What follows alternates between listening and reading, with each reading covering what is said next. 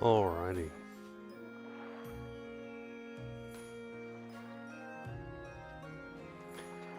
How's it going, Clefairy, Celine, Vince? Hope you're all doing good. Just a moment.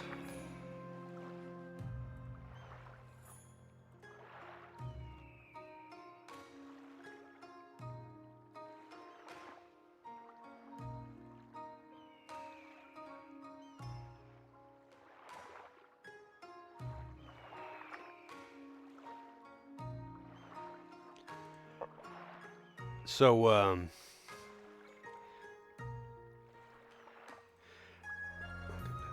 I did some JP grinding on stream.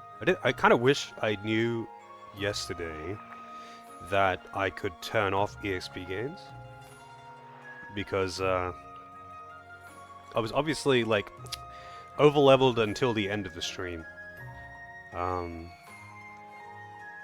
But I didn't realize that I could just turn off EXP gains for the purpose of grinding JP.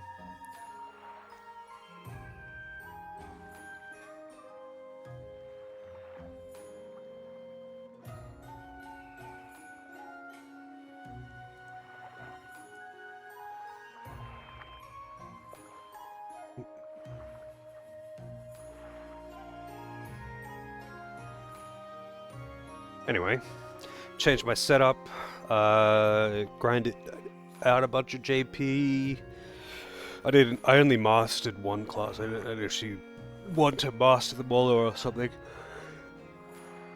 But I mastered Freelancer, so I could use Mimic. And then it turns out that I couldn't use Mimic for the one thing that I specifically wanted to use it for, so it was kind of just a waste of time.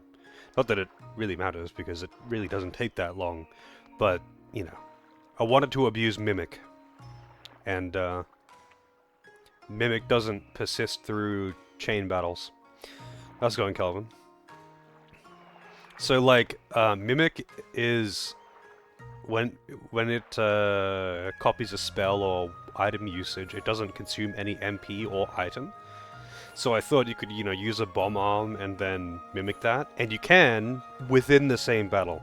You can't through a chain battle though, which is kind of makes it a bit pointless.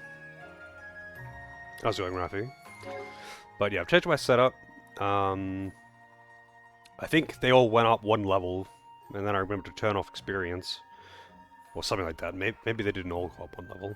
But I changed their setup, so they're all different classes now with different subclasses and different abilities, rather than using a generic setup. I got everyone to a competent job level on each class, but like, yeah, that doesn't actually really do anything unless you really want to use Freelancer. I don't know actually in this one. I'm assuming it does, but I'm assuming that Freelancer gets bonuses for every class that's mastered, if I were to guess. Yeah, it doesn't tell you.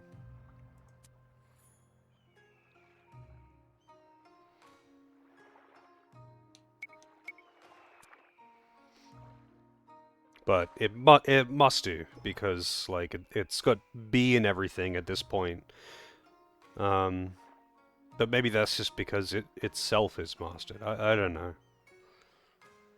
Freelancer ends up being pretty OP in the end game in the Final Fantasy games that it's in, and that is the case in Bravely Default 2. I'm not sure about Bravely Default 1. It's just been too long since I played that game.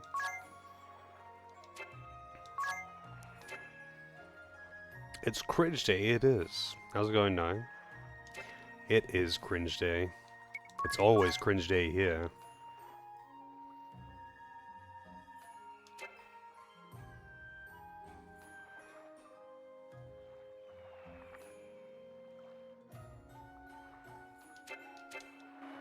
Also, I just realized that I left my water glass on the bench. I'll be back in a second.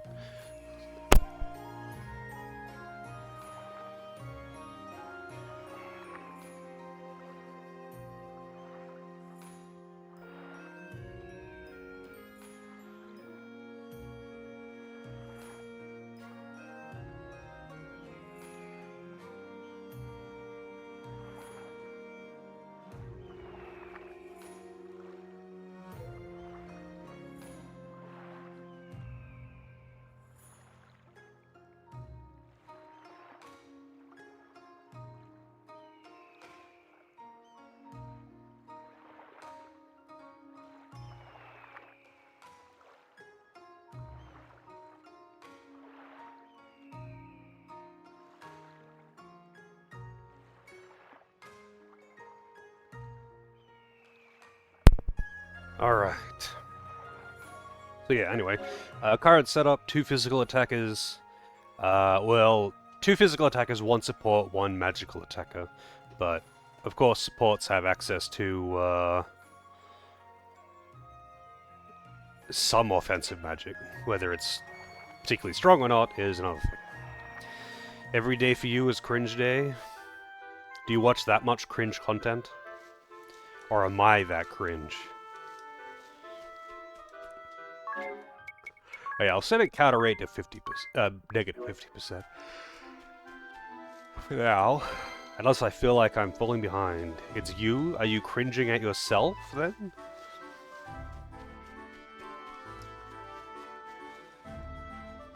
Oh. I didn't think it would let me go in there, but that was just the clouds making it look like dark water. Well, I mean, cringe content is extremely popular. I imagine you'd be able to make bank as a fucking Twitch streamer, or perhaps a YouTube perhaps not Twitch streamer, but a YouTube short or TikTok personality.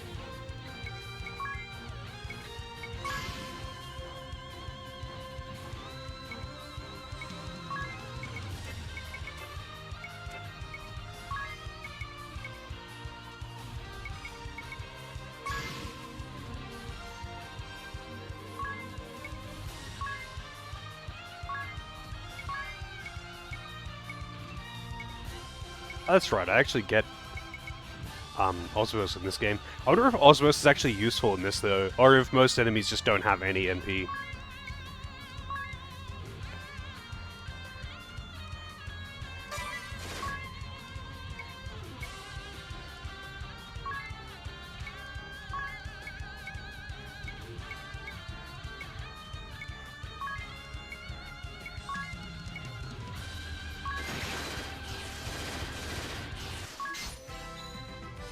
Sure, let's see how far this chain can go. I think Magnolia and Adia are gonna do quite a lot of damage now.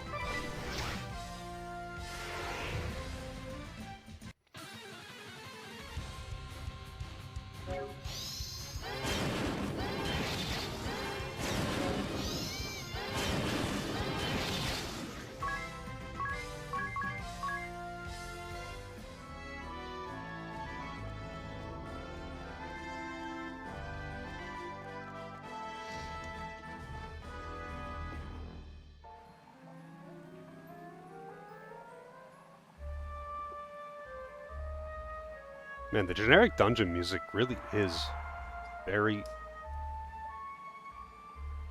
Dragon Quest.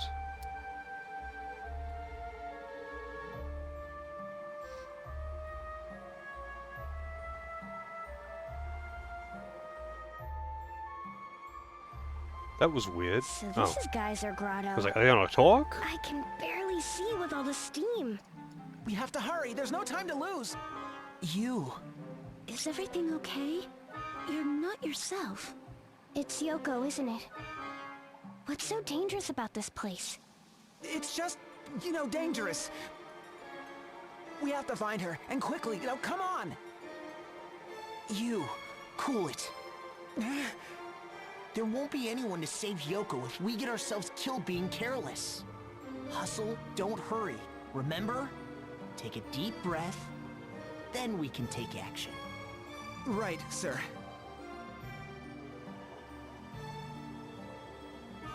All right.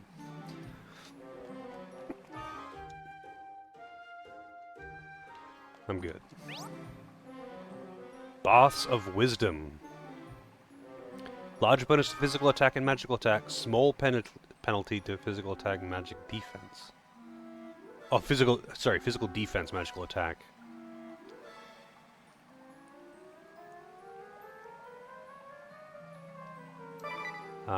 Yeah, I don't really want to...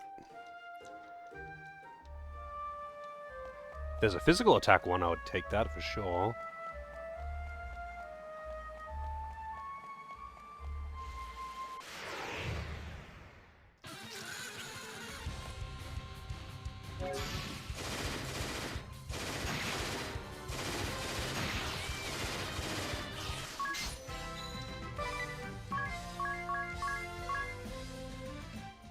So what is the level of this place?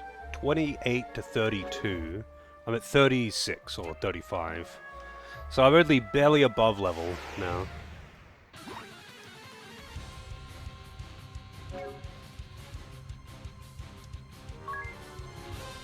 That's weird that it turned off my auto battle.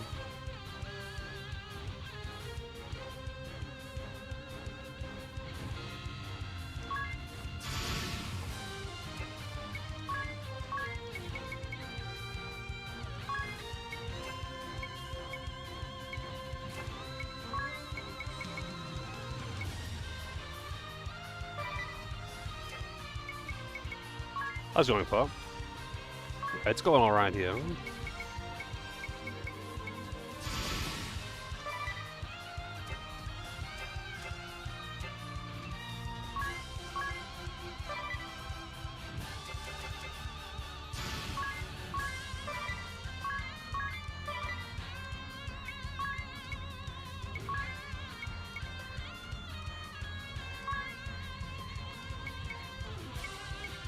You can't just like make it select. Oh, no, it does. It by default selects all of them. Okay.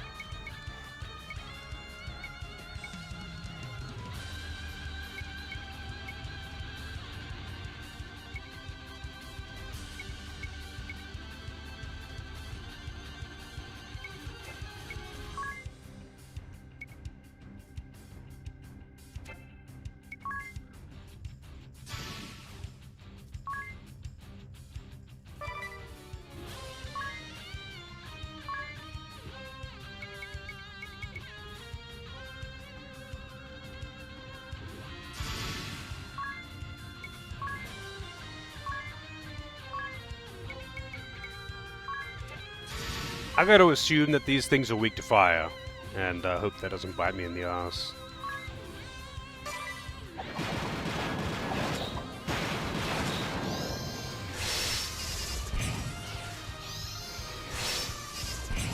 Never mind.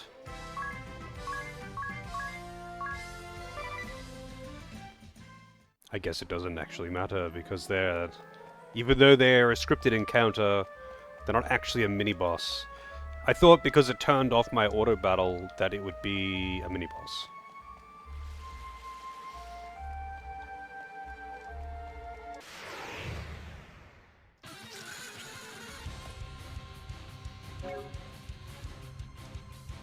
Actually, I kind of want to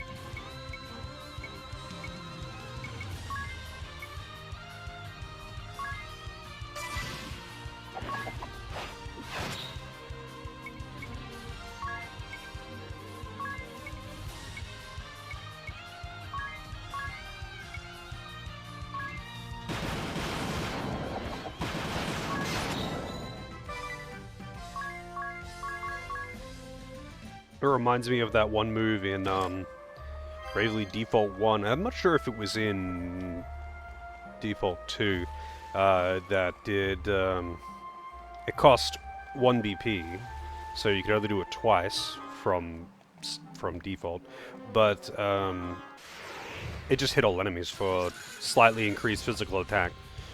And you get it like halfway into the game, and it fucks. It's just really good. So good for clearing random encounters.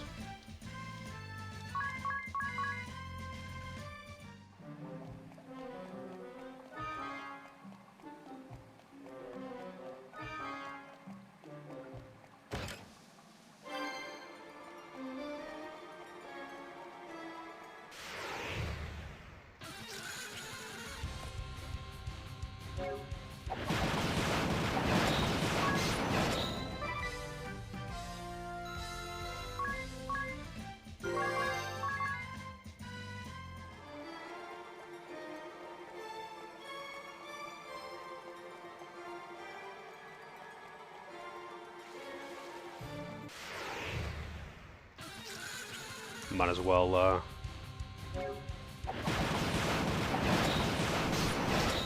Clear them all. Clear the whole area, get the chests. What the fuck is that thing?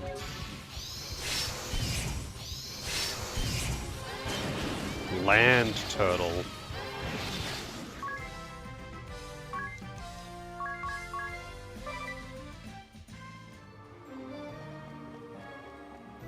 Also, this is reduced encounter rate, apparently.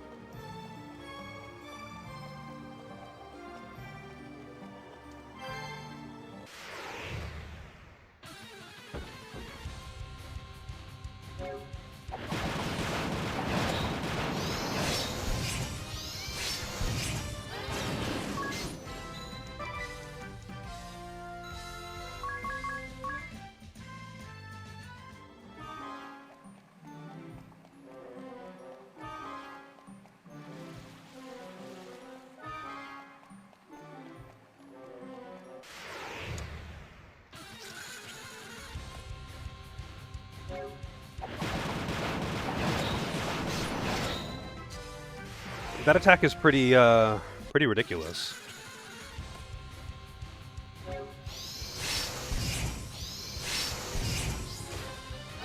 It's from that, oops, I didn't mean to do that. That Centaur class that I can't remember the name of.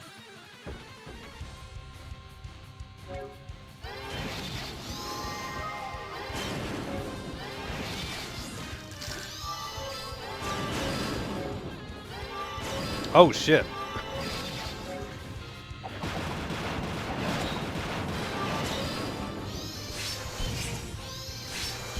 It was reflecting my attacks and I wasn't paying attention. Oh, you know what? Fuck it. But apparently, it outsped me for fleeing. It was easier to do that than just reconfigure my attacks. So those things have got reflect. Good to know, I guess.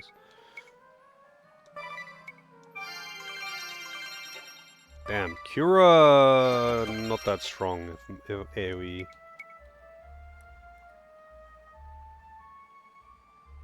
Also, I wonder, do heal spells scale off of magic defense or magic attack in this?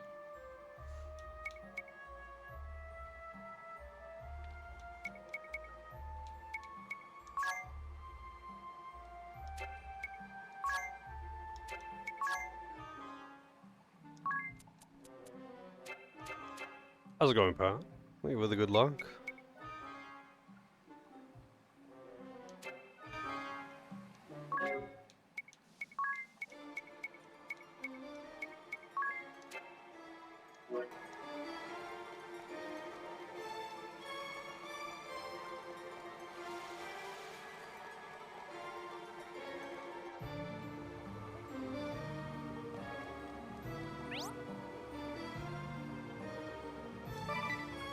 Berserk?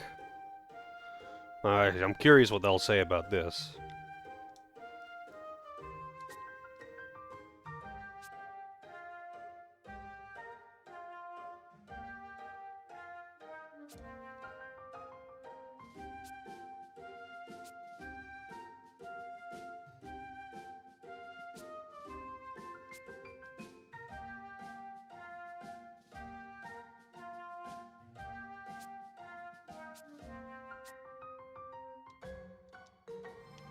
I think that's enough of that.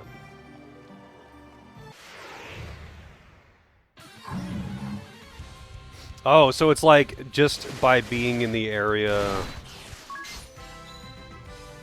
Like, each area has its own little gimmick boost to stats or effects or whatever. So for this entire room, everyone's berserked.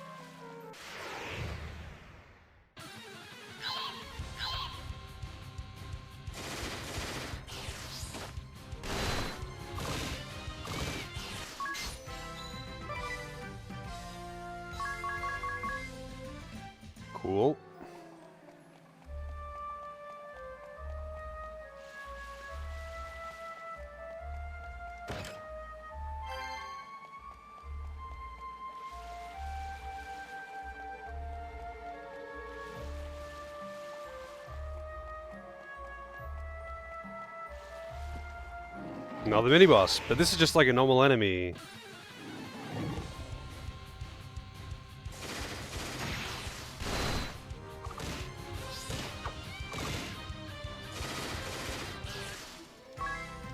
It'd be kind of nice if they actually used, like, Brave to...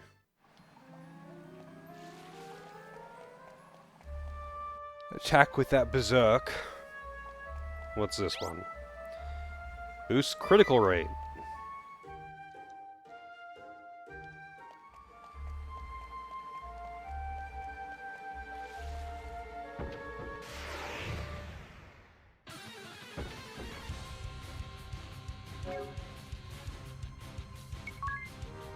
Adamantite shell. Not an adamantoise. Not to be. This is legally distinct adamantoise.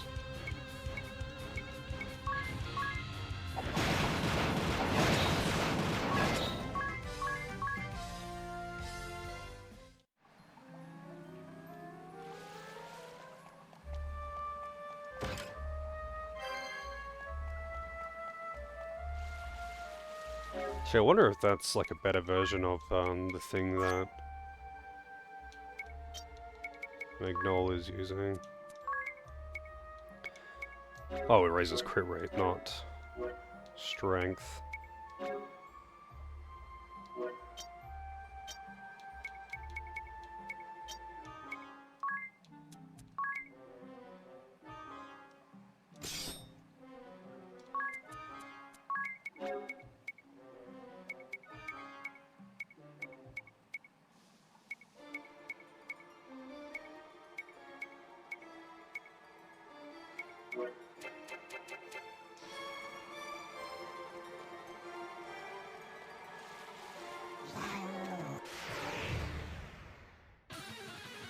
What the fuck are those things?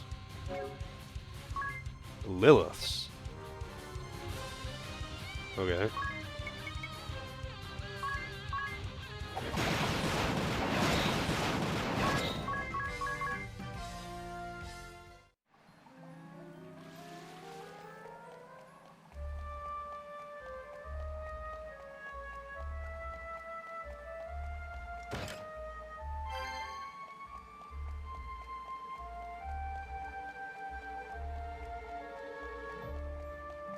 Oh.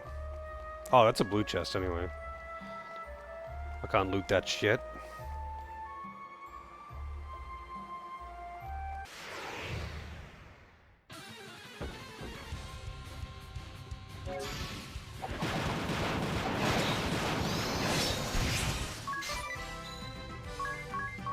Definitely don't want to do chain battles there. Bonus to BP. Alright.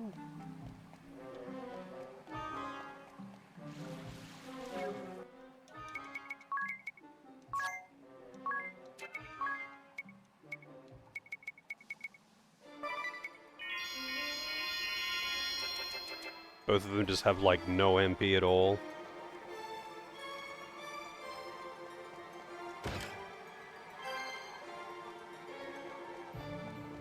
But it's okay, they don't have to do shit anyway. The girls have got this. Oh, it's not kidding when it says bonus to BP either. It's max BP.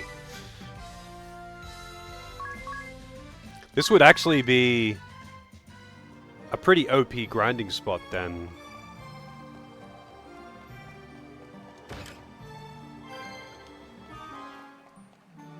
Breakfast done. What's for breakfast? Or what was for breakfast?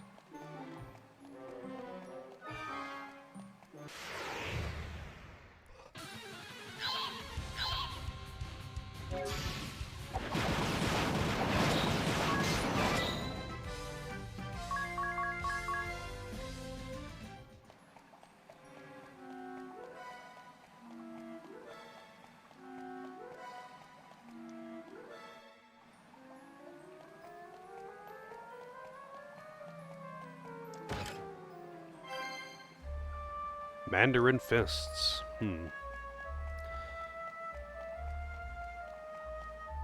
That sounds pretty good. I actually used to eat yogurt and muesli or granola or whatever.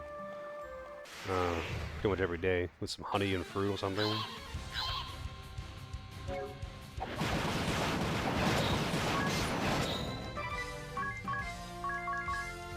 The mandatory cup of tea.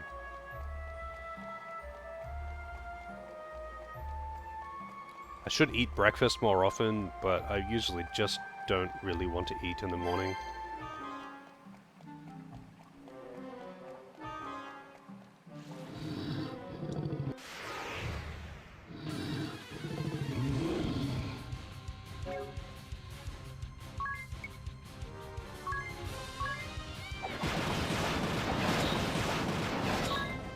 I don't get why they're doing like these are scripted fights, but they're just normal enemies. Like they aren't actually special at all. But it's like when you enter a fight with a mini boss, it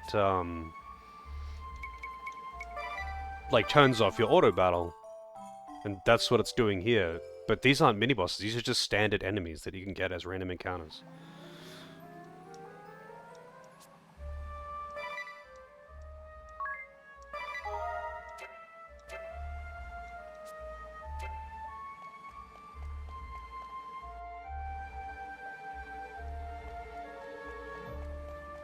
I wonder actually which country per capita consumes the most tea.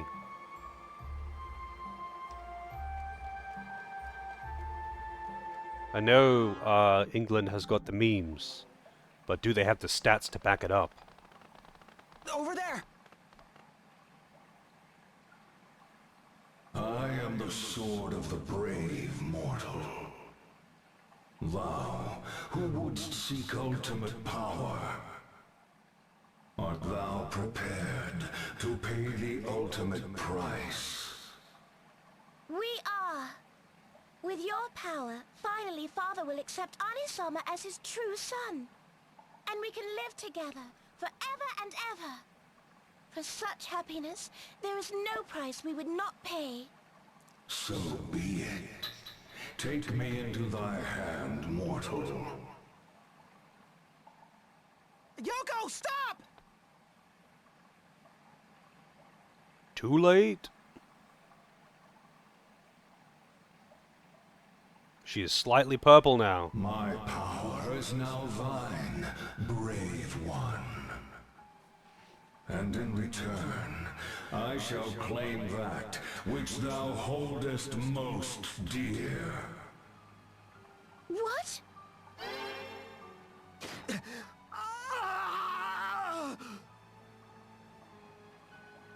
No!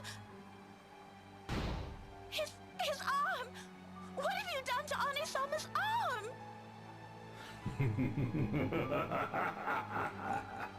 Thou didst say any price. And so I have claimed from the one dearest to thee that which he did hold most dear. Know this, mortal. Great power comes at great cost. This cannot be! Oh, okay, yeah, I believe that. I thought Scotland was in the top 5 for some reason. But I guess that would just be lumped into UK. The sword is an arsehole, it is. I honestly didn't think it would be China. Per capita, anyway. Just because a lot of people... if you're going by stats, I imagine a lot of people, the majority of people in China, yeah, they don't get luxuries. And tea is a luxury. Turkey is slightly surprising, but I know those Turks love their tea. But they like, I think they usually have it a bit different. I'm not sure how exactly. But yeah, interesting. Where is Australia on this list? No. No! No! Kiskatua! You!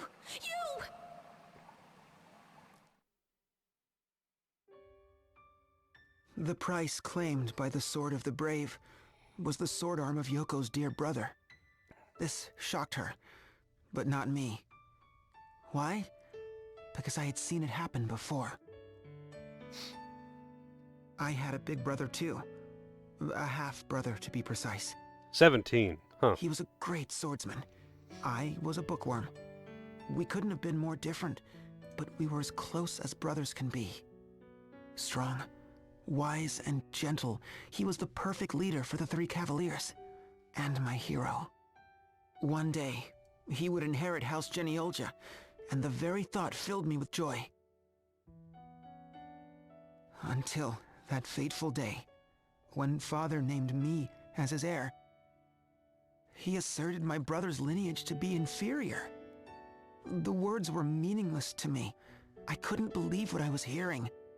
But Father wasn't done speaking. He gave my brother a final demand.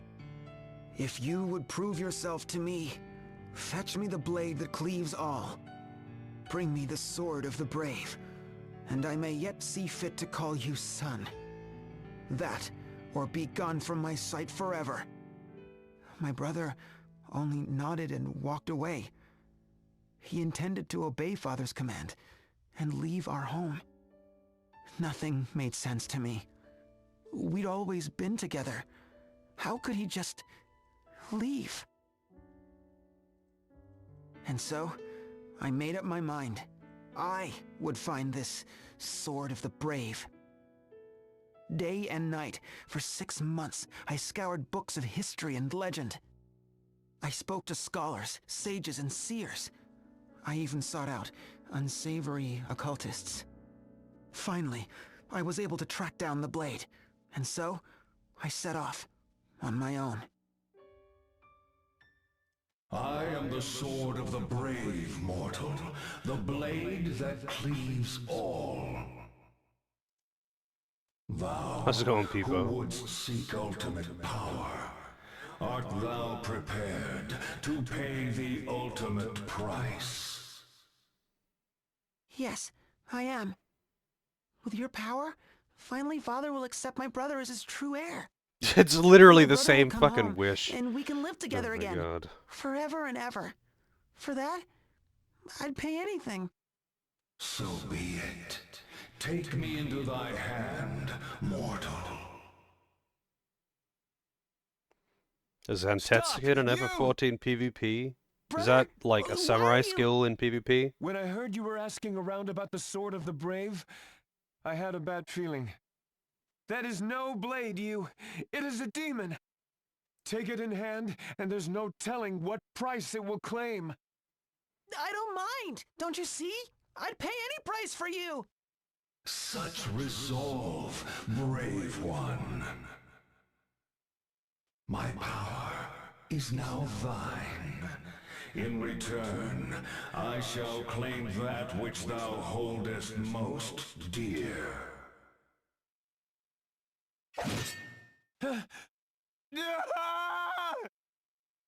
Brother! Brother! And with that, the Sword of the Brave vanished into the mists.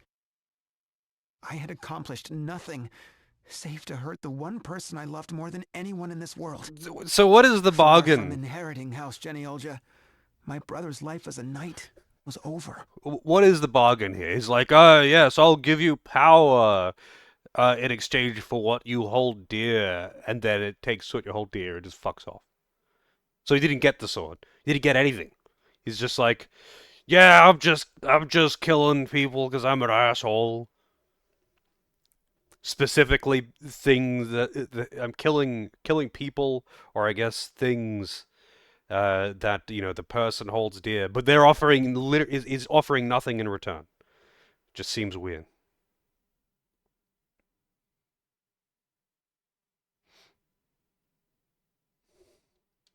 He vanished soon after, never to be seen again. The Sword of the Brave, that cursed blade, stole everything from us and cleaved our family asunder.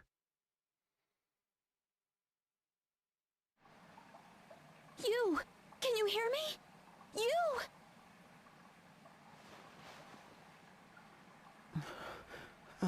Huh? Magnolia? Timothy and parbleu! We were worried sick about you. I knew this would happen. All of it. And still... You knew? I'll tell you everything. It's a long story, and a painful one. But I want you to know.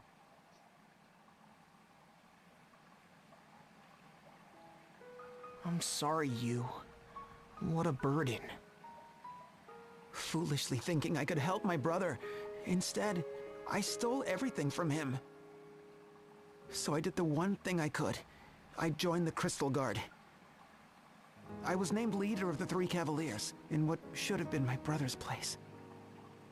You... I should have told you all sooner. But I was too much of a coward to face my past. And now, Yoko has suffered the same fate. Oh, you...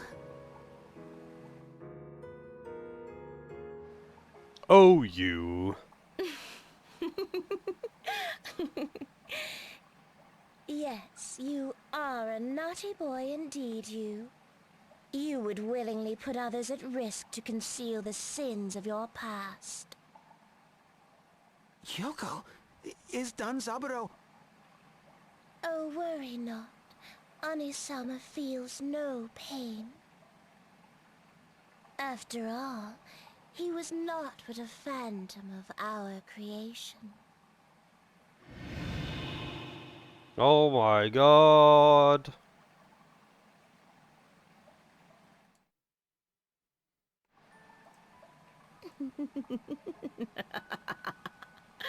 You mortals are so interesting. Peering into your hearts, plucking out long-forgotten threads of guilt and pain and fear. Oh, it is such good sport. Who? What? But no, the true fun starts from there. What is a man to do when confronted with the truth that his whole life has been a lie? Can he accept the pain, the ugliness, the sin? Will the truth change him for the better, or will it destroy him? That is what I would see. Mikkel! How dare you! You as a person, not some toy for your amusement! Did I upset you? And here I merely thought to help the boy become a man. Oh. But you isn't the only one with demons to face, is he? You, who let your poor brother die, has finding a new little brother freed you of your guilt?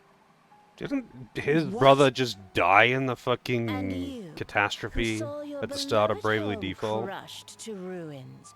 Does busting balls help you forget those who died? Oh, man. This monster! How can you say such things? But you... Yes, you are the most interesting one of all. So simple on the surface, but if I may touch something deeper...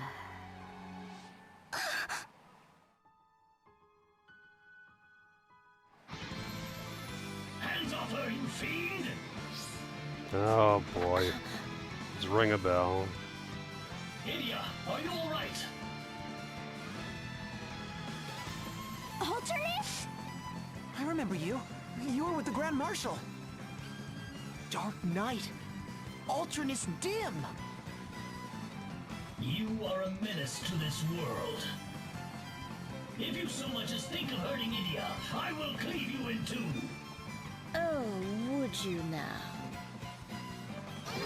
Nah, they just have terrible recording quality. And with that hint of what you face, mortal, run off and whimper in some corner.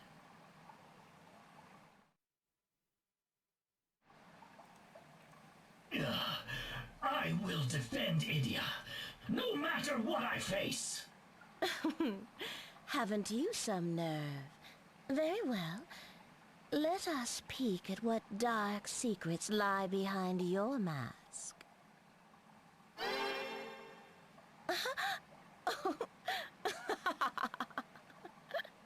Well, aren't you full of surprises?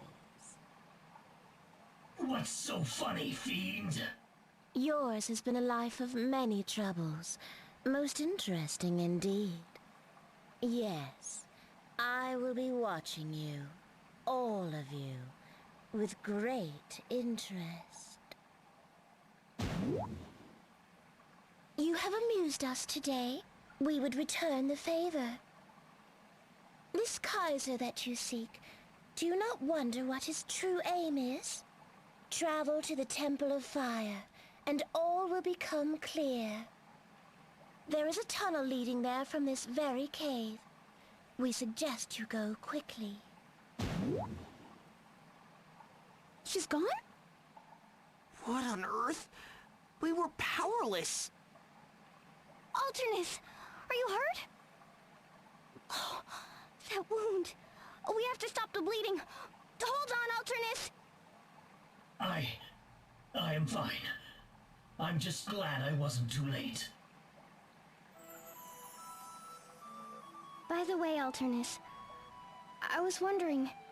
The Grand Marshal is safe. Worry not. He is in no shape to fight, but his life is in no danger. Oh, thank you. To hear it from you... Oh. Thank you, Alternus. I had heard the rumors, but I did not think them true. You returned to us, tis Aurier. Yes, thanks to Idia and my new friends here. Isn't it amazing? No one can believe it. If only... you know who could be here too. Yes, indeed. There we go! All patched up and ready to go. That's an Idia special. Well, aren't you gonna say thank you? Thank you. You really saved our behinds, showing up when you did. You'll join us to save Her Holiness, won't you? What is it? Forgive me, Idia. I sense great danger in that creature. I must go after her.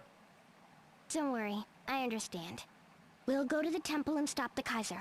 You do what you have to do. Thank you, Idia. Be safe.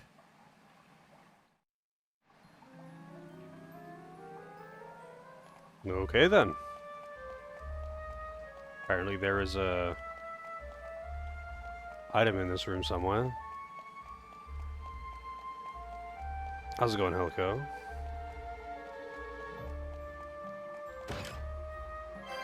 Crimson Spear. I don't know what spear is, are there?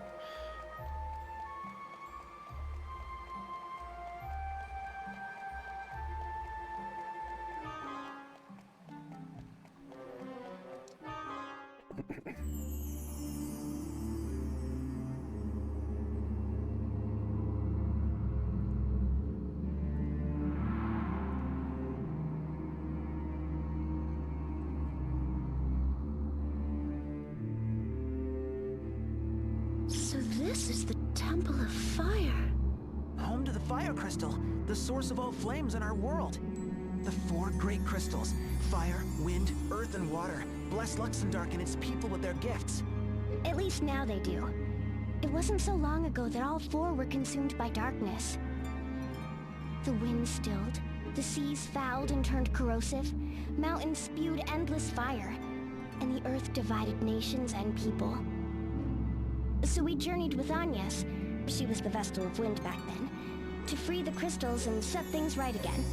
No wonder everyone we meet keeps calling you heroes. Yoko said that if we came here, we'd learn the Kaiser's true goal. It might concern the crystal. Let's see before it's too late.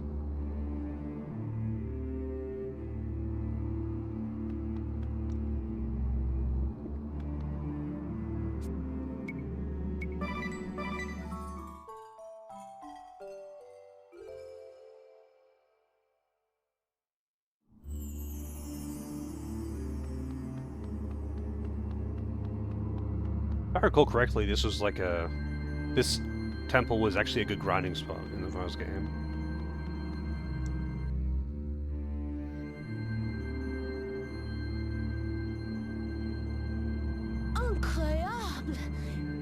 is the fire crystal?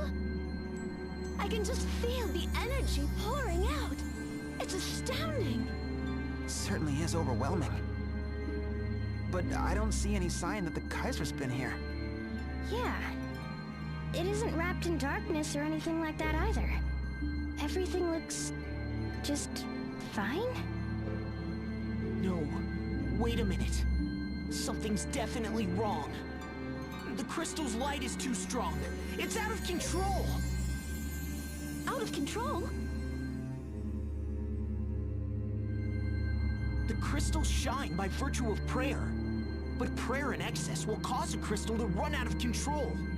If all 4 crystals run amok, our world will be linked to another, tearing open a great chasm in that world. A great chasm? If that's the Kaiser's goal, we have to stop him, at all costs. But if the fire crystal has already gone berserk... Well, come to think of it, ever since we started following the Skyhold, each of its destinations has been home to a crystal. The Temple of Earth in Eternia, Ansheim's Temple of Wind, and now the Temple of Fire. Are we too late? But wait, something doesn't add up. Only a Vestal can commune with the crystals. And the only Vestal left is... Agnes. Then how? Your Holiness, have you seen anything? I'm afraid I know nothing. Is something the matter? I'm fine. I just feel a bit under the weather. Are you okay? I think perhaps the chestnut jelly I just ate had gone bad. It had been out for a while, but I couldn't very well just throw it away. Did it still taste all right? Yes, it was delicious, but I should have been more careful. I'm sorry. Don't feel bad, Agnes. I'd have done the same thing. But now is not the time to worry about me. Right. About the crystals. Since the passing of the Vestals of Earth and Fire, and Olivia, the Vestal of Water, no new Vestals have taken their place. Which means Your Holiness is the only person left who can commune with the crystals. Correct, and I can assure you I've done no such thing this time. Why, the mere thought... Oh, I will not make that mistake again. Agnes. Thank you. Why don't you lie down for a bit? I think I will. I'm sorry. Even Agnes is at a loss. But still, if the Kaiser's goal is truly to drive all 4 crystals out of control, there's still one he's yet to visit. The water crystal! We need to get to Florum.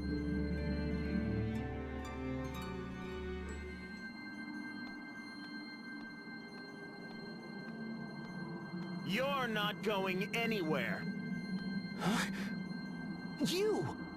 Finally figured out what we're up to, huh, you? Give the kid a cookie. Too bad it's too late to stop us. The earth, wind, and fire crystals are already running wild, and the water crystals within our grasp. How many times do we have to fucking beat this guy? You intend to pierce the boundary between worlds. And what if we are? You gonna stop us? Even if it means killing me?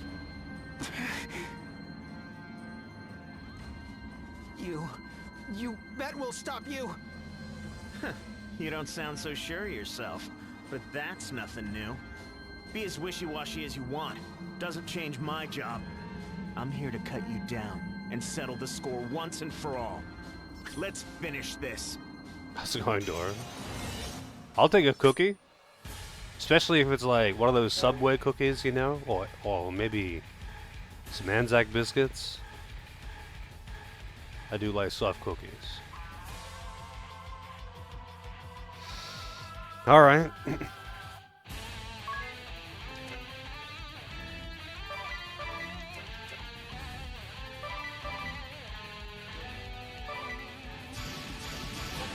Wait.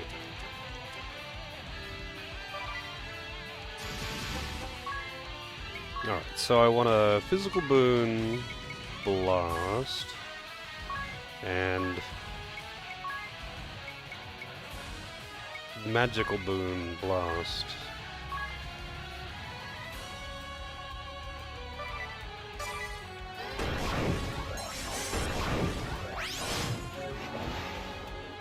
Ah, he's defending. That son of a bitch.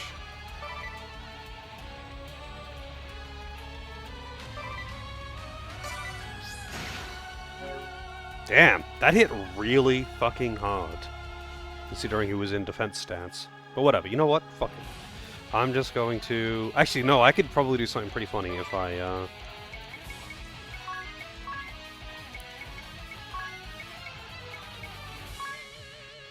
get 3 BP What's the matter, on the girls. You weren't gonna beat me that way. You were always too soft. Remember our old fencing lessons? Yeah, I remember. The moment you start worrying about your foe, you're dead.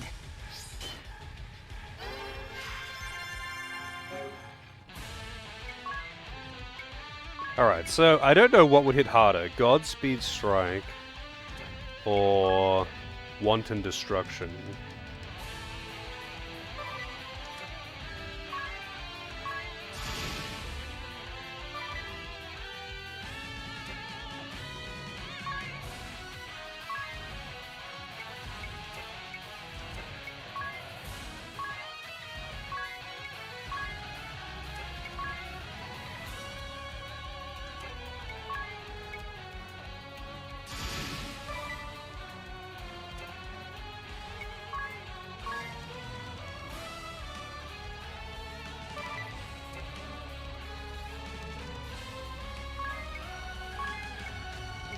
Let's go with Thunder, because I like Thunder.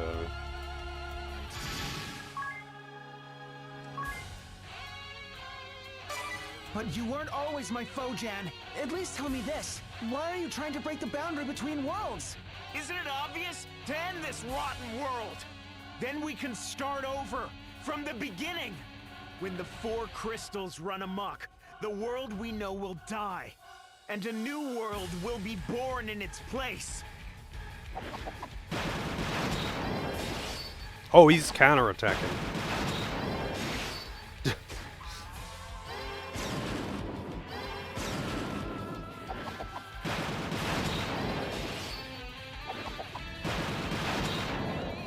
Well, rip Magnolia's EXP. I forgot that Auroch stance counterattacks.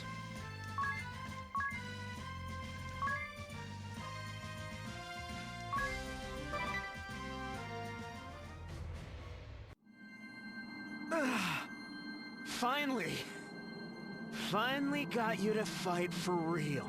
You? But that still won't cut it. Jan! What? Okay. A fall from this Hello, height. Lee. Let's go, everyone. We have our own job to do. The Kaiser must be stopped. Onward to Florum.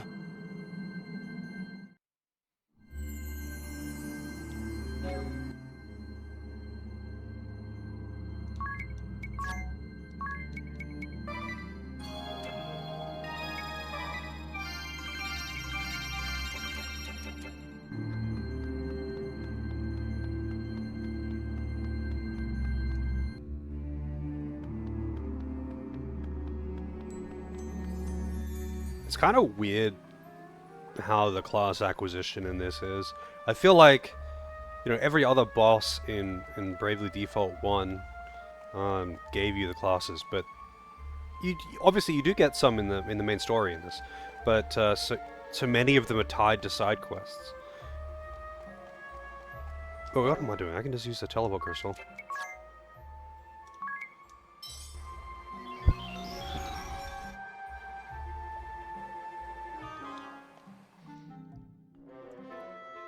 All right, everyone. Let's make for Florum. Right. We have to get to the Temple of Water before the Kaiser can get his hands on the crystal. But how? Master's leaky old dinghy's taken us about as far as it can go.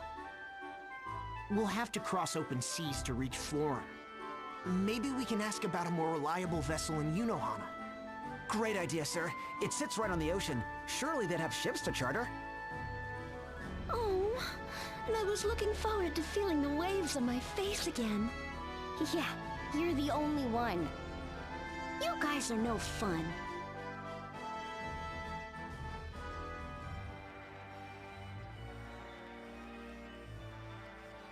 My, is your hand bothering you, Your Majesty? It is nothing. I have left that far in the past.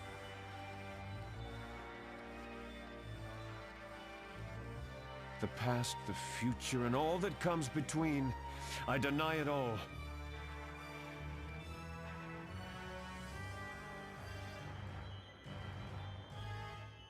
A moment of your time, Your Majesty. Jan has not returned. I would request permission to see to his whereabouts. There's a solution for that? I mean, I'm the one that unbanned. I'm the only one that can unban. I'm also the only one who can ban.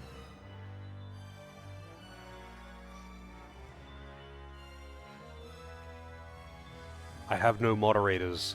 Maybe one day I'll get Maybe one day I'll ask someone to be a moderator. But like, one, I feel like I don't really need to moderate my chat very much.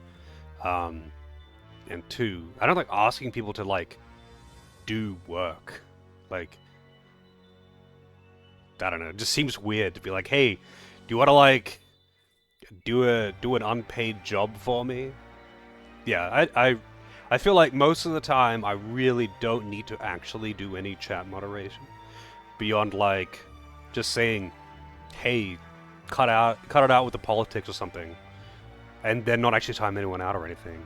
Because people usually comply when you just say something like that. And that's rare. That's pretty fucking rare. How's it going, Penny? Yeah, the bots are very infrequent, and like I don't need someone to handle that for me. The only time it's annoying is when I'm playing a game that I can't tab out of very easily, but that's also quite rare. It's been quite a while since I played a game that's like a pain in the ass to tab out of. Like when I played New Vegas, the game had like a chance of crashing every time I tabbed out, so I really didn't want to tab out. And I considered just asking someone to mod while I was playing that game, but it was fine anyway.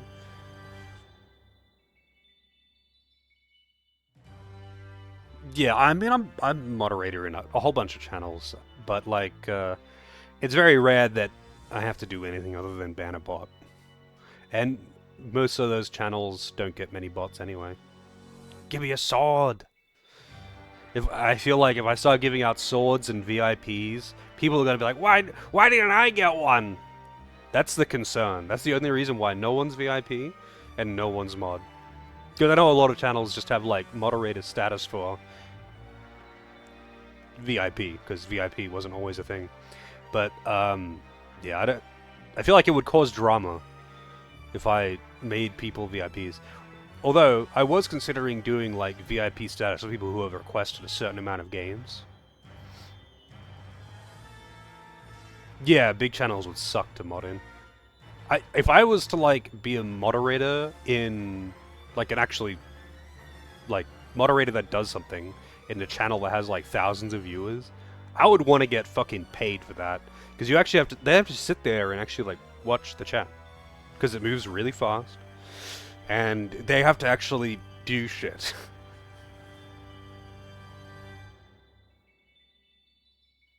Oh man, the soundtrack in New Vegas, Doris. Also Fallout 4, but mostly New Vegas. The Big Iron is an enduring meme.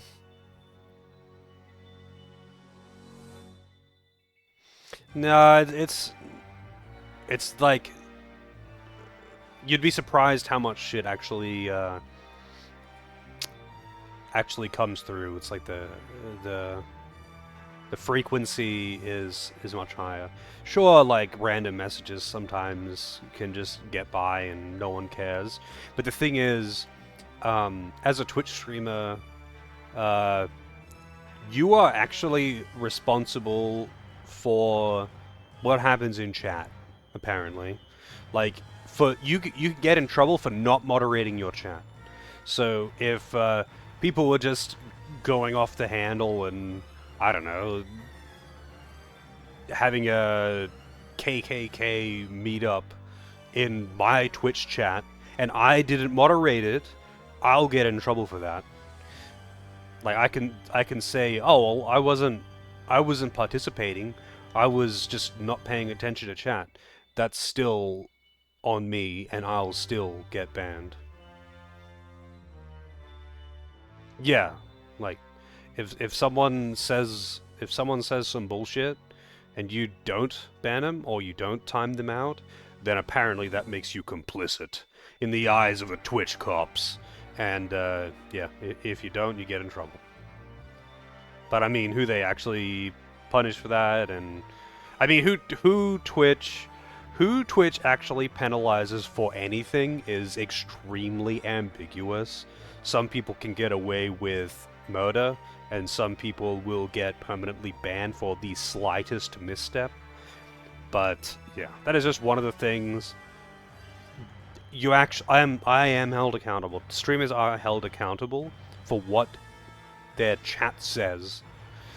And you can't just say, oh, I just wasn't paying attention to chat. Based on cash. No, it's not just based on cash. There are many factors that go into it. And I don't even want to talk about the factors that go into it, because that'll probably get me in trouble. Your Majesty, the Blazing Wolf's not going to be happy about being treated like a pup. Besides, I believe we have more important matters to attend to. Anna is right. Set a course for the Temple of Water. Your Majesty, if you would at least let me... I think I'm going to have to deny that. No offense, Your Majesty. Like, but I mean, for perspective, I guess. There are people who have been permanently banned. There are large streamers who have been permanently banned for something that is out of their control, that they tried to fix as quickly as possible. And there are streamers who have intentionally done things like literally play porn on stream because they were having a meltdown, and they've been unbanned. Like, they've just been temp banned, and they've been unbanned like multiple times for doing the same thing. Who does and does not get banned is very much at the whim of the Twitch cops.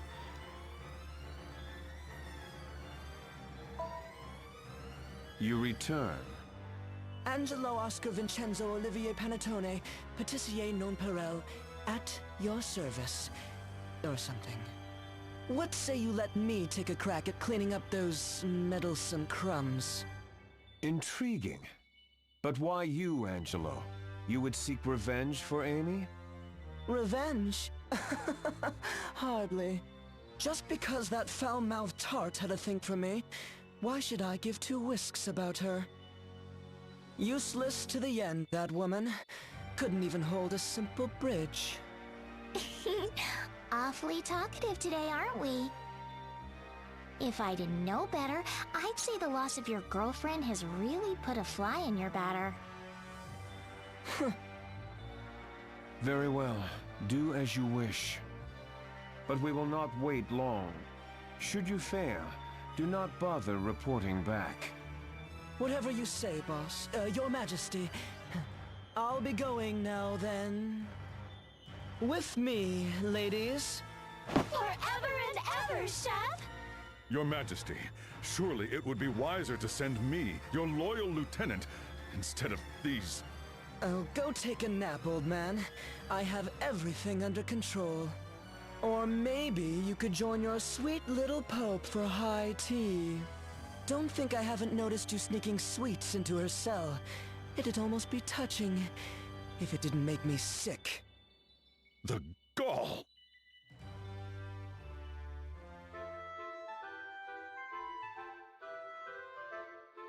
Oh, okay. That was an abrupt end to that cutscene.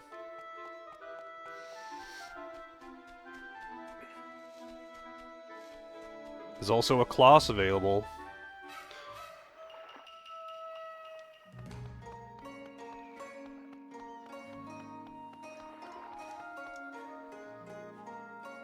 Well, one of two, I guess. Sitting here in the sun, Finished DQ2? eating dumplings, for a moment you can almost forget that the world is in danger. And how was it compared to DQ1? You're playing the like remasters, right? What I don't like. I know you played the remaster of 1. Did you play like which version of 2 did you play? I remember finding 2 to be all right. Like 2 and 3 are kind of just simple. Like they are the very definition of a standard JRPG. They don't do anything special. They don't do anything terribly. It is what it is. 3 at least had a class system to play with. 4 was kind of neat because they at least like split up the intros and the characters actually had dialogue. 5 I think is the first time they tried to do something interesting and they never did it again. 2 has more story than 7? Yeah. 7 is kind of weird. 7 is an outlier. Like, I would say that all the Dragon Quest games that I've played, at least, are alright. Like, they're not great. They're a 6 or a 7 out of 10. They're not amazing. They're not terrible. They're grindy and kind of boring, but not like so boring that I would hate playing them. 7 is an outlier, though. 7 is just obnoxious. It's obnoxiously long with no plot. It's just all side quests. It's just 100 hours of side quests and grinding.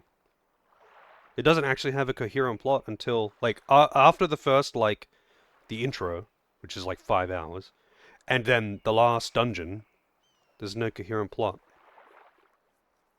Oh yeah, no, like back in the day when Dragon Quest 1 came out, I can totally see why the first 3 games would have become so popular because they came out like that was fresh and new when it came out. Dragon Quest 1 because that Dragon Quest 1 was like, hey, let's make a super simple kind of D&D almost style pre-made character thing that we can do on home consoles for kids. Because at that point, it was like RPGs and RPG computer games in particular were pretty much exclusive to the US and kind of just like people who had access to PCs, which was not very many people in the 80s. So mostly like students. And Dragon Quest did a lot for the genre. They just didn't really take it anywhere from that. But like on the NES, you know, the first few games were at the time actually really cool. Same with like Final Fantasy 1 and 2, you know, really cool at the time. But Final Fantasy actually went somewhere with it. Whereas Dragon Quest kind of didn't. They did try a few things that were a little bit, you know, to mix it up, but they didn't really stick with any of them. They didn't maintain a class system. They didn't maintain split stories. They didn't maintain recruitable characters. They just kind of, the only thing they maintained was the exact same combat system and an extremely bland story. It's kind of weird. Because, like, they did actually try and introduce new things mechanically, but they didn't really keep or stick with any of them. I don't really know why. Huh? What's the matter, you? You look troubled. It's nothing really, just that whenever I look away for a moment, I seem to end up with fewer dumplings. It's a real mystery, wouldn't you say, Idia? Did you say something?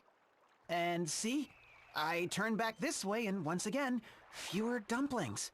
Such an enigma, isn't it, Magnolia? Indeed, an enigma. Did you hear that, my dear Whitson? This has all the makings of a case! Just Right you fucking are, order more Sholmes. dumplings. Huh? The owner of those dumplings reports that each time he looks away, his dumplings go missing, one after the next. Yes. It looks like we have a serial dumpling napper on our hands, Sholmes. Are the dumplings being abducted for monetary gain or out of personal spite? Or is there some hidden tragedy behind it? Quite the conundrum. What's with those two? Another plate of dumplings here, please? And some more of that strong brewed tea, too. And the same here, please. They do seem quite the odd couple. Why the fuck they Sure, are it's ordering almost time for you to be more going. dumplings? Why the fuck would they have to steal them from Yu's plate? Yeah, and like, also yeah, just fucking eat your food. But like, why would they be stealing from his plate if they can order another plate anyway? And they are ordering other plates. They're not being stingy or something. Just kind of being an asshole to you, I guess. I say so it is. Blast these interviews. So who do you hope will recruit you?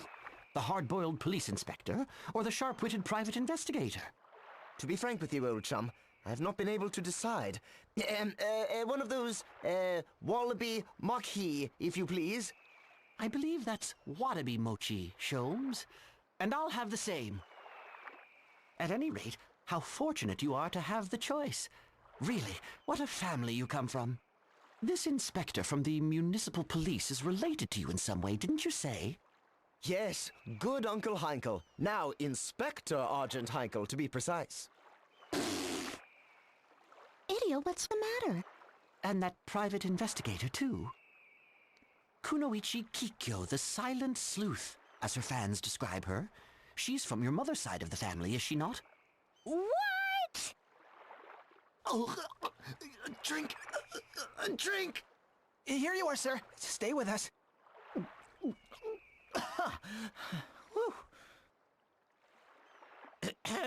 I'm sorry, but would you mind keeping it down? Are you kidding me? You expect me to keep my mouth shut after hearing something like that? Heinkel and Inspector. Kikyo a private eye, for reals? Just who are you fellows? Oh, I say, this wallaby mochi is marsupialicious. Marsupialicious. Soames, so this is where you've been hiding. I'm afraid I'll have to postpone our interview today. I'm pretty sure it's illegal to hunt and Argent eat Heinkel, wallabies. holder of the Knight Asterisk. As erstwhile captain of the Eternian Sky Knights, he was once Idia's commanding officer. A hardened warrior, dedicated to his cause, and trusted by those who serve him. By what strange trick of fate do your paths cross anew? Inspector Heinkel, pray tell, what is the matter? You look positively aflutter. There's been a homicide in Stockfort. In other words, a murder. Isn't that what I just said? Never mind. Do you want to help or not? You can't have anything else planned. Heinkel, what's going on? Idia? You heard us, didn't you? I'm busy with an investigation. Idle questions can wait. I'll be going ahead, Sholmes. I'll see you at the crime scene. How many characters in this game does Jameson Something Prize just came voice? flying. A kunai, and with a note tied to it, no less. Quickly, let us examine the evidence. Asked to investigate Starkfoot murder. Must delay meeting. Kikyo. Aunt Kikyo! Konoe Kikyo, the silent Kunoichi, holder of the Ninja Asterisk. Well, this choice Idia is already encountered made. her in Heartschild, when Kikyo served as a key member of the Black Blade's covert forces. Too shy to express her thoughts to others face to face, this woman of many masks hides great secrets within her silence. By what strange trick of fate do your paths What cross strange trick of fate? Dear Aunt Kikyo, won't you ever speak to me directly? But never mind that. Come, Whitson, a case calls. Right you are, Sholmes. Hold up. Can someone explain what is going on? Sergeant Heinkel, Knights Captain of the Eternian Sky Knights, is now a hard-boiled inspector in the Unohana PD. And Kikyo, lethal assassin of the Black Blades, is now famous as the Silent Sleuth? Things certainly have changed. And what about those other two? Oh, Sholmes and Whitson? They said they were members of a sleuthing club. A sleuthing club? So they're private investigators too? Not quite. Apparently it was a school club, but they've kept at it since graduating. They're just playing detective. Give me a break. Aren't they both older than me? Oh, but that Sholmes fellow comes from quite the family. His grandfather was a world-famous private detective. His father is a police commissioner, and his mother is a celebrated mystery novelist. What's more, his aunts, uncles, and cousins are all involved in solving crimes one way or another. What a pedigree! So, what should we do, Idia? Huh? Why are you asking me? Well, I mean, as the Eternian representative in the party...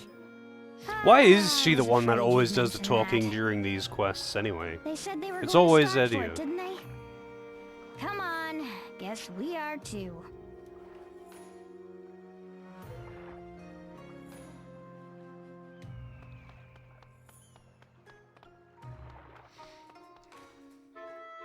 Do you have a pedigree? Yeah, that is a weird way to say it, isn't it?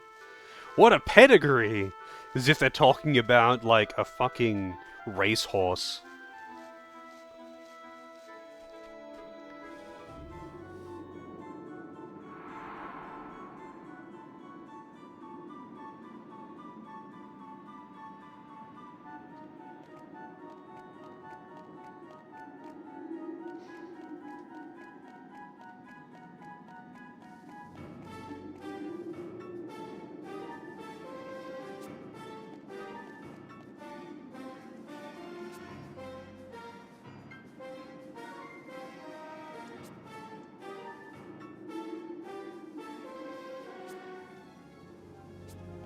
Okay.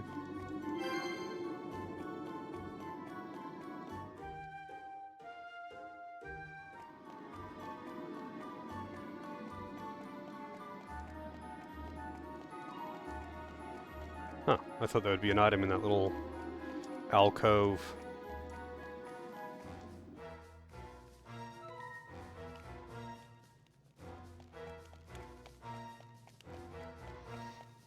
I already know that I want the ninja class because the ninja class is pretty busted for its passives, if I recall correctly. I'm pretty sure ninja is the one that gives you the no penalty for dual wielding thing.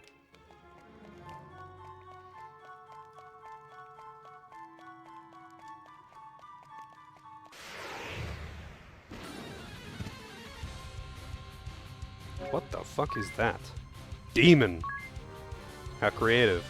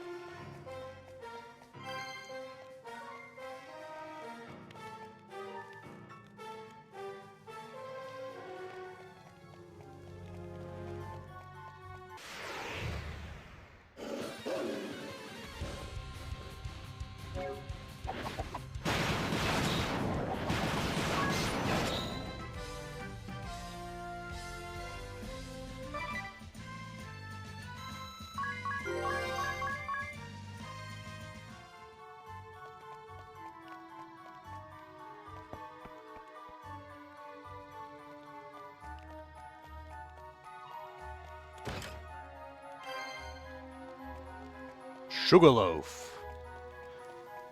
I know that's a hat. It's still a dumb name for a hat.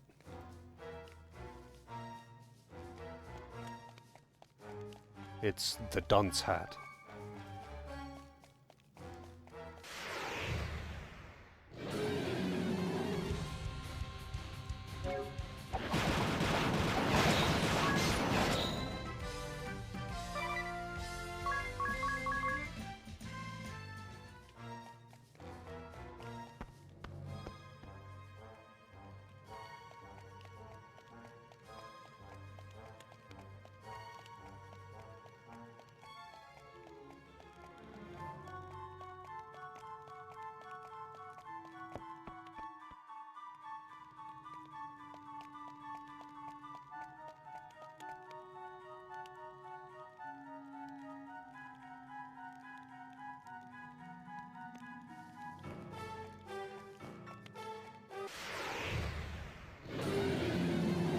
demon and Minotaur zombie. Not just a Minotaur. Not just a zombie. It's a Minotaur zombie.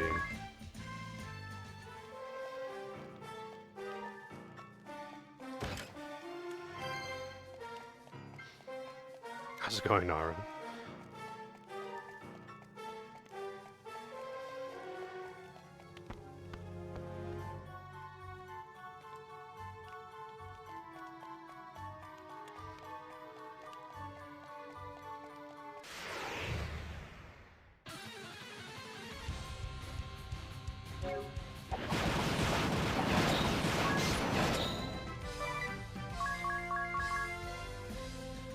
Stormy?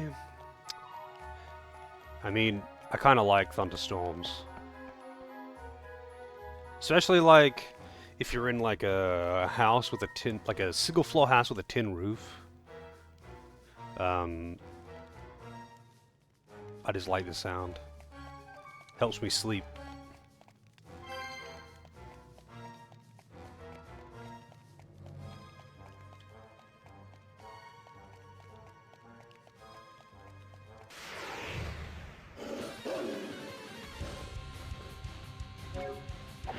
Yeah, that's fair enough.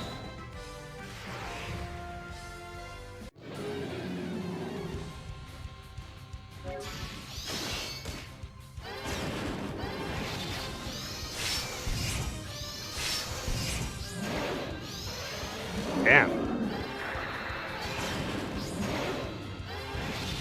These things are pretty strong.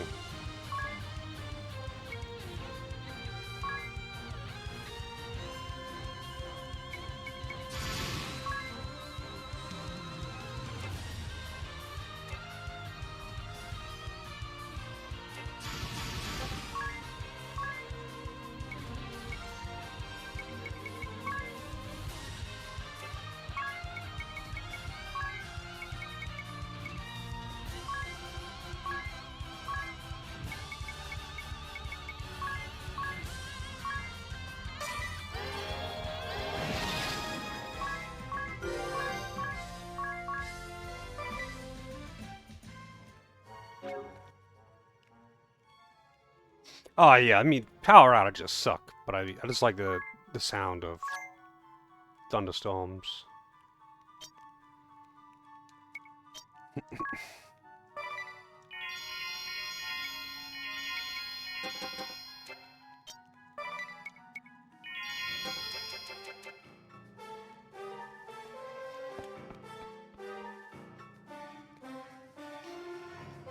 There's a website that I used to use all the time when going to bed called Rainy Mood.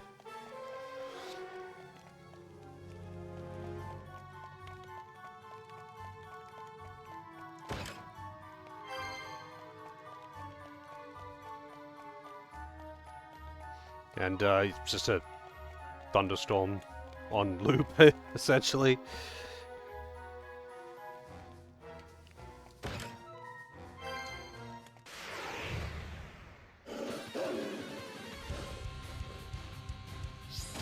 Enemy first strike.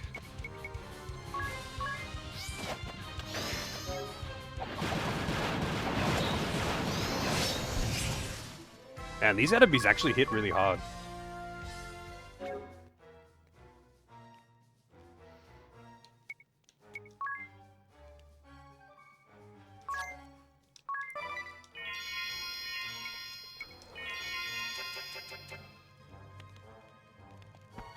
How's it going, Combo?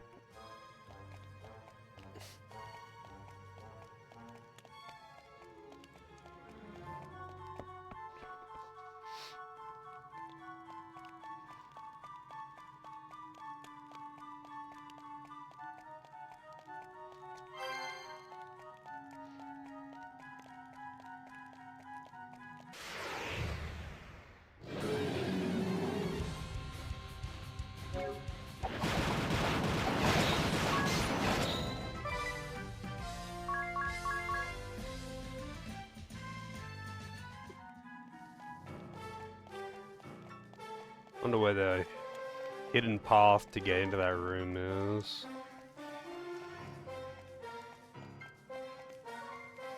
There it is.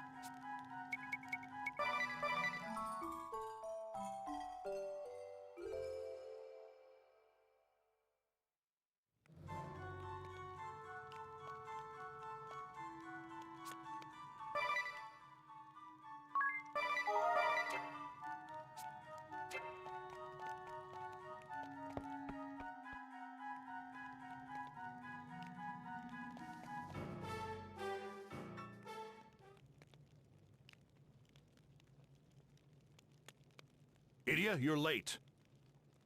I'm sorry, sir. We were just... Wait. Why am I in trouble? Miss Idia, forgive me. I did not realize that you were acquainted with my dear Uncle Heinkel and Aunt Kikyo. Don't worry about it. Just don't tell me about any more of your relatives. Now then, allow me to bring you up to speed. The How's it going, victim was folks? one Lord Earl Gulliver, famous around these parts for his considerable wealth. Real well known. He was alone in this room when he was stabbed in the back by an unknown assailant. He appears to have died on the spot. These three here claim to have discovered the body simultaneously. First, we have Lord Gulliver's wife, Madame Golddigger. Golden. Next, the current landowner of Starkfort, Mr. Landlesser. And finally, Lord Gulliver's financial advisor, Noah Interest of Eisenbank. The murderer is within our midst! Oh.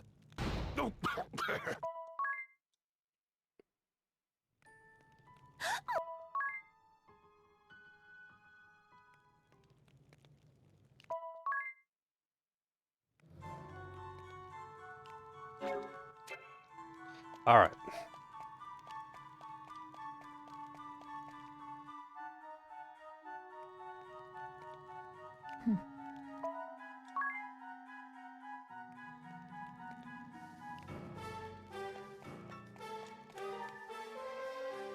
I already know what class I'm taking. I don't need to watch these cutscenes. I don't care who's right or who's wrong. Not that anyone's right or wrong in any of these situations.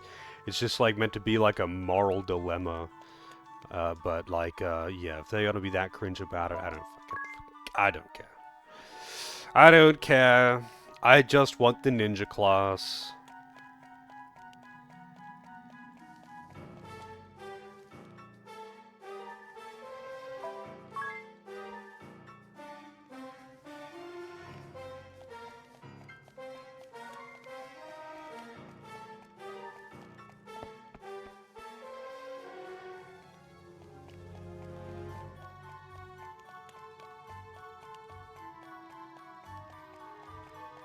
Well, that's the thing, though, Kwasi, is that it's always just like this morally ambiguous two sides that both have a point, except in the case of the merchant and the white mage, because the white mage was just angry and had no argument whatsoever.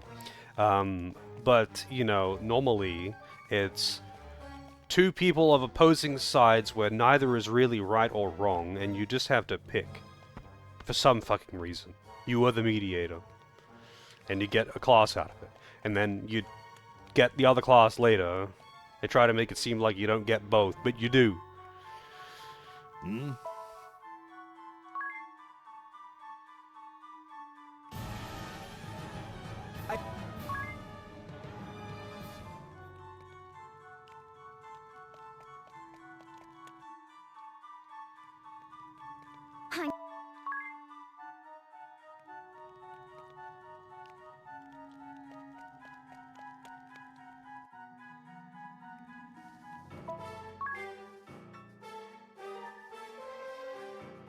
No, I don't know which one is, I don't know which one of these is, the ninja, so...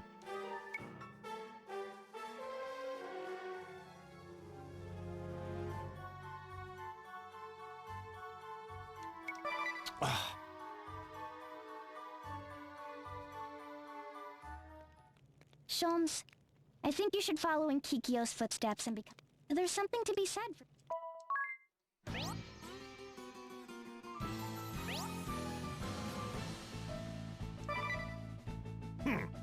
Smart move.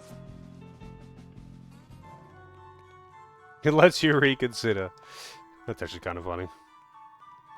To be frank, I'm...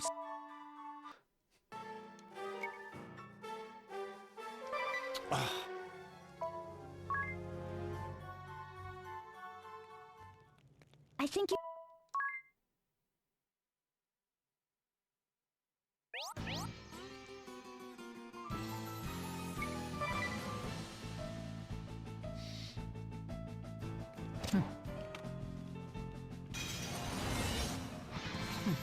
Oh, give me a break. The silent sleuth ninja Konoe Kikyo appears. That's what you want to say?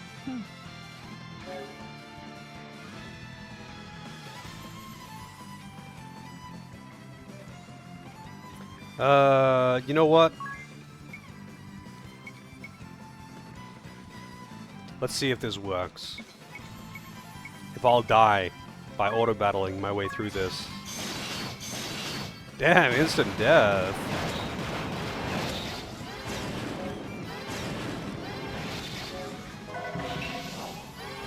I better revive her.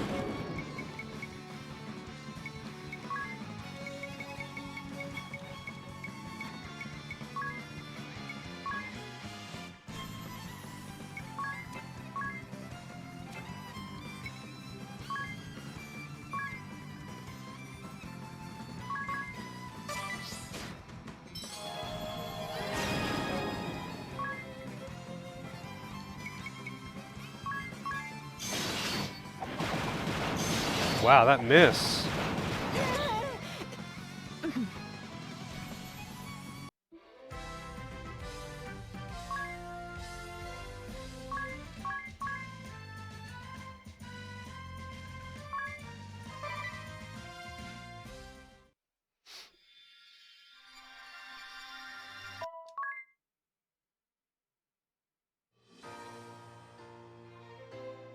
Fast dual-wielding fighter. High power when dual-wielding favors daggers.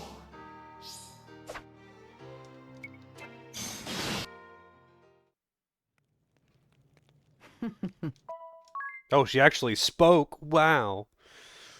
A secret passage?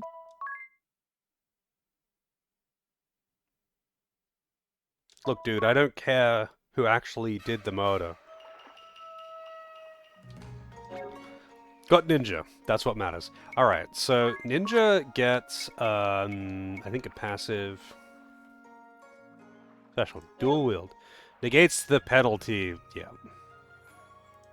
So you can, if you equip dual wield with quad wield, you have the bonus of being able to wield 4 weapons without the penalty of wielding any additional weapons. Because there's a penalty for wielding, like for dual wielding, but with triple wield and quad wield, that penalty just extends. But dual wield removes that penalty, so you could just have 4 weapons and just do its stupid damage. Because balance. I mean, let's take a look at what else. Let's take a look at what else Ninja can do then.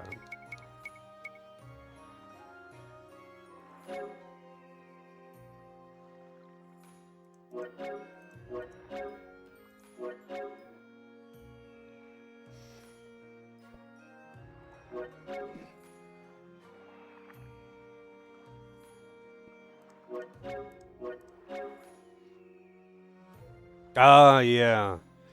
The guaranteed evade. Actually really useful on certain fights.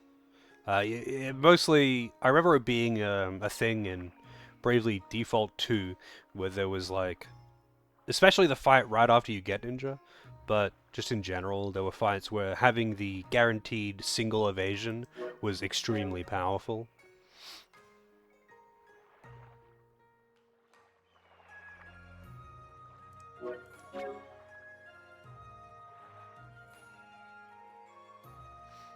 Hit count by 100% for that turn only.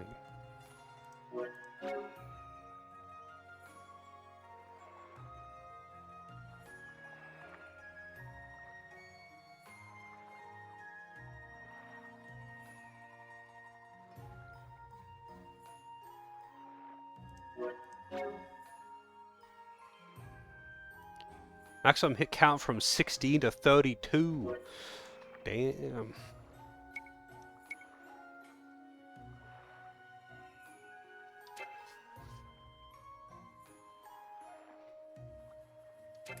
Now, you want to see something cool?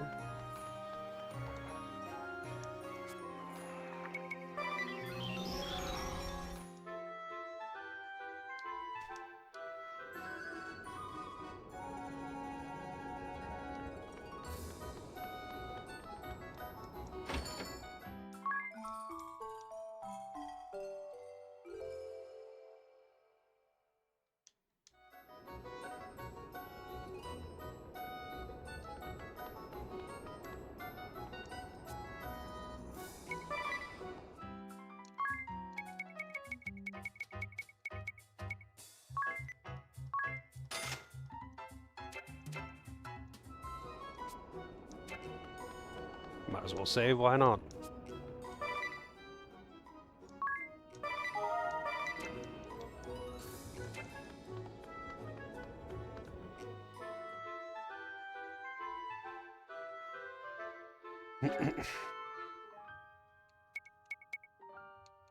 Alright, so...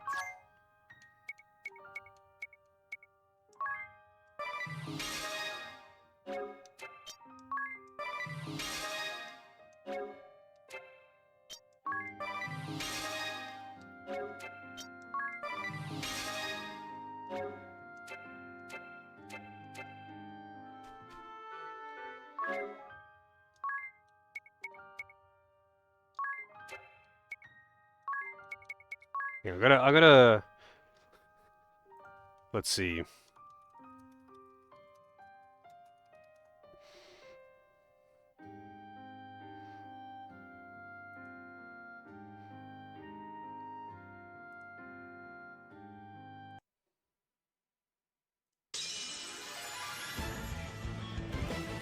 Now watch this. This is how you grind JP really fast.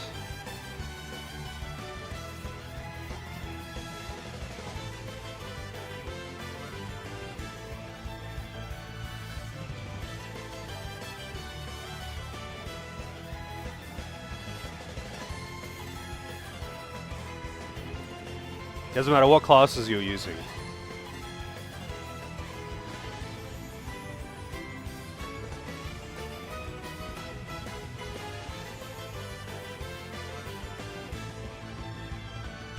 Yeah, this is the JP grind moveset, which is just spamming the bomb items.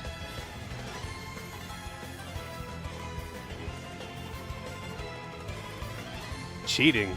This isn't cheating though.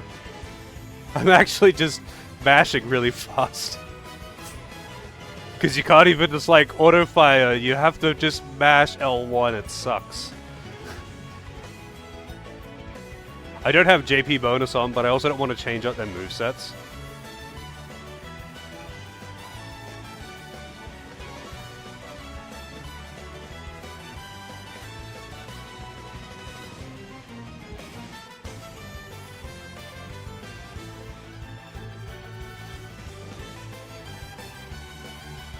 There we go. It's nice when you get the, so like the chain that you get is based on RNG, essentially. Because there's a chance at the start of a turn that you get, your party is feeling brave, and everyone gets +1 BP. And you can get really big chains where you just get JP cap per battle, which is 999. But I'm just gonna go until I run out of bubble fragments. Because I don't have the thing on to... Normally I would have the thing on that gives you a 50% chance to not consume items when using them.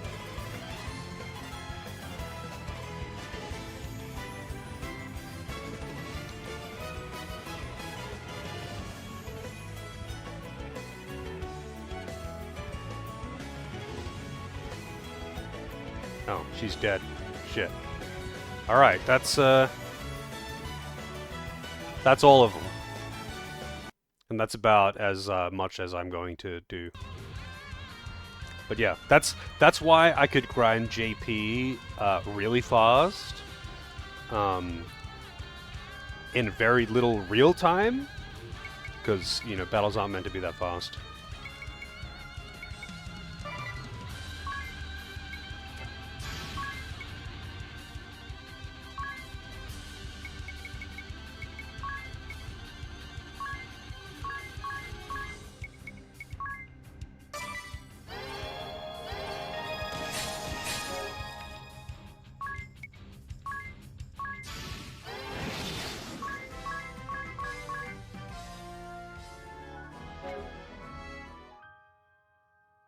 What set are you trying to farm, people?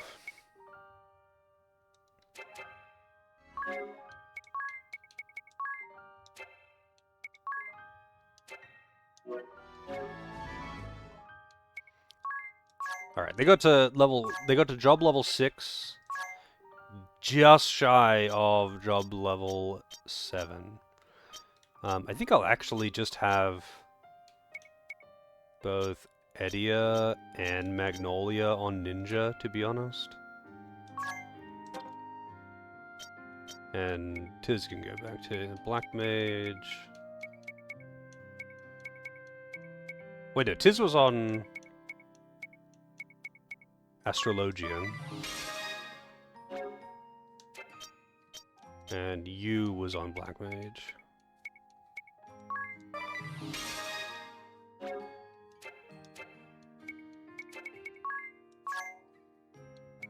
The only thing is...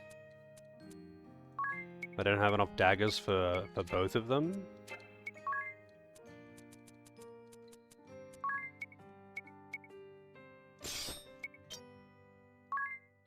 Damn, ninjas have got an E in guns? That's kind of weird, isn't it?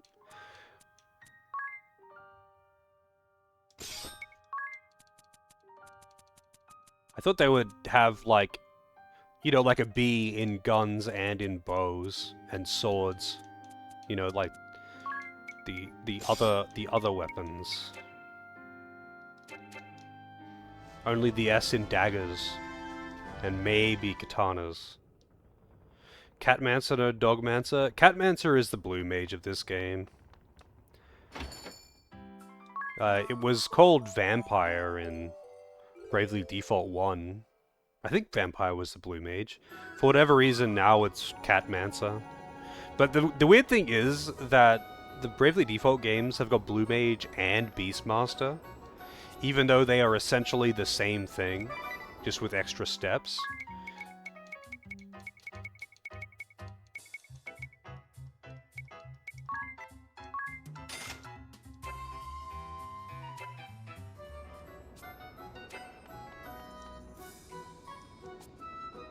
Oh, shit.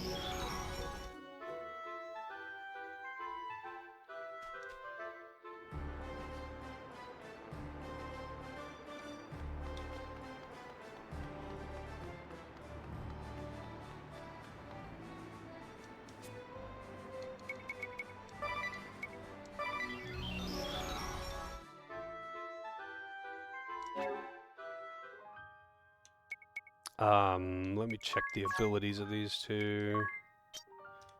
Alright, they both got the same ones, that's good. They both have dual wield passively.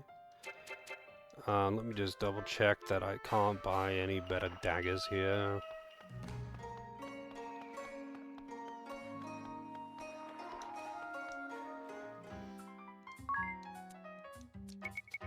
No, that's the one I can buy here. I got all the magic here already, I think. How difficult is it to get good daggers to dual wield? I mean, no more so than anything else. You just buy them in the shop like any other weapon. Dual wielding is just a thing in this game. Like, you could dual wield on anyone, on any class, with any weapon, if you really wanted to. Well, except for two-handed weapons, of course. But ninjas just specifically don't get the damage reduction penalty for dual wielding. There's a penalty to, like, by like 50%. 50% of your damage if you are dual wielding. Which, you know, it works out to be still stronger, providing the enemy doesn't have extremely high defense. But ninja just negates that penalty. But there's another class that gets quad wield. And you equip 2 extra weapons in place of your helmet and chest piece slot. And the dual wield passive removes the penalty on that as well, as far as I know. And it just means that a character can do absurd amounts of damage by hitting 8 times per action. Well, 4 times per action, up to 4 actions. But yeah, usually I don't overextend that much in boss fights.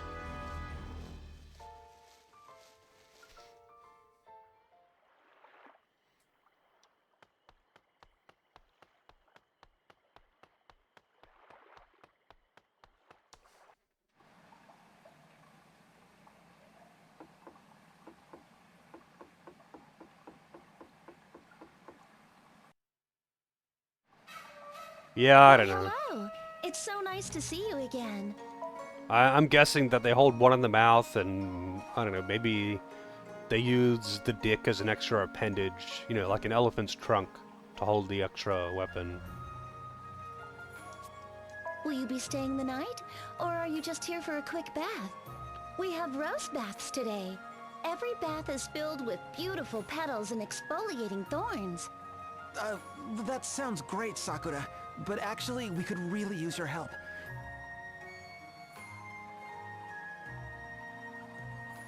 A ship, you say? I fear I'm just a humble stewardess. You should speak with Lord Arima. Lord Arima? Yes, the Lord of Yunohana. If you visit the castle, he should be happy to grant you an audience. I don't know, who's to say, Kwasi? I've seen enough Rule 34 that would state otherwise. That makes sense. Thanks. Well, let's go see if this lord has a ship for us.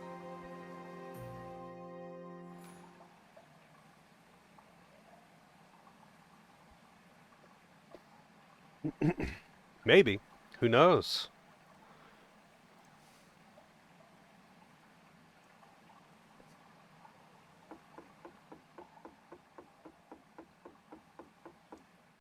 I'm afraid you won't get a canon answer.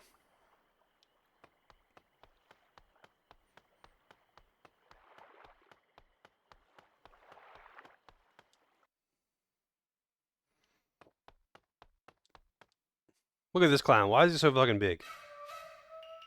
Welcome, travelers. I am Kusatsu Arima IV, Lord of the Baths. Your arrival in our nation has made quite the splash. I hear it you fight the Empire. If you need anything at all, just say the word. I will happily pool my resources for you. Thank you, your lordship. As a matter of fact... A ship, you say? Why, that's as simple as soap and water. My favorite lacquered gondola is at the docks, adorned ornately with the Arima family crest. Please, think of it as your own. Another rowboat. Actually, we were looking for something a bit more ocean-worthy. And bigger. That's one idea down the drain. And yet, I fear it is my only vessel. If only there were some way to... But no, that's impossible. What's impossible? Alas, an intractable clog. If you wish to venture into the open seas, I suggest you wait for a merchant vessel to call at port. But how long is that gonna take? What are we gonna do? Now, my friends, no need to get so lathered up. Come, let us nibble on something sweet, and we shall ponder this bubblesome issue together. Did you say something sweet? I did. It just so happens a traveling confectioner was recently drawn to our baths. He presented me with an offering of desserts, but I fear they will be too sweet for my sophisticated palate. Perhaps you will find them more to your liking. Yeah, like that chick with the ping pong balls, Helico.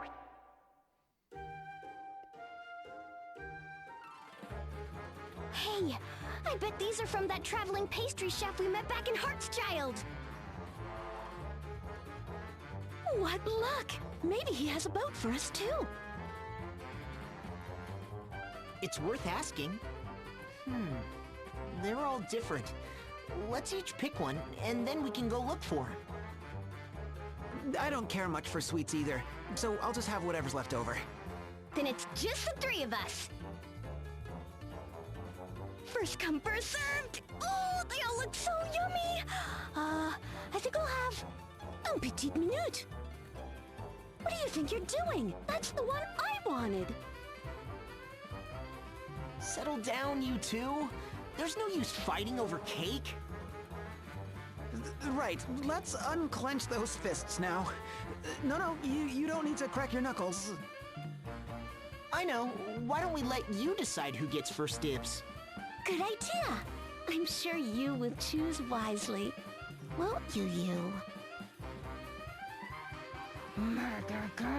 Why do I feel like I'm being sandbagged? You?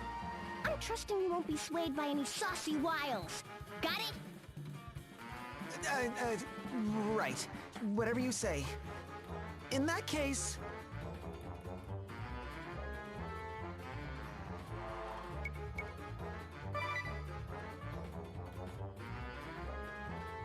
Gosh, really? I can go first? Okay, then. I'll take the mixed nut tart Nirvana. It looks really filling. Well, here goes nothing. Whoa! This is totally amazing! Seriously, it's to die for! It's that good? Oh yeah, believe you me, I can't quite describe it, but it's like eating an incredibly delicious forest! Eterni almonds, eisennuts, harinastachios, twilight walnuts, it's chock full of them! The greatest and tastiest nuts in all of Luxembourg, all in one incredible dessert! They're covered in this amazing buttery nougat. The whole thing is sweet and savory and nutty, all at the same time. It's like my tongue's being tickled by treants. Sir? What's got into Tiz? Man, oh man! must be one serious tart to turn on old Tiz like that. Well, Turn him on? turn. Wait, something's not right. Tiz? Are you okay, sir? Tiz? No, something's definitely not right. I've seen this look before. Of course, the people in Heartschild. There must have been something in that tart. Bazooks! Could it have been poisoned? I don't know, but we shouldn't eat anymore. Let's throw it out. That's no way to treat my delectable delicacies. I remember you. You're the pastry chef from Heartsfest. What did you put in that tart? No artificial ingredients, if that's what you're implying. Just pure, unadulterated genius. My creations don't just taste magical, you see. They have certain effects on the eater. These cakes include an extra dash of inspiration I added just for you. Taste and behold the result, my dear diners. A one-way ticket to heaven. Huh? To die for. What's happening? Sir? I'm Yeah. disappearing. He just nutted in the batter. That's why Tiz was saying it's so nutty. It had patisserie chef nut in it. What did you do to him? Didn't we just go over this? My cakes are so divine, anyone who tastes one is whisked straight off to heaven. Of course, in heaven you have no body, and you can't move or talk. I like to call it death by delicious. You villain! Is this what you did to all those poor people in Heartschild too? That's right, and they savored every moment. Just who the heck are you anyway? Wait, I bet he's working for... Angelo Ovio Panettone, patissier non parel. Charmed, I'm sure. Personal confectioner to the Kaiser, and proud Non-parallel. owner Does that just of mean he has no patissier parallel? asterisk. He's the best. My boss was sick of you meddling in his affairs, so here I am. Ladies!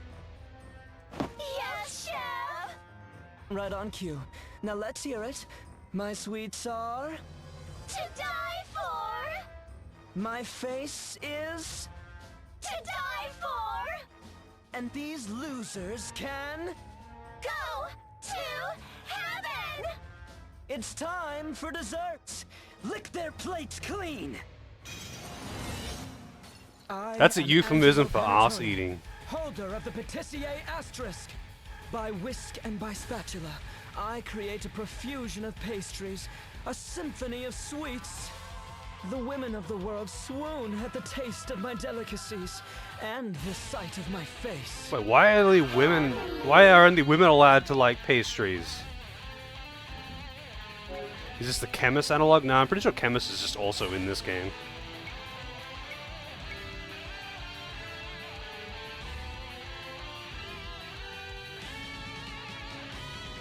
Tiz is just dead. But he's standing there. He's always got the ghost dealer.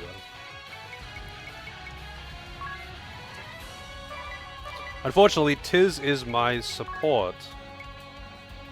So, this is a little awkward.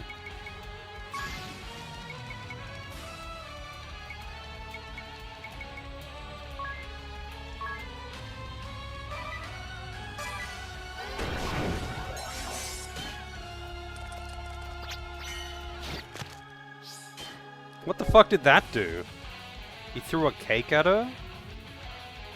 Oh, physical defense down.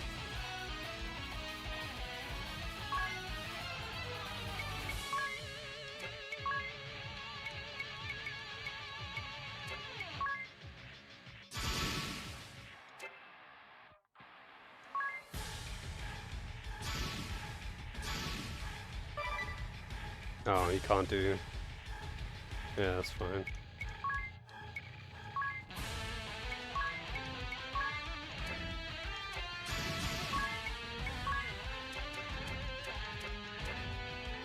Actually, I'm kind of curious how the...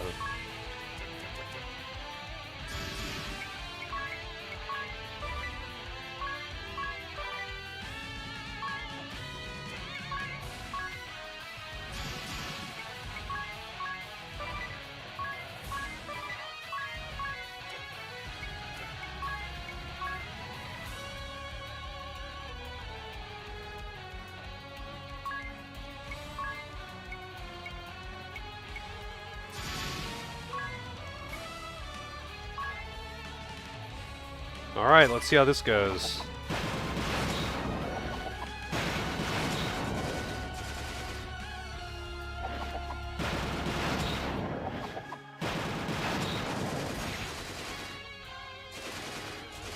Oh, nice. Got the freebie.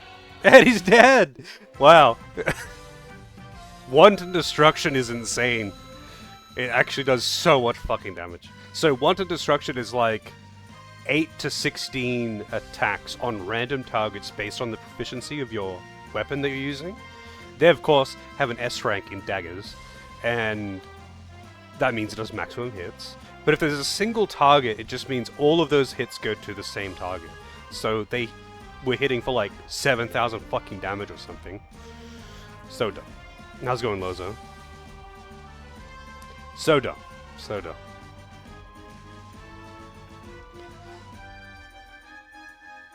I wonder how hard Godspeed Strike hits, though. I should actually check that. Not that they can use it right now, but, yeah.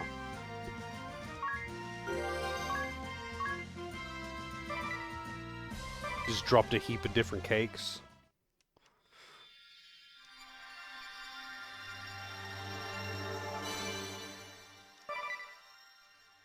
Patissier asterisk. Let's see. Oh, it's a debuff class.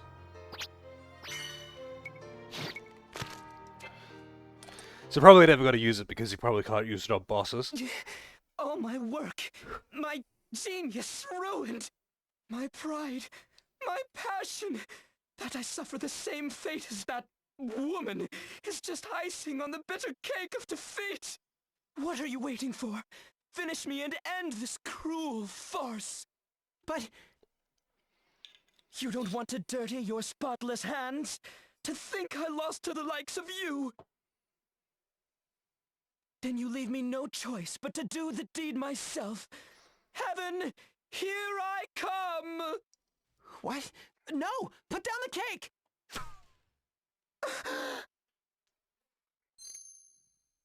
This ring...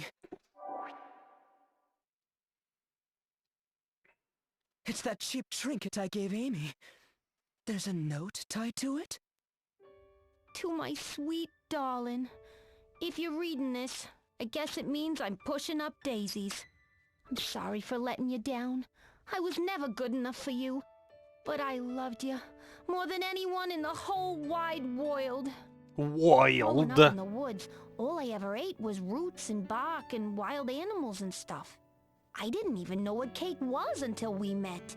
But that first bite I took, holy cow! I couldn't believe anything so sweet. How did she fit this much dialogue on a note that was tied to a ring? Whether you liked it or not. If I hadn't have met you, I probably never would have seen the outside of those woods. You made my world a bigger place, darling. Thank you. Your sweet sugar cake, Amy. P.S. You want to know what made me happiest? When I slept in on Sundays and you made me your special pancakes. I'd give anything just to taste them again. So listen, if you ever loved me, even just for a second, do me one last favor. Stop fighting. Open the pancake shop instead. Then everyone in the world can be as happy as I was. Wild. Sweet darling? 1,000 times I asked her. Even now, in my lowest moment of failure, she won't knock it off. Aggravating to the end. That woman. Her accent pains Where are you me. going? Next time we meet, you'll get your just desserts. I'll serve you the best pancakes you've ever had.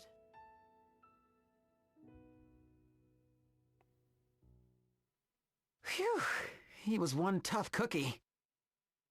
Wait, aren't we forgetting something? All of us! We never asked him to bring Tiz back from heaven! Oh no, now what do we do? This isn't good. And we don't even know which way he went. You mean Tiz is stuck like this? Oh, now he's panicking. I can't see him, but I can feel it. Me too. We have to do something.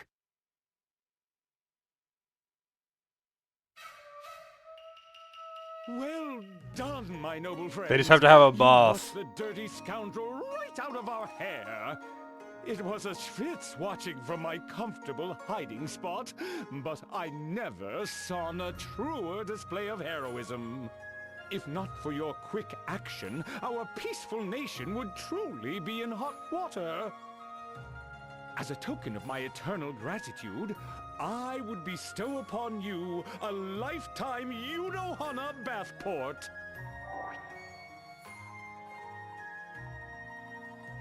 A bath port? Yes, like a passport, but with a B and a lisp. With it, you are free to make use With of a our B and baths a whenever lisp. you wish. That's actually pretty funny. That's very generous of you, your lordship, but we don't have much time for hanging out in hot springs. Wait a minute. Oh, everything he says is a Of course, the hot bath-related springs. pun. The baths here are supposed to cure all ills. Maybe it'll work on Tiz too. Are hot springs really that powerful? It's worth a try. I'll go get a bucket of water.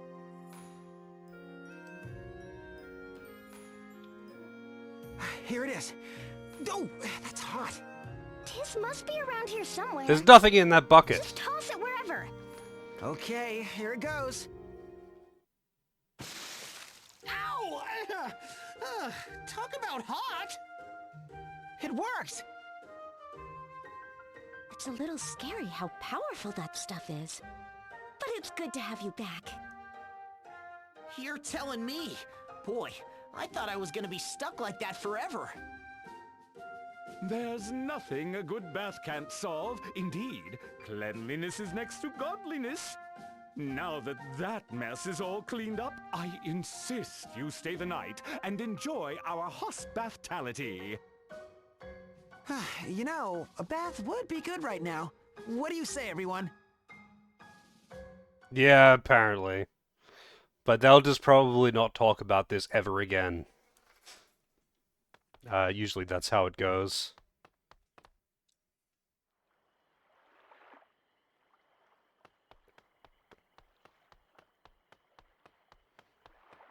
Now we get more cringe bath scenes because we needed more of those.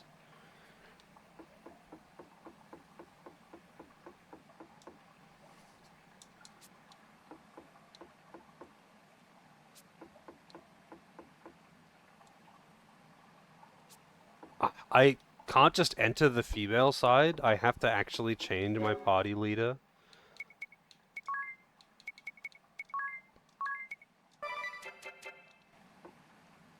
So you have to be, you have to have a male party leader to enter the male side of the hot springs.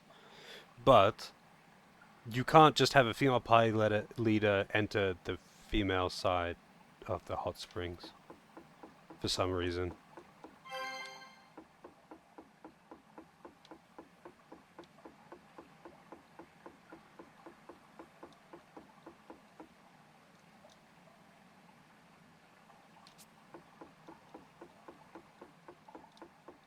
There's another hidden item somewhere in here.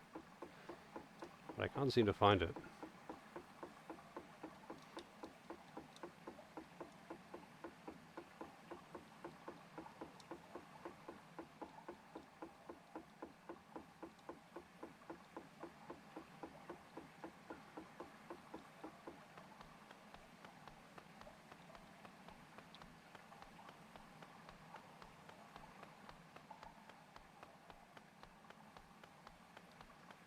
Huh. Wonder where it is.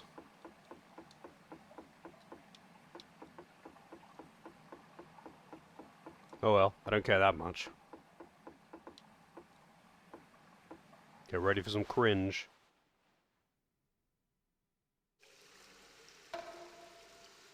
Ooh, that's the ticket.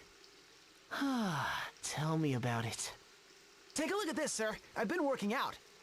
20 push-ups and 20 sit-ups every night. What do you think? Am I looking more manly? You sure are. My routine is 50 each, morning and night, you know. Wow, sir. Excuse me, gentlemen. I heard all about your bravery from Lord Arima's valet. He tells me you saved our town. Oh, no. We just did what we had to do. That's not what I heard. I think you're being far too modest. Well, it was a tough fight. In any case, your dinner is ready. Please, enjoy it while it's still hot. Oh, thank you. We'll just dry off and be... Coming!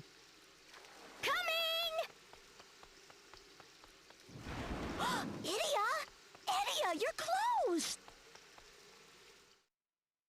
Yep. Ooh, now that was delicious. Oh, I thought there was gonna be some bullshit of No kidding. the boys accidentally see the girls naked and it's so cringe and their faces go beet red and they have to say beet red. And then the girls get angry at them because they were stupid enough to run into an open space naked. I'm honestly surprised that they didn't do that exact scenario, because that is usually how it plays out in, I don't know, every single fucking anime game that has ever existed. I'm so glad you liked it. It's always nice for a cook to know her efforts weren't in vain. Wait, you made all this? Oh yes, as the sole employee of this bathhouse, I'm responsible for everything. Cleaning the baths, managing the front desk, preparing the meals, whatever needs to be done. Get out. That's amazing. You're like the Omega weapon of innkeepers. Why, thank you. Who's at the desk I when think. she's cooking, It's though? nothing, really. Will you be retiring for the night soon? Yeah, I'm pretty sleepy. Lord Arima sent over a tremendous amount of yuzu, so I prepared yuzu baths for this evening. Perhaps you'd like to enter once more before turning in. Yuzu baths? What's that? Yuzu. It's a citrus fruit. You bathe with whole fruits floating in the water. It will warm you to the bones, and it's wonderful for your skin. That sounds lovely. Well, I'd hate to miss the chance, so I think I'll try it out. I would too, but I'm really beat. I think I'll hit the hay. Me too. Oh, I might have overdone it. I gotta lie down and digest. All right, see you later then.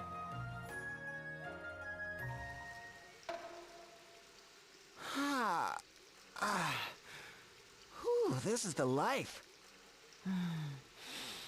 The scent of yuzu is so refreshing. I could do this every night. Hey, Magnolia? Are you there? Yes? What is it?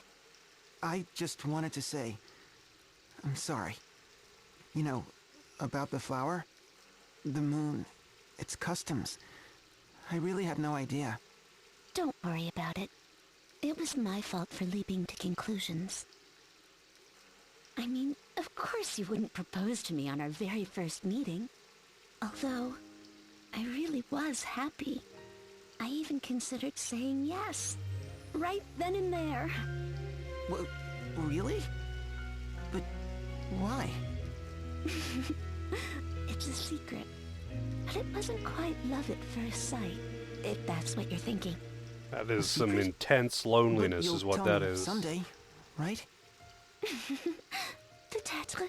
I'll think about it.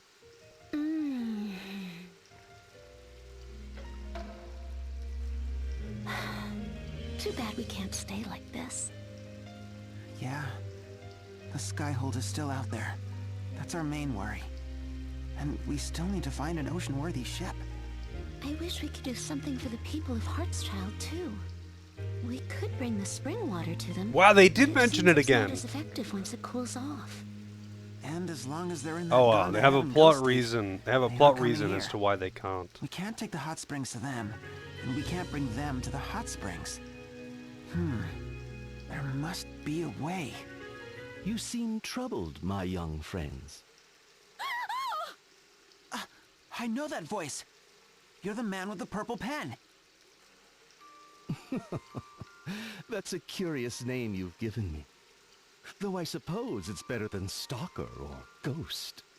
I've got another name for you if you want. Peeping Tom. I assure you, I'd never dream of doing such a thing. My intentions are nothing if not noble. My only desire is to help.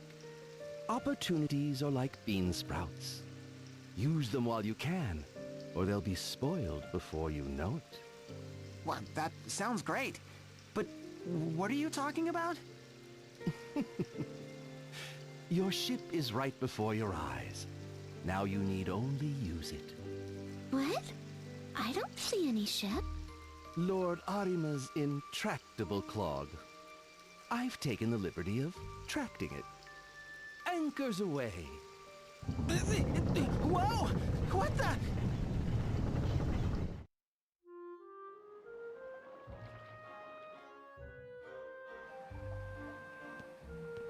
You? Magnolia? What the heck's going on? Wasn't us. Honest. What's with all the racket? I was having such a good sleep. We were in the bath when the man with the purple pen showed up. The man with the purple pen? Yes, I heard him too. You mean he's here? In the bathhouse? His voice was coming from upstairs. Let's check it out.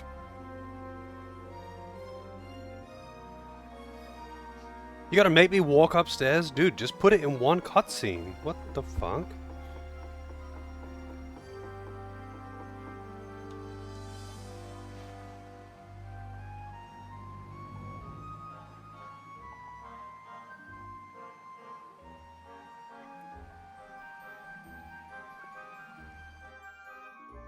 So, as is tradition, they can't have What's a a ship's wheel doing here?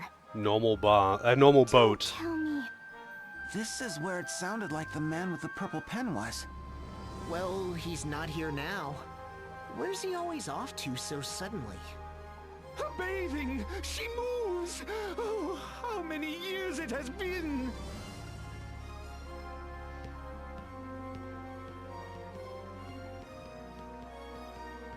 Why, look at this room. I thought it was only for storing the linens. Your lordship, Sakura. To think there was a soul who could write her plumbing! Truly, my tub runneth over! Your lordship, I beg of you, please lend us this vessel. We want to take its healing waters to Heartschild. If the water's still hot, we'll be able to cure the townspeople. Not content to save our nation alone, you intend to scrub Heartschild free of its troubles as well? It would ill behoove me to throw a wet towel on your ambition. This vessel was the very rubber duck of Yunohana, but from this day forth, she belongs to you. After you have saved Heartschild, journey with her wherever you need to pull the plug on the Kaiser. Also, this town like entirely relies on Very tourism bad. for this We bathhouse. shall warrant So splashing if they down. take it away, they're kind of just like ruining this town. But I'll just Alright, time to bring the hot springs to Heartschild. pretend that didn't happen. I guess I'll just This is ignore a far that cry one. from our old boat. Does anyone know how to pilot it? More or less. Oh, someone's been studying.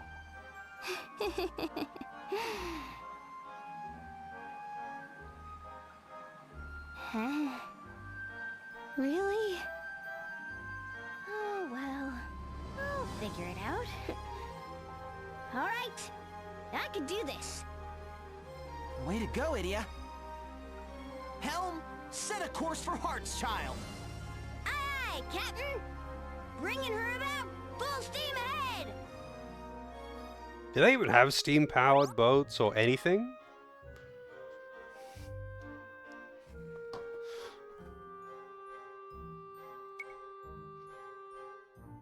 Bathe at your leisure.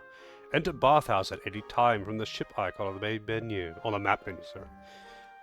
Why would I want to bathe? What's the benefit of bathing? Is it just for cringe dialogue, or, like, is there a benefit? Whatever.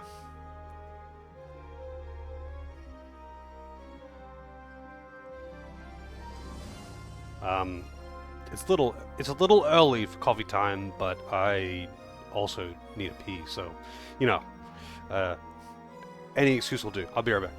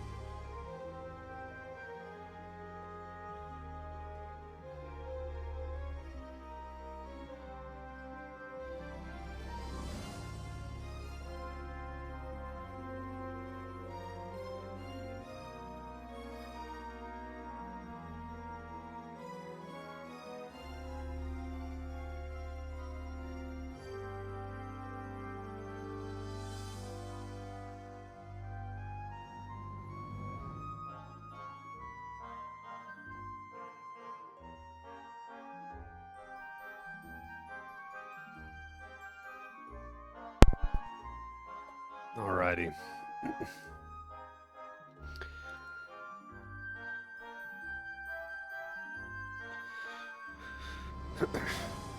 Gonna have tea today. How about both? You could have that Thai tea coffee, which is actually delicious, by the way. It's literally just like black tea with a shot of espresso and condensed milk, and it's pretty delicious.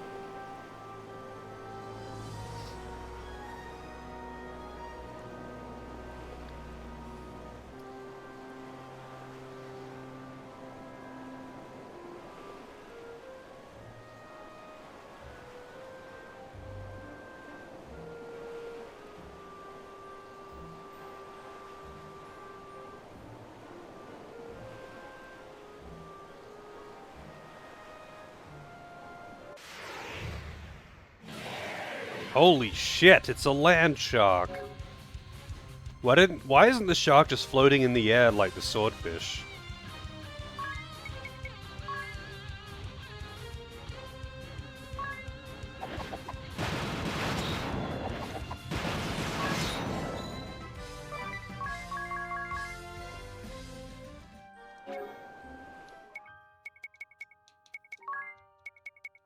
That's right, I forgot I had to change the order of party around before. Because, I had to have a male party leader. My. G'day, my name's Bruce. Child. That's right. Hey, wait a minute. You're still on board. Of course. Why wouldn't I be? It's just that, we kind of get into a lot of dangerous situations. Then all the more reason. I'll stay right here. On a perilous journey such as yours, you're bound to have aches and pains from time to time. When that happens, I'll be here to see you're as comfortable as possible. Does that mean you'll be cooking for us too? But of course, hot meals thrice daily. Now that's what I'm talking about!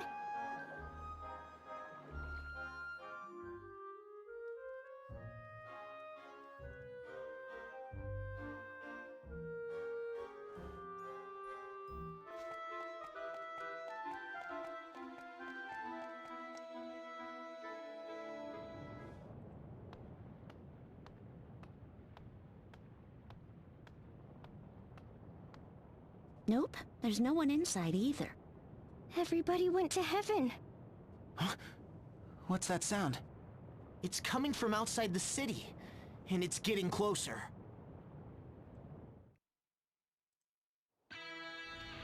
Sergeant Sapp, sir! We're almost at Hartschild, sir! No thanks to this rats-a-fracking machine!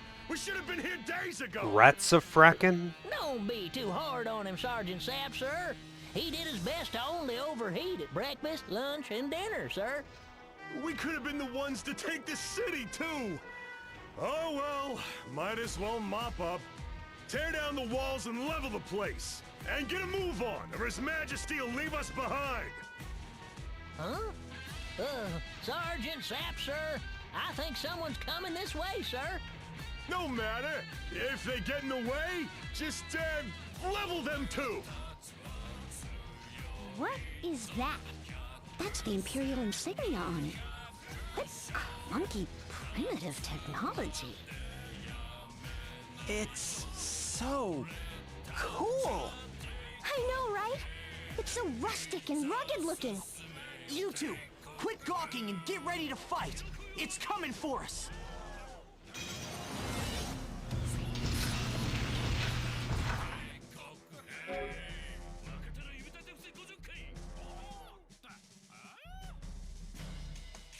Yeah, I don't know. This music just plays when you're fighting the Empire, or like when the goofy Empire goon guys are around. This song plays.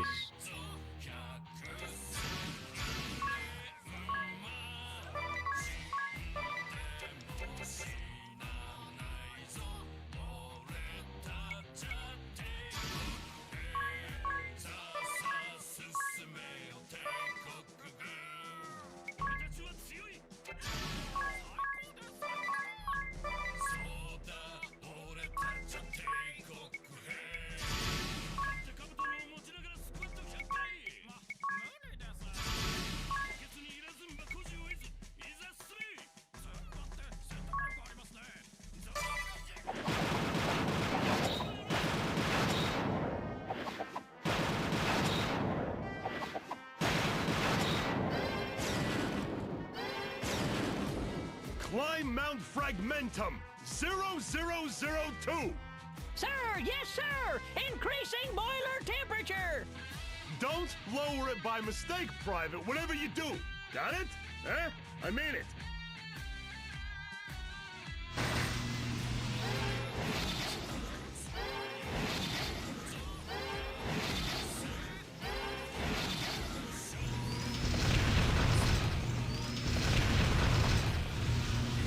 Boiler temperature at 50%, sir!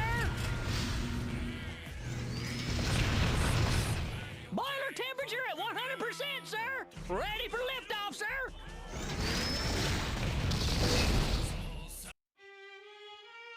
Wow, okay. So I can't do that. I have to actually, not just completely overextend, I guess.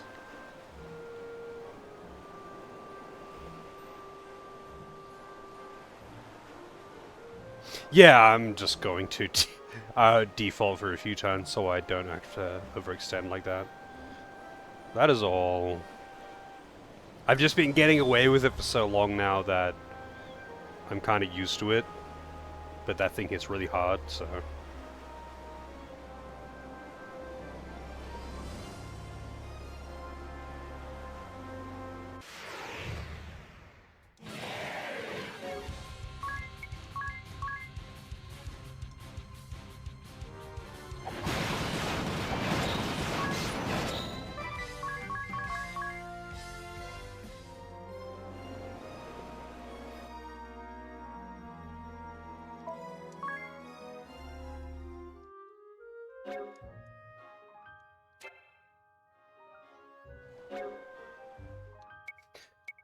Um...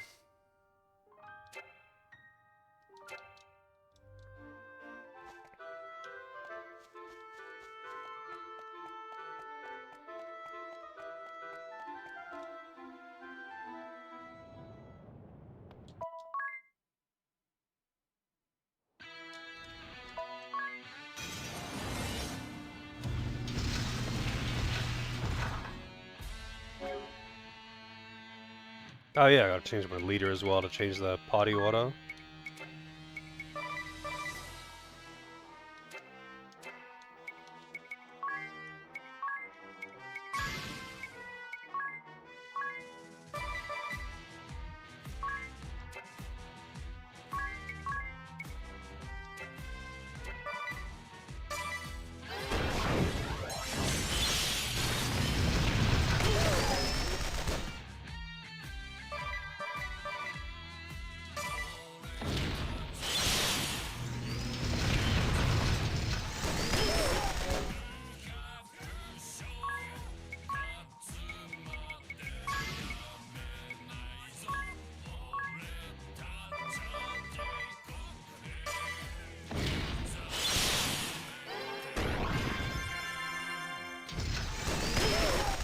Perforator. Alright.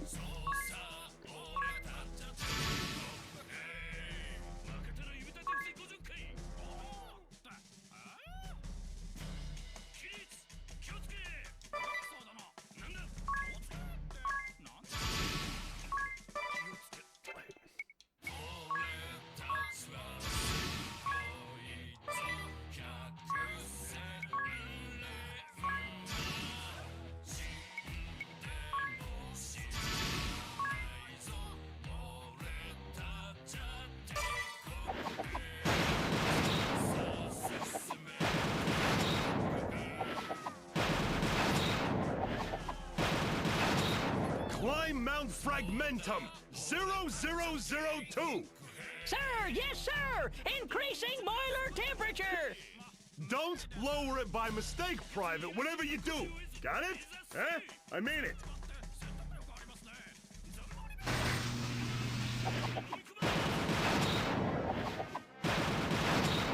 I can't hold them together, sir! Oh, jeez! Glory to the Empire! Because of that, I could do more of the wanton destruction in one turn, so I killed it in one turn anyway. That's actually kind of funny.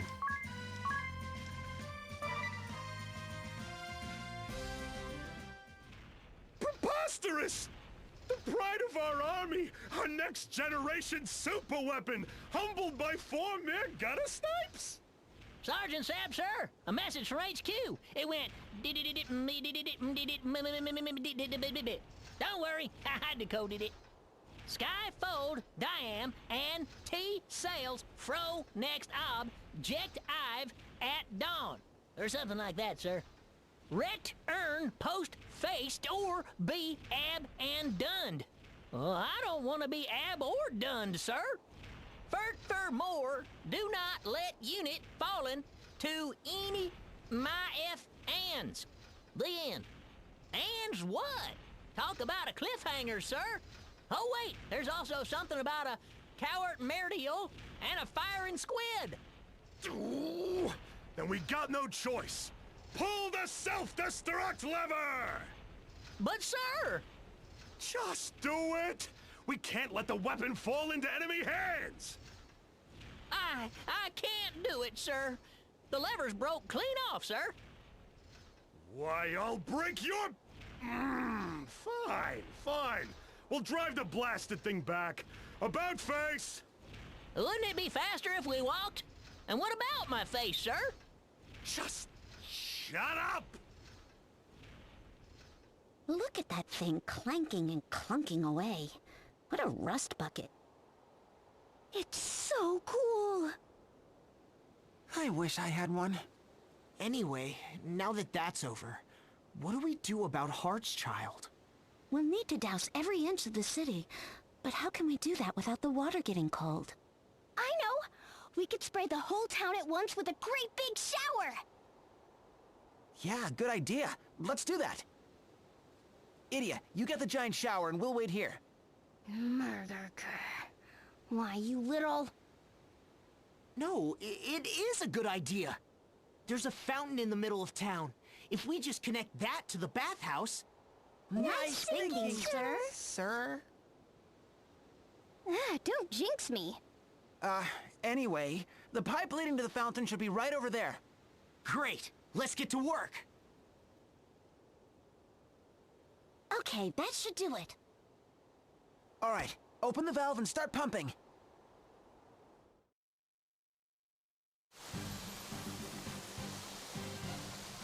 Is it raining? But it's so warm. I can see everyone. And look, I can move again. It worked! The townspeople are back to normal! We brought the heart back to Heart's Child! Good job, everyone! I'm in your debt again. Thanks to you, I'm feeling as good as ever. We're happy to see you back on your feet, sir. But now, he must return to the battlefield. Of course, I'm grateful that he's well again. It's just, a part of me can't help feeling sad as well. I'm sorry, Eleanor, but I promise I shall return to you unharmed. Oh, my love. Woo, getting awful steamy in here. And I ain't just talking about the hot spring. How do they get the people that were I've inside? never seen two people who care for each other so deeply. And yet, despite that deep love, their lives force them apart. He must protect the nation, and she must protect their home for when he returns. Their love is suffocated and crushed Protect under the their heavy home. weight of duty. Duty. Protect Such a their simple home. word. I'm pretty Yet sure it's she the power just to stays keep two there loving and souls apart. just lives her normal life while he's at war. Nothing wrong with that. But, like, I don't think she's protecting shit. I'm pretty sure she's just fucking living there. Like, I don't think she's fighting a battle. She's just living at home. In the end, what does such a marriage mean? What is it all for? Wow. What's gotten into Magnolia? She seemed really affected by that conversation with the Goodmans. Maybe being married means even more on the moon than it does down here on Luxembourg. Still, I know how she feels. What I wouldn't give to experience true love like the Goodmans someday. Does this mean you're about to launch into a monologue too? Unacceptable.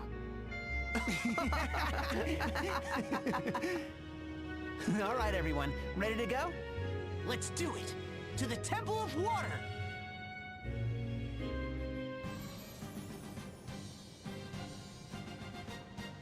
Okay. I don't know if I bought all the spells here. I did.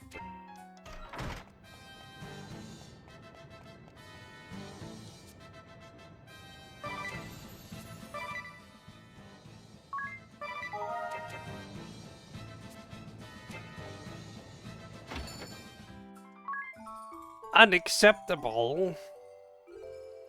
What do you mean, Knight? That's peak writing, and it's so funny every time Anya says it.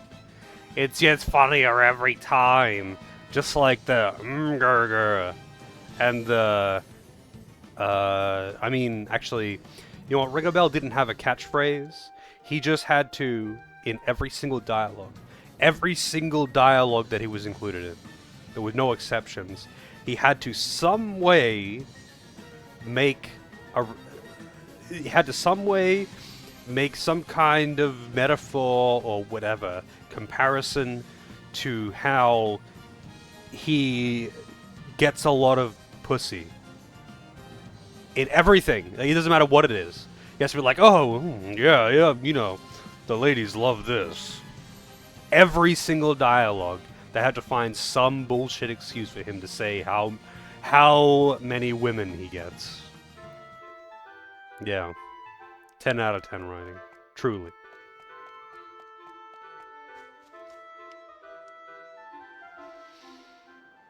Look, Makes the Devil Skyhold is on Survivor the move again. Yeah. It It's makes the headed Devil for the Temple Survivor of writing Water. look good. There's no time to lose. Let's give chase in the rub-a-dub. Idia, take the helm. I mean, Hold on.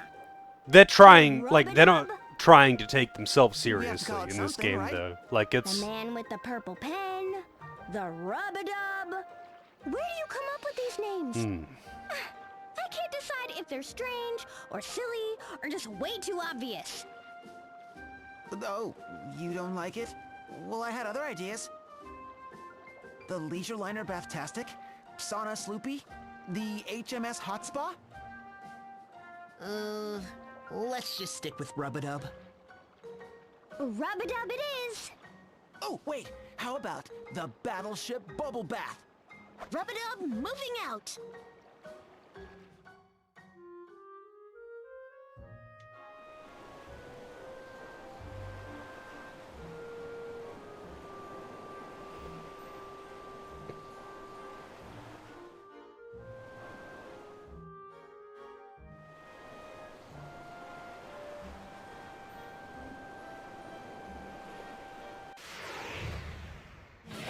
The cringe canoe. Yep.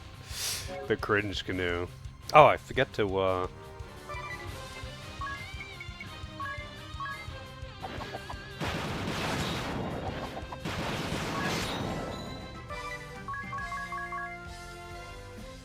have to change my party order again.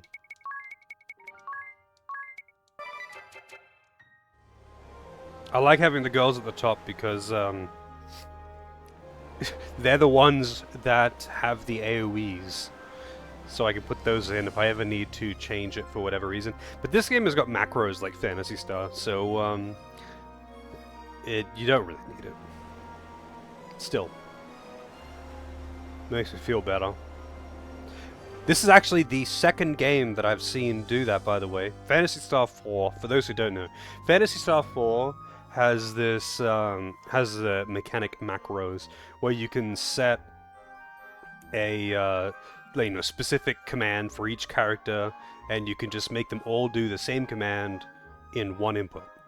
Which, sounds like a really simple thing. And it is, I guess. But so very few games do it.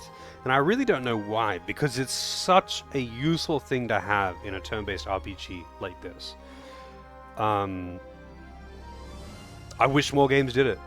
I really do. I really wish more games used that macro system.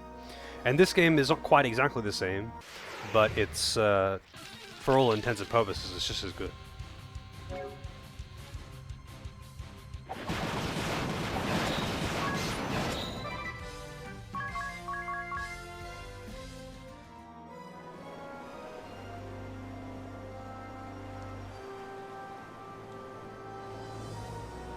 It doesn't let you enter dungeons that you're not supposed to anyway, so I don't know why I'm bothering to be like, oh, I could totally explore these places. Look, it's the Skyhold. There's no doubt about it. It's heading for the Temple of Water.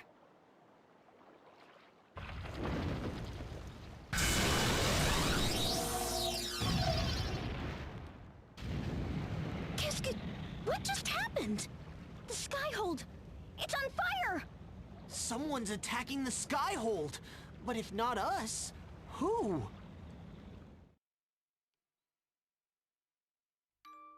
Memory. The cruelest and most beautiful of gifts. We look back at the days gone by, and only too late see them for what they were. The more we come to learn, the greater our regrets. Our sorrows grow. You may learn truths you wish you had never known. Yeah, But pretty stay standard proud. JRPG shit. What you believed in yesterday has not lost meaning because of what you learn today. Like, they don't really... Like, in this case, they just don't let you enter dungeons if you're not supposed to go into them. Normally, though, it's just like... You know, they'll have, like, you know, with Final Fantasy or something, they'll just have... If you, for some reason, can actually reach a dungeon that you're not supposed to be in yet, they'll just have, like, a guy at the door that says, oh, yeah, you're not allowed in here, bro. Someday you will This see just for doesn't let you in yourself, there. when you look back upon your life, that each day served a purpose in shaping you into the person you were meant to be.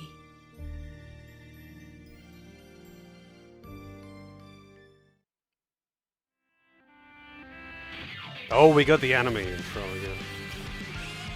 Getting cringe.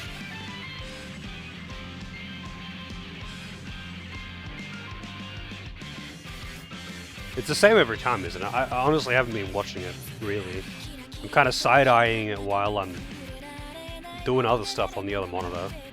This game is very hands-off, so in cutscenes I'm mostly just, like, doing shit on the other monitor. Like, either reading or replying to Discord, you know, whatever.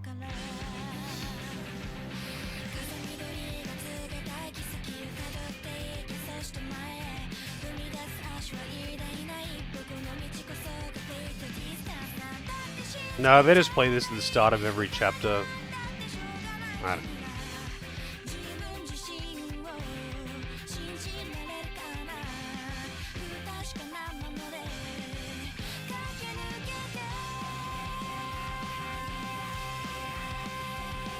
Oh yeah, it's not that uncommon. Lots of games do this, because they want to make it as close to a trashy anime as they possibly can.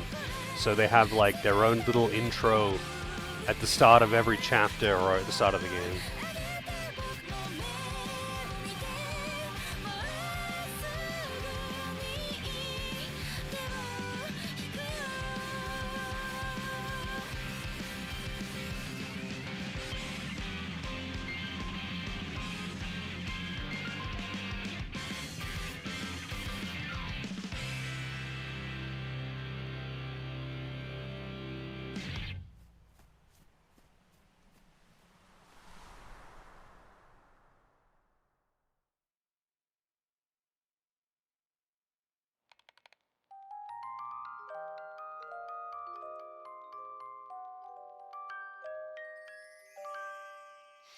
Up and away. I'm guessing we'll get the airship in this one.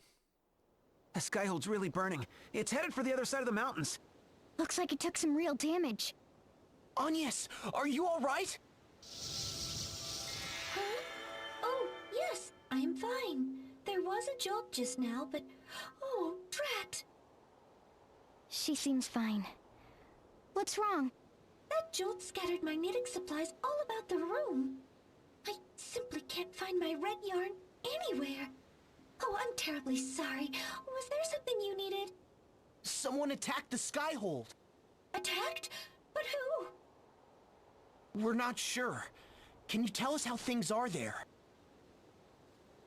I see considerable smoke, and everyone is racing about outside.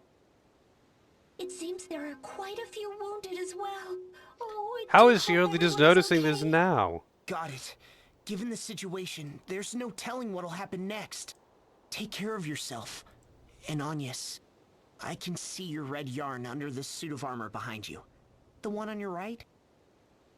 Oh, Diz, thank you so much. Well, at least we know she's doing fine. Almost more than fine from the sound of it. But what was that light? Who could be attacking the Skyhold? A transmission from Fatloon. Appleberry, what's going on? From Fuckloon. I was hoping you could tell me, Magnolia. We picked up a massive SP reading from Luxembourg just now. SP? From Luxembourg? The numbers were completely off the charts. You don't know anything about it? We saw a huge beam of light just now. Could that be? A beam of light, you say? We'll need to know more. Investigate it, Ballbuster. Roger that. I'll notify you once I've learned more. Magnolia, what's going on? SP readings? You remember the energy stored in my hourglass, right? That's SP. The instruments on the moon detected an SP energy signature. A big one. Meaning there's someone in Luxembourg other than us who can control SP? It would appear so. But my hourglass is a guarded treasure of the moon. There shouldn't be anything like it here. It doesn't have any connection to SP that I know of, but why don't we ask around Florum? It's not far from here. Good idea. Maybe someone there will know something. An attack? Impossible! I must deny that claim. There is nothing impossible in this world. Aren't we carefree? Well, I'll tell you what else is possible if they hit us again. We'll go down in flames. Did the blast rouse our little scamp from slumber? Wouldn't that be peachy? I'll reinforce the seal before we find ourselves in an even stickier situation. What a bother. I suppose we'll have to hide out in the mountains for a while. Hiding will bring us no closer to our objective. We must unmask the villain who attacked us. Your Majesty, we're quite near to Florum, land of radiant flowers. As a stronghold of crystalism, I consider it suspect. If your loyal lieutenant might beg a boon, please entrust the task of investigating it to me. Indeed, but your request is denied. Your Majesty! There is another better suited to the task. Another? You cannot mean to unleash Yeah, Geist. someone who has a different I would not question your class. Majesty, but is he not too unpredictable? His methods are inhumane. The threat to innocent bystanders. It is his inhumane talents that will find the one responsible for this. Now is exactly the time to use him. Anna, let Geist take his pick of soldiers and dispatch him to Florum at once. With pleasure, Your Majesty. Your Majesty, are you sure this is wise? Knowingly putting innocents in harm's way? Sire, I must repeat myself for good measure. Your objections are duly noted, Nikolai. I bear full responsibility for any evil. Furthermore, if I sent you to Florum, who would tend to our wounded here? The consummation of our struggle is at hand.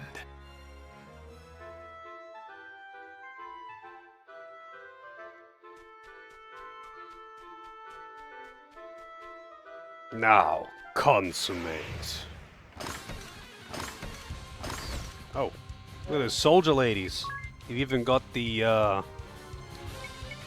half-rim glasses.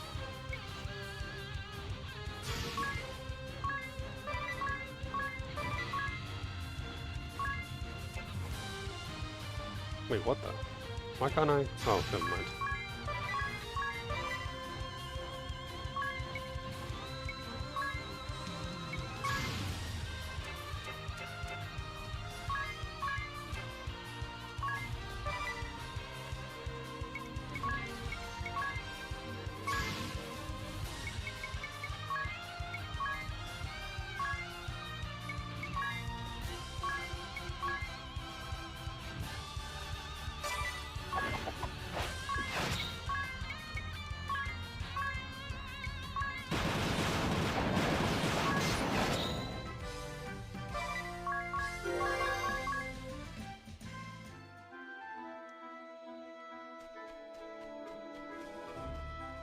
Oh, it's in the middle. I knew there would be an item over there.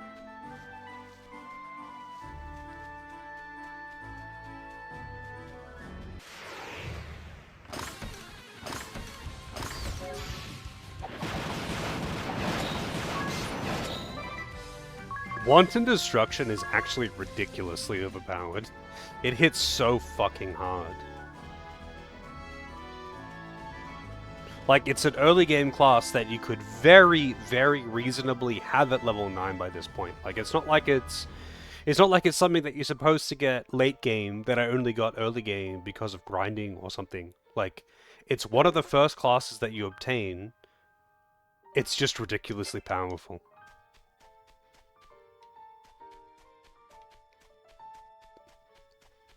Also, one second. I'll be right back.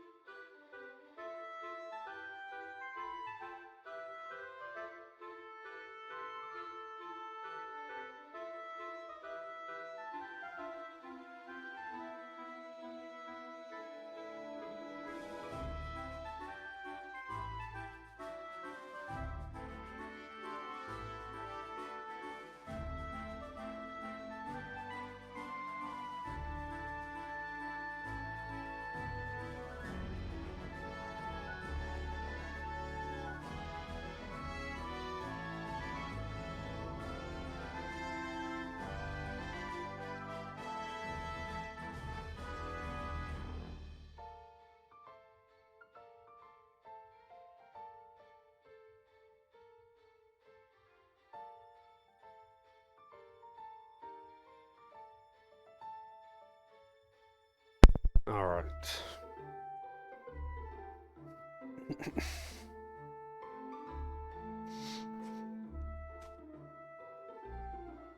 Cringe recommences.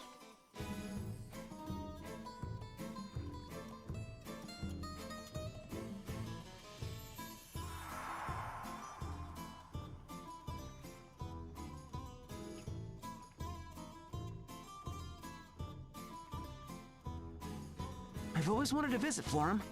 It truly is as radiant as they say. A beautiful land of flowers where only women can live. Nourished by the pristine waters of the water crystal. Cité de fleurs. I've never seen a city bloom so beautifully. Ah, when was the last time everyone was this stirred up? Don't slow down now! Come on, let's get back to staging!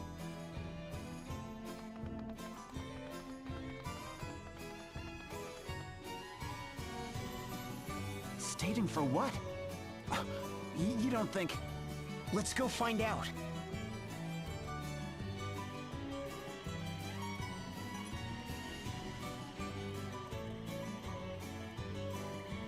Alright, what do we got? Equipment shop.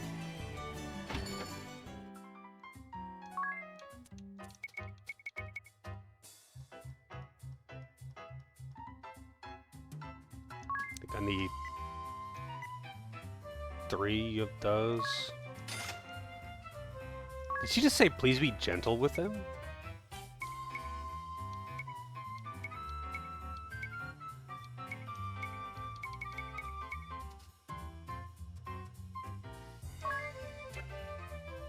Enhances fire attacks.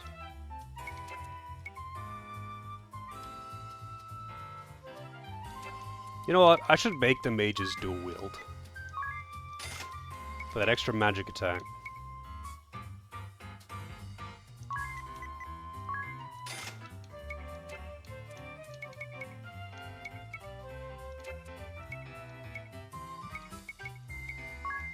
Also, the cloth armor tends to just be kind of the best, just in general.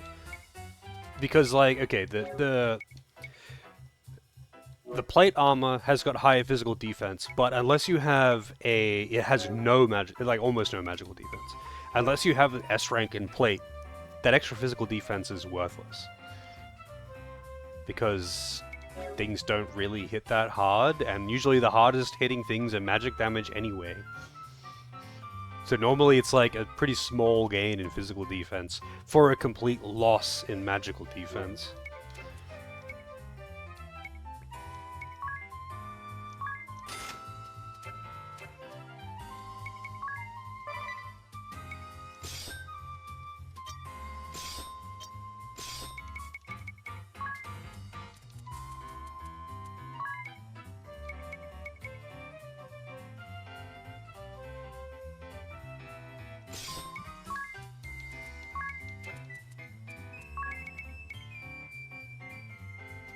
I'm guessing that heals are based on magic defense in this.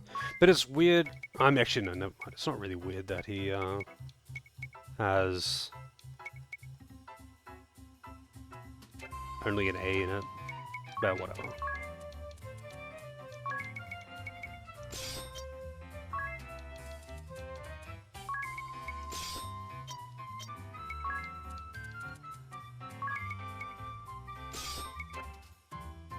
Dual wielding for the purpose of magic is kind of strong as well. Because while there's a penalty to basic attack damage, there isn't a penalty to any other stat gains. So mages could just dual wield staves for big magic bonuses.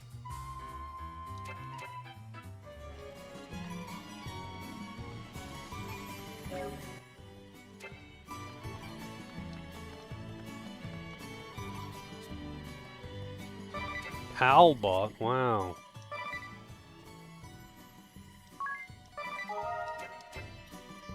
Actually reminds me, I should check out this. Wow, there's nothing going on here. Why not?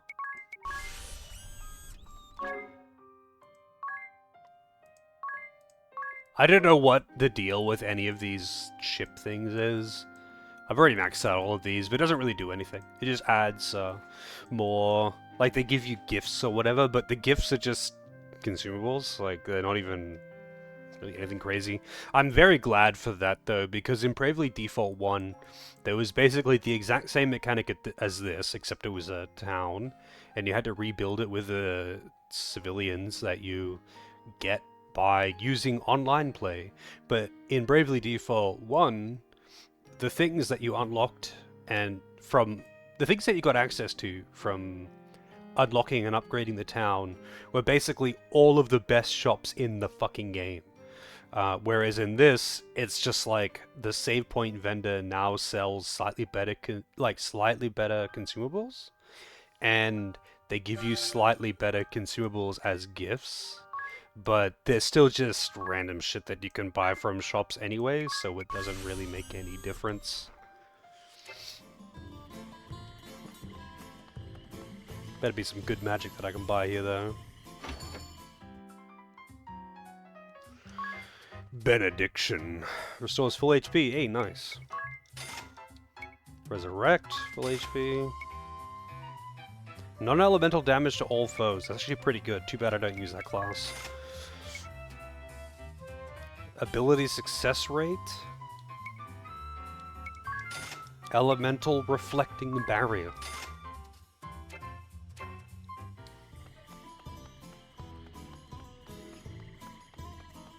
There's 3 items, well now 2 items around the town.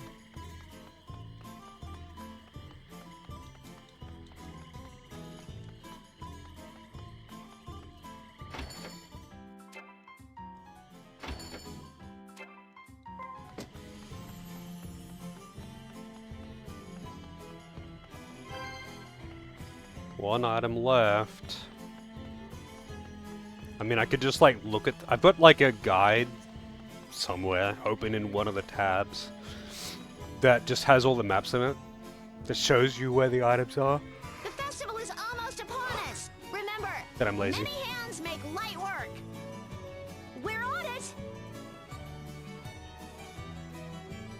That's right. The Sacred Flower Festival is around this time of year. The Sacred Flower. You mean there's gonna be another festival? Yep. Every year, Florum holds a pageant to recognize the most beautiful girl in the nation.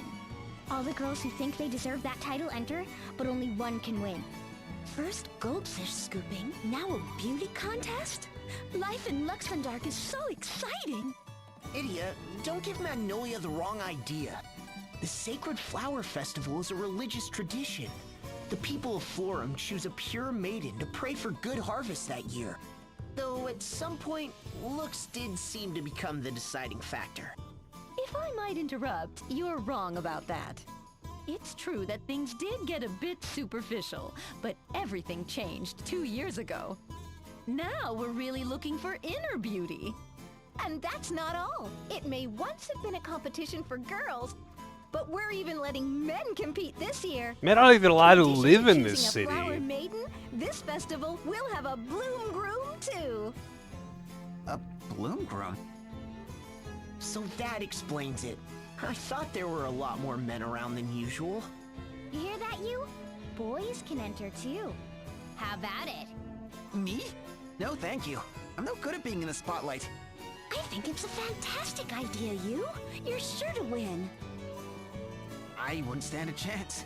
Tiz, on the other hand, he has the inner qualities they want, plus rugged good looks to boot. He'd be a shoo-in.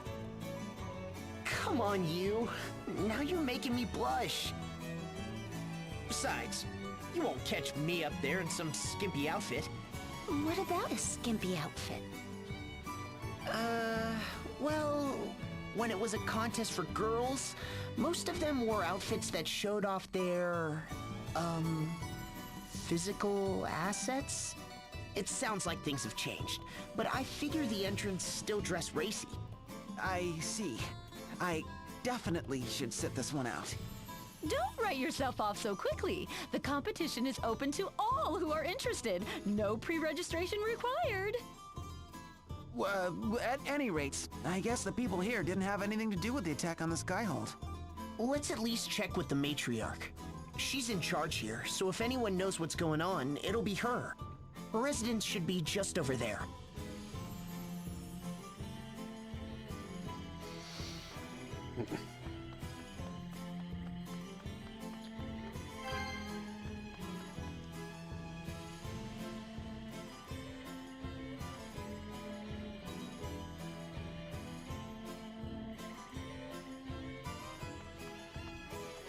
There's an item in here somewhere.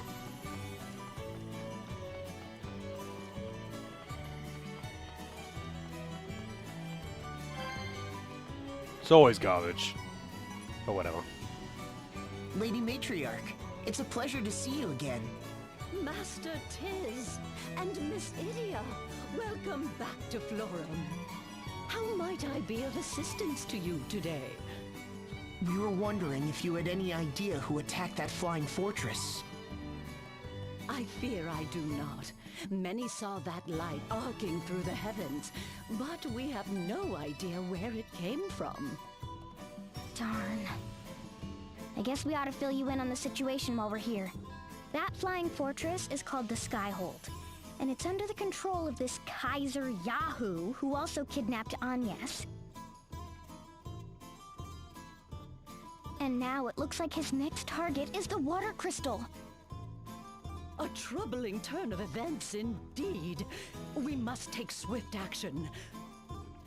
We shall invoke a shield around the crystal at once. Sylvie, come here, child. This is our Vestaling, Sylvie. Once her shield protects the crystal, it will be beyond the reach of any human hand. In that case, Sylvie, how would you like to come along to the Temple of Water with us?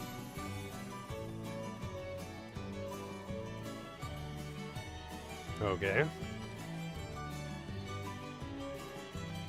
No, the upgrading the town doesn't do anything for the weapon shop at all.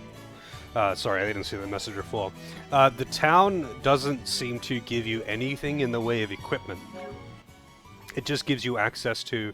So, like, there's a tier 1 and a tier 2 of each of the elemental damage-dealing items, like the bomb arm and the bomb fragment.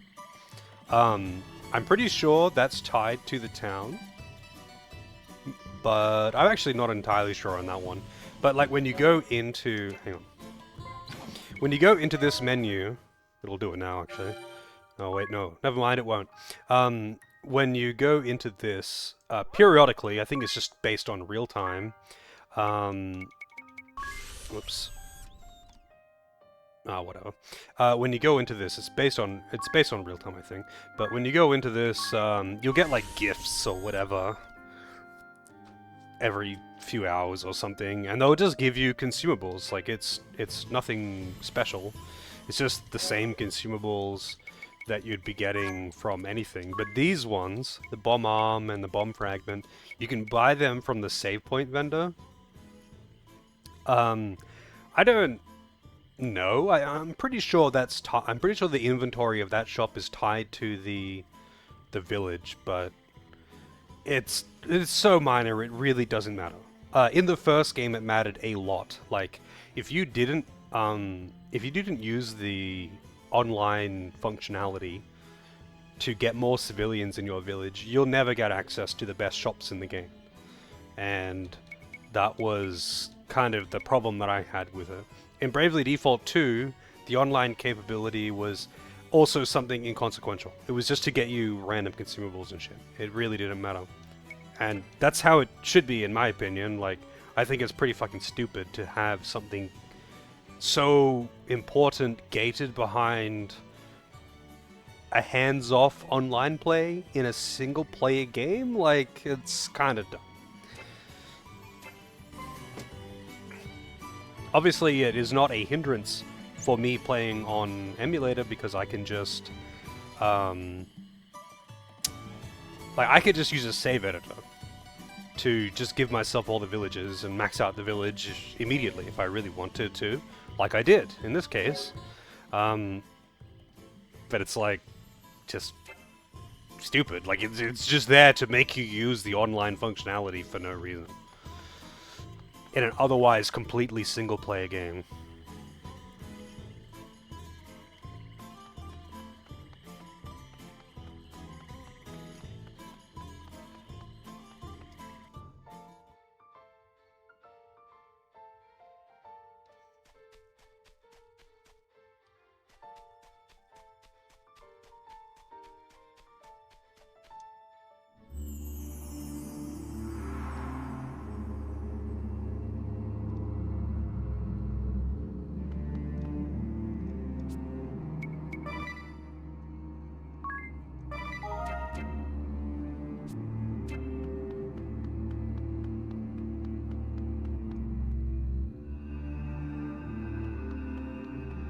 It's weird that these aren't actually dungeons anymore.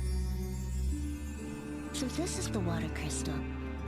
And this is how it's supposed to be glowing? Probably.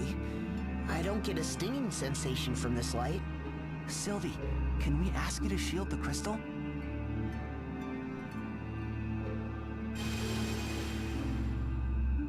Whoa! Even I feel reinforced. Way to go!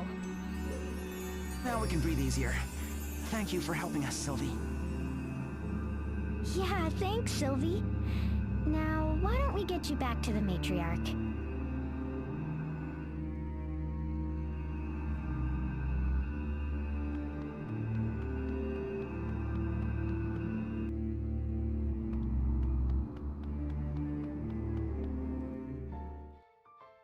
Yeah, maybe walk all the way over there, but just one cutscene.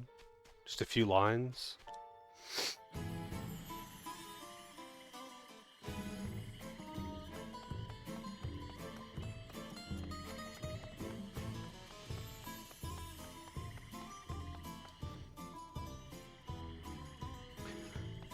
The cup noodles.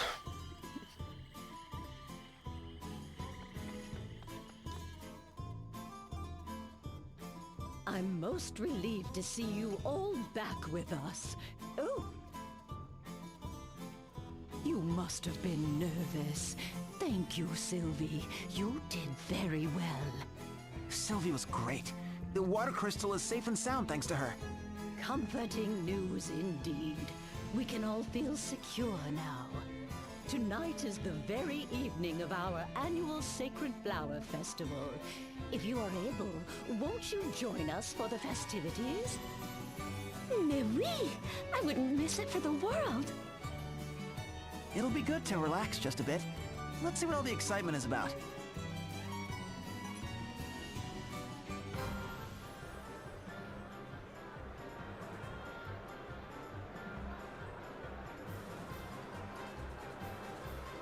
Ladies and gentlemen, it's the moment you've all been waiting for.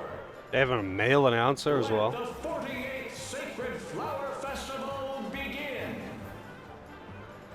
And now, I'm proud to introduce the contenders for this year's Flower Maiden and Bloom Groom. Let's give them all a big round of applause.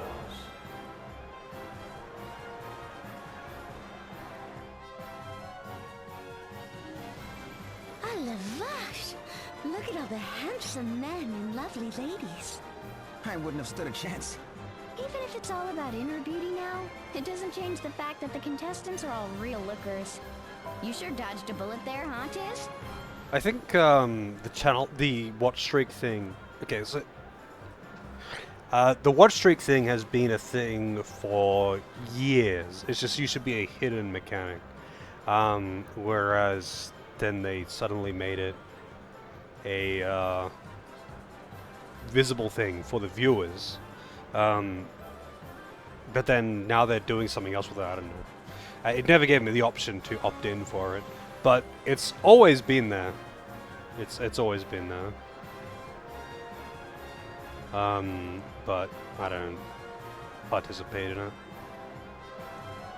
I don't participate in it. I don't pay attention to it. When they made it like visible to the viewers, like a year ago or something, people were like, "Wow, this whole new thing!" But it's been there for years. It's always been there. Well, not always actually. It's been there for a very long time. But yeah, I'm not sure. Like as a streamer, I don't actually have the choice to opt in or out. When they were testing the new visibility thing to be able to show streaks and whatnot, they were doing that like on a stream by stream basis. Like they just either added it or didn't add it. I think maybe they gave you the option, like they would ask you or something. I don't actually know, but yeah, it's a bit odd. I think they're doing something. I think they're like backpedaling on it now though, because there was some kind of mistake and people were angry. I really don't keep up to date with this stuff. But the watch streak mechanic has been there for years.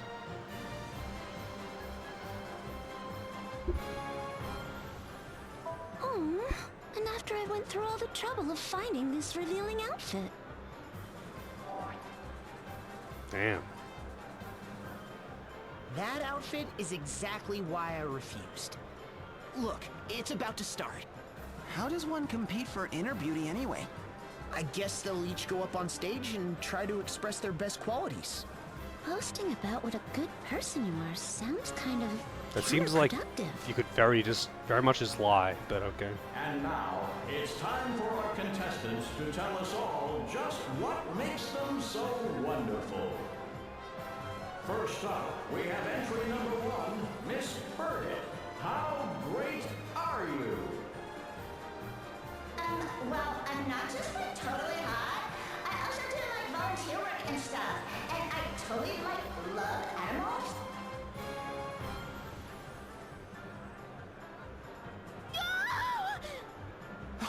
Did you just hear a scream? I did. It sounded like it came from the city gates. And it didn't sound good.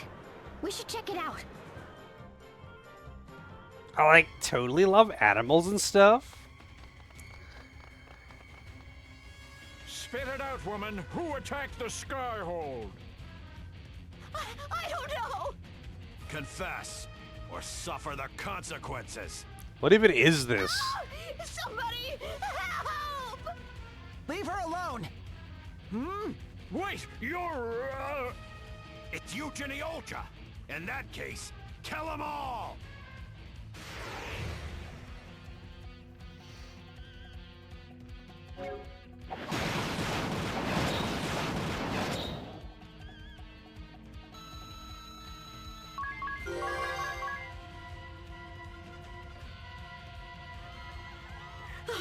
Thank you. Thank you so much. Don't worry, just doing our job. But it looks like we're not done yet.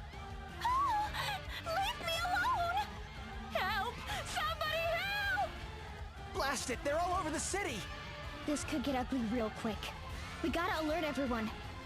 I'll head to the stage. You guys hold things together here. Roger that. We'll meet up when we're done here. Idiot, be careful.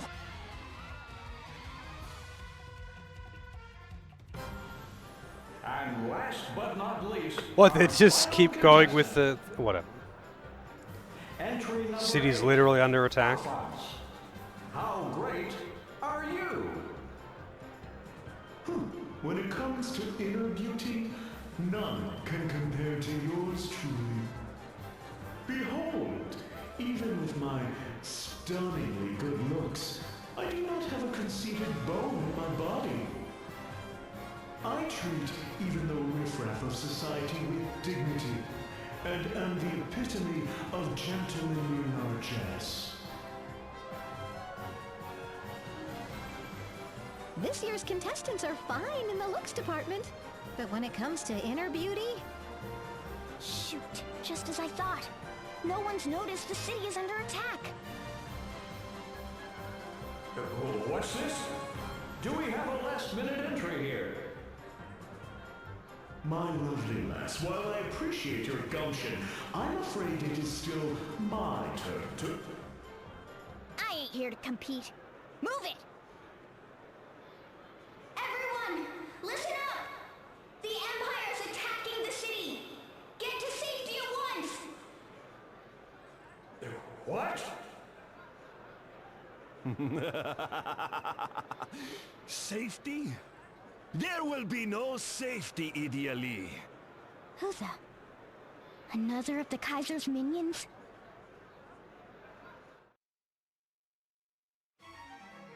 I am Geist. Geist the Bloody. I will ask. The Skyhold. Who led the attack? These people don't know anything! Preposterous. But have it your way.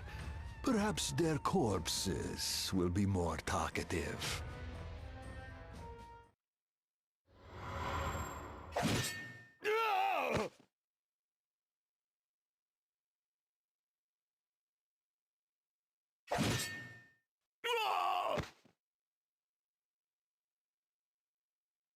You monster! Oh, did I kill them? Do forgive me. Undo.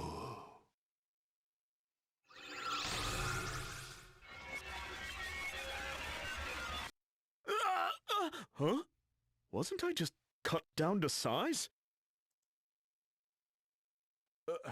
My wound, it's gone. Behold my power. The power to make anything that happens unhappen.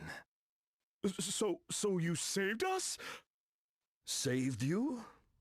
Oh, yes. I'll save you over and over, that I might be hurting you all the more. I cut you down and bring you back, and cut you down and bring you back, over and over and over again. Your wounds may disappear, but the horror and pain will remain. If you talk, perhaps, I will show you mercy. We do hope that someone here knows who attacked us. For if not, I will make it as if every last one of you never happened. No, please. I'm too handsome to die. I think not. Block all the roads. No one leaves the city until we have answers. Yes, sir.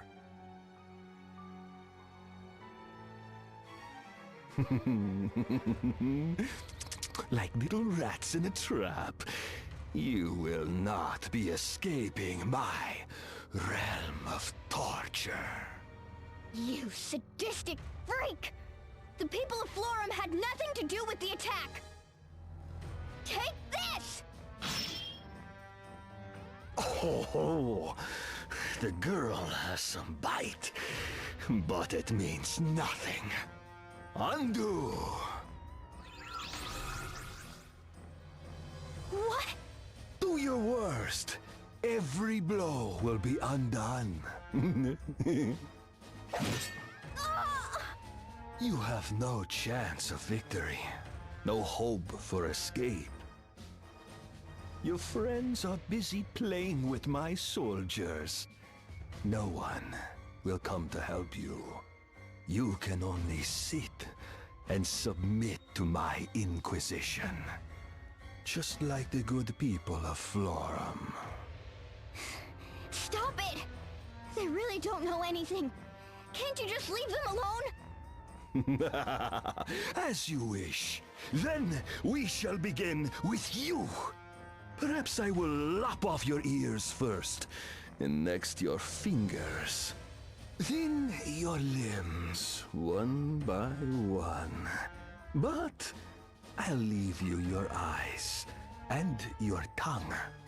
It would be a shame if you could not look on your body in pieces and cry your secrets to me with your dying breaths.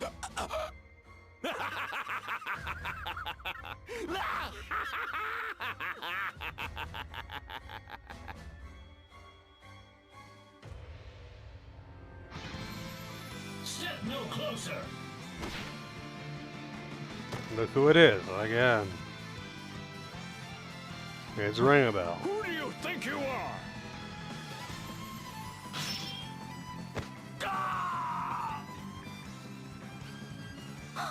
Alternus! What are you doing here? Whenever you are in peril, there I will be. I will protect India against any foe. You are in my way. Time that you disappear.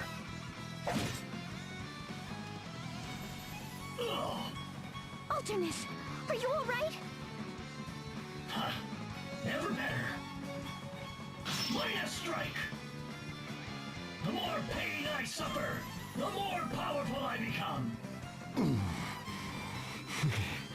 Impressive. My blade knows no mercy. My wounds become yours. This is the way of the Dark Knight. Gladly I give my own life to vanquish my foe. Care to wager on which comes first? Me running out of life to give, or you falling to my blade? We may be made to clash, you and I.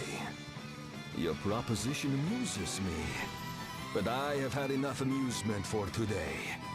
We will meet again. I suggest you say farewell to your loved ones before we do. Thank you, Alternus. You saved me again. And that is all that matters to me, Idia. I would come running from the farthest corner of Luxembourg if only you called my name. Alternus. Whoa! What a power couple! The girl who risked her own life to save our city, and the dashing knight who came to her rescue. Why, they're our our saviors! Who better to be our flower maiden and bloom groom? No doubt about the inner beauty of these two selfless souls. What? Wait, you got it all wrong. A power couple, they say? Without further ado, let us resume the festivities. Our final contenders are these two last-minute entrants, Idia and Alderness.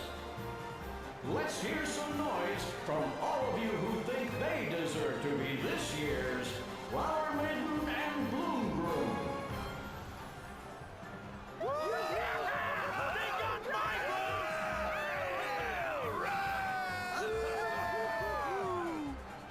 What a reception! Looks like we have a runaway winner. Ladies and gentlemen, I give you your Flower Maiden and Bloom Groom, Idia and Alderness. Let's give them another round of applause. Wouldn't you all like to know a little more about our new winners? I know I would. Tell us, how does it feel to be voted the finest couple in Florum? Not too bad. It seems that even with my helmet donned, I cannot hide my manly charms. What the? Cool your jets there, Buckethead. Yes, well, this year's contest does place an emphasis on inner beauty over mere good looks. And the beauty within you two has clearly charmed our audience today. I have every confidence that Idia would have been chosen even if the contest was still one of looks alone. Ah, can it, Alternus? Whoa, what's going on here?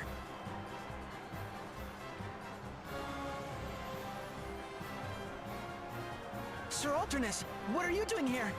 You guys, can you believe this? They chose us to be their flower couple or whatever. Us! Vraiment? How wonderful! Oh, might you be friends of the Flower Maiden and her Bloom Groom? We'd love to hear your impressions as well. I'm not quite sure what's going on, but good job, Idia. Yeah, way to go, you two. C'est incroyable! Félicitations!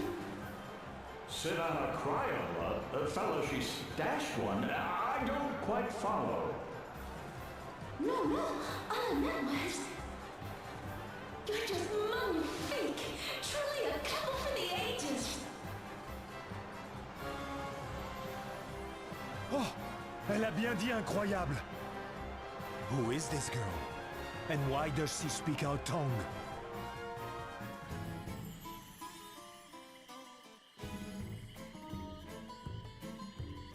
Oh, I have control again. I was kind of not paying attention, to be honest.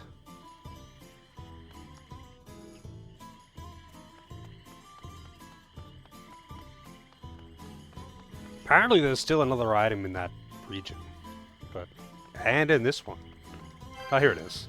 Okay, there's that one. I'll find the other one. At least I'll try to find the other one.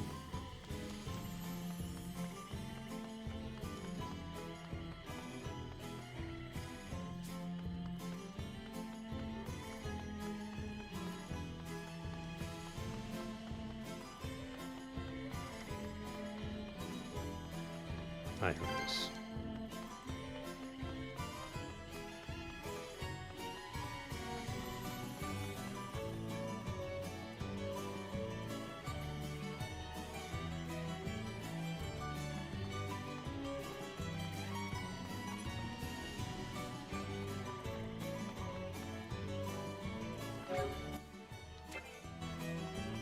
It'd be nice if I could get a boss fight.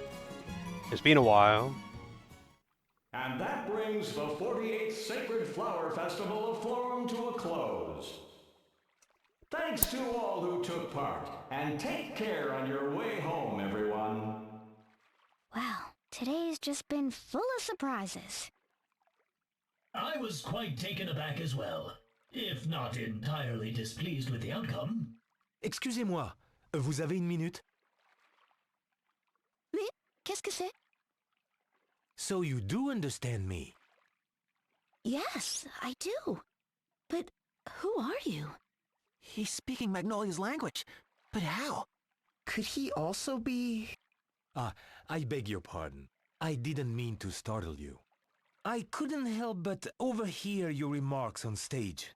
You were speaking the language of the Sagitta. The who, what? The Sagitta.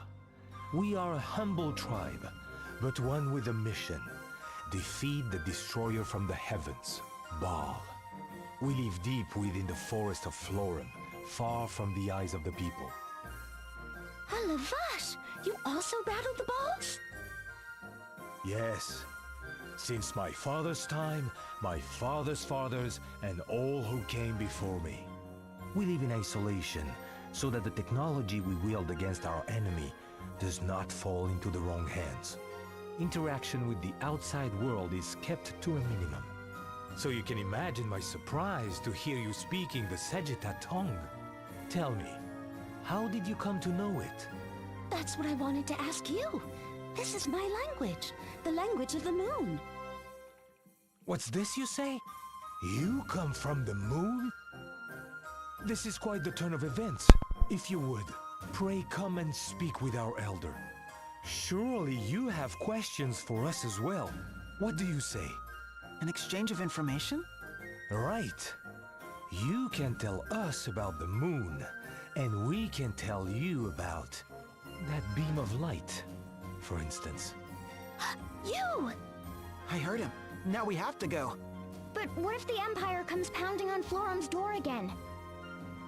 I'll speak with the matriarch about shoring up the city's defenses. In the meantime, count on me to watch over Florum. You're the best, Altinus. All right, monsieur. Will you show us the way to your village? But of course. If you would just lend me your map, mademoiselle... Magnolia. Enchanté. Moi de même. I am Lotus, engineer of the Sagitta.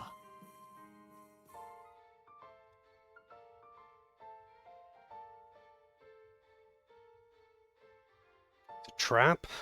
Yeah, Moonspeak in this universe is French. I'm surprised you only just noticed that she's French. Well, he's French, but Magnolia's French, and it's funny because the merchant guy, Ratman, he's also got like a comically overdone, cartoonish French accent thing, but she's like she commented on his odd accent because her comical accent is different to his comical accent.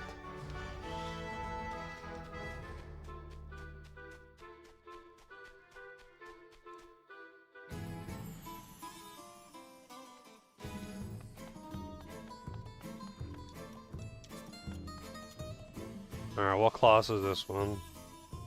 Gracious me, what an outrage! Can I not even eat dessert in peace? I thought 4 servings of cake was enough, ma'am. Now, if you please. Of course, I'm just so busy with everyone pulling me in every direction. I'm starting to get motion sickness. Well then, what's on the agenda for today? Now then, your inspection of the Twilight Ruins and the feasibility study for the new school. Oh, no! An inspection and that blasted study? There would need to be 2 of me to do it all. They worked me to the bone, I say. To the bone! It's exploitation, that's what it is. They think they're going to dump all this work on me? Alone? Ah, I think not. You there! Huh? I hereby name you Florum's Interim Superintendent of Education, effective immediately. Hetty, do see that all the necessary paperwork is filed. Yes, ma'am. Super and what? Sorry, I'm not sure. Now that that's taken care of, since I am so passionate about Luxembourg's cultural heritage, I will go to the ruins. While you survey people about the new school. Your stocky little legs look well suited to tromping about the town, at least. Chop chop! Hold on, lady. I don't know you from a bowl of gravy, but Shush, shush, shush! Zip those lips and move those hooves. I realized I don't fucking care.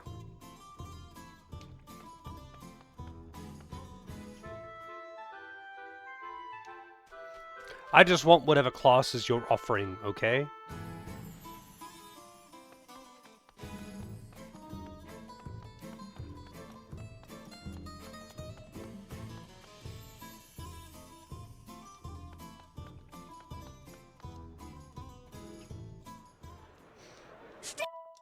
I'm curious what classes they are, but I really don't care what you have to say about it.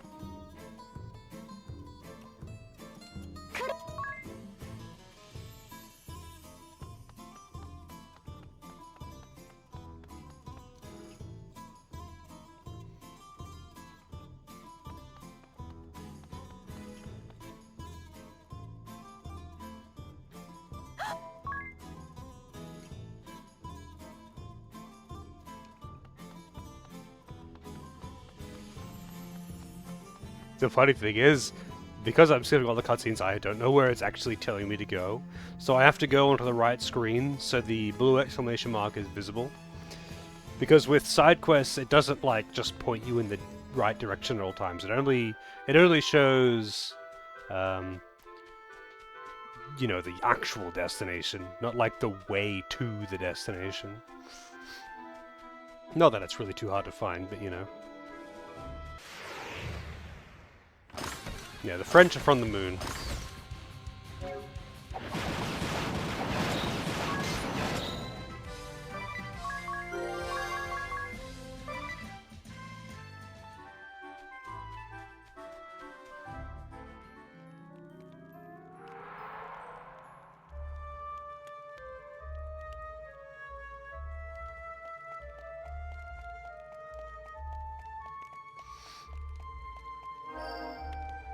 Oh, this is an alternating doors dungeon.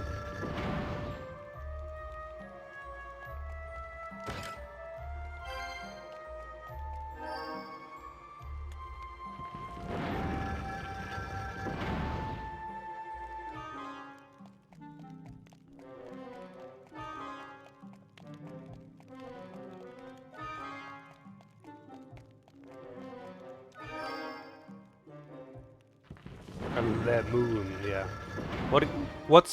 Do you, in French, do you just say moon, or did they have like another word for it, like lunar, or something?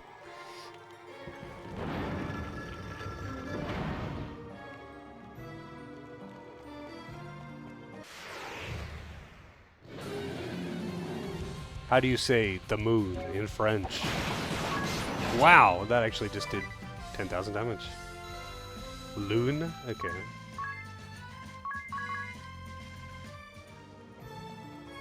Summoning all French people. I know I have a bunch of French regulars.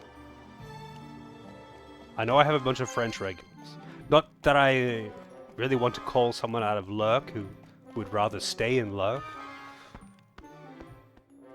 But you know, I know there are a couple of you out there.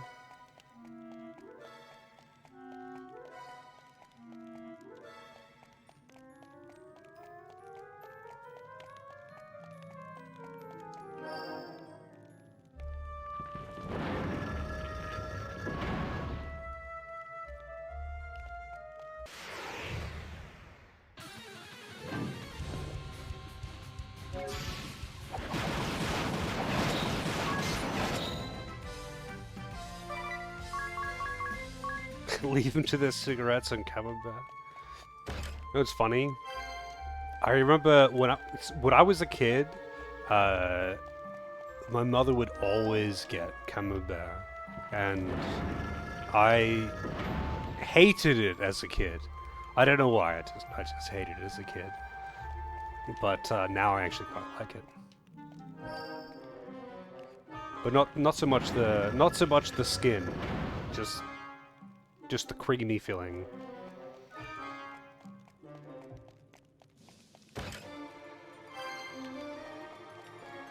It's got a really nice texture though. But I just hated it as a kid. I don't know why. I just hated it when I was a kid. Wait a minute.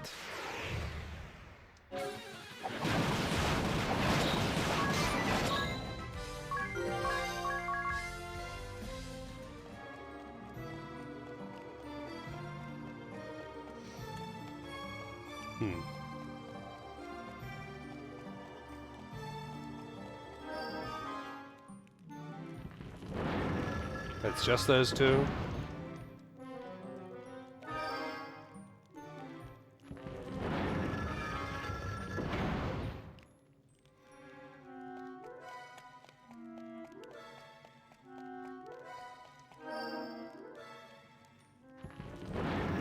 I'm guessing there's a hidden passageway here.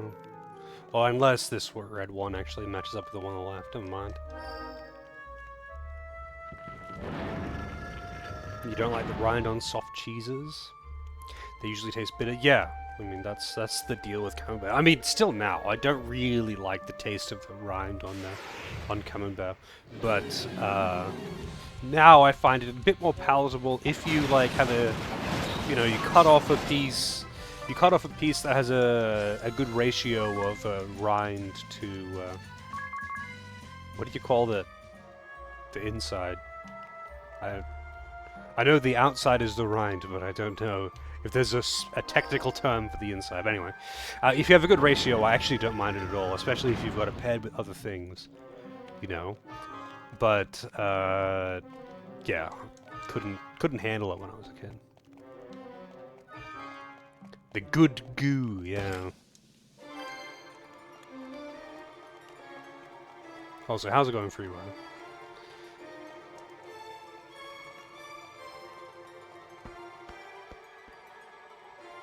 Yeah, you wouldn't want to eat just the rind. That would be pretty fucking disgusting. Or it'd be pretty overpowering at the very least.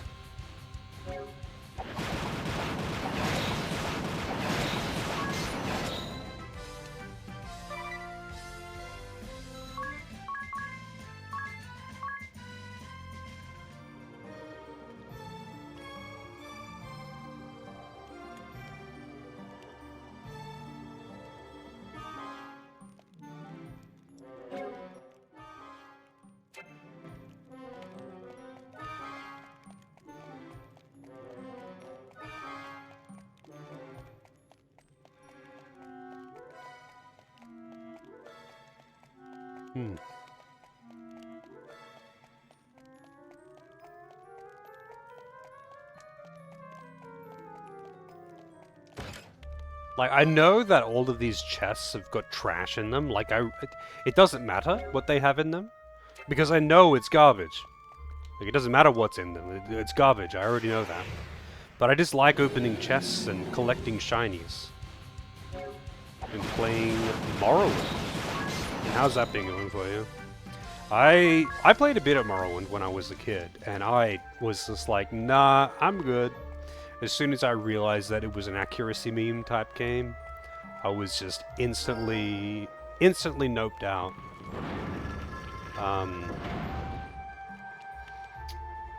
But yeah, maybe one day I'll give it another go. Maybe. Because, like, I know that the things that people love about Morrowind are, entirely world-based. It has nothing to do with the combat. It's just that the world is, like, you know, very varied, and there's lots of different environments and good quest lines and all of that good stuff. But, like, that means nothing to me if the combat is accuracy memes.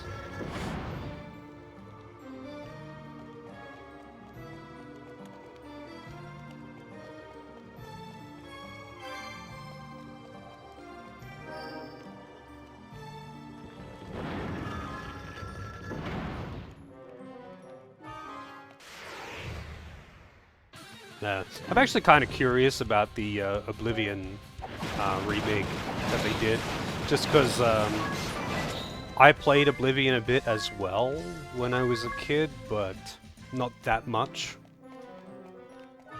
And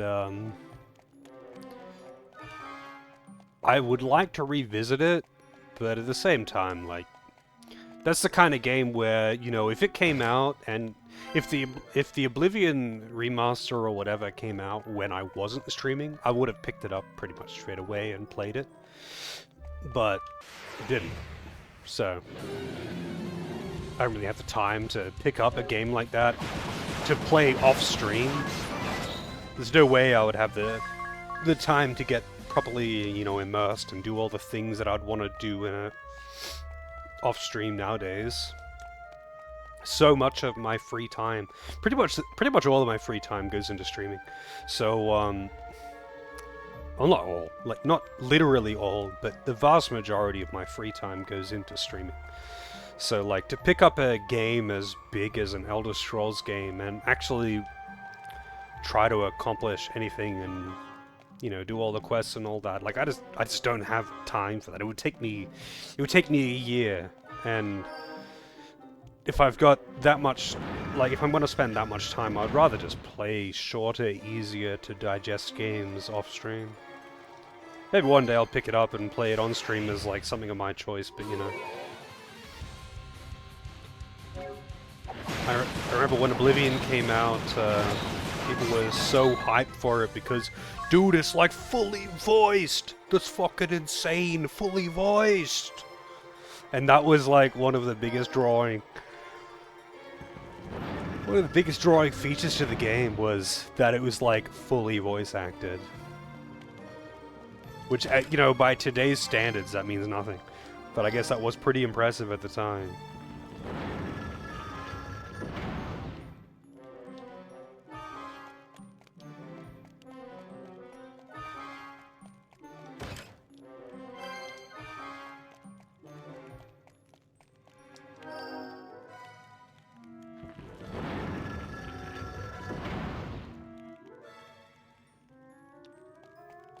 Yeah, that seems to be a staple of Chinese RPGs, is grinding.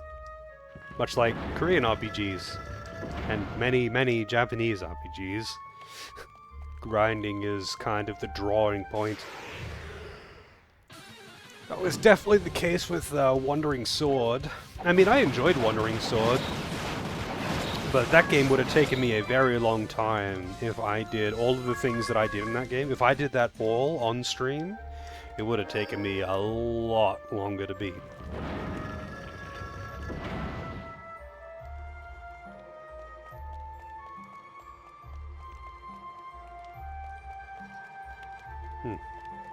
There's another hidden item.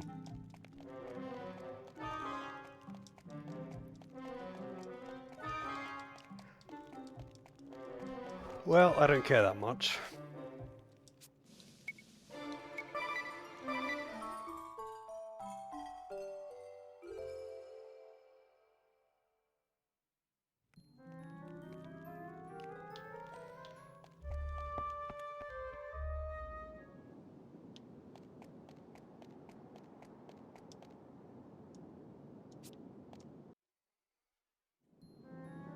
Magnificent!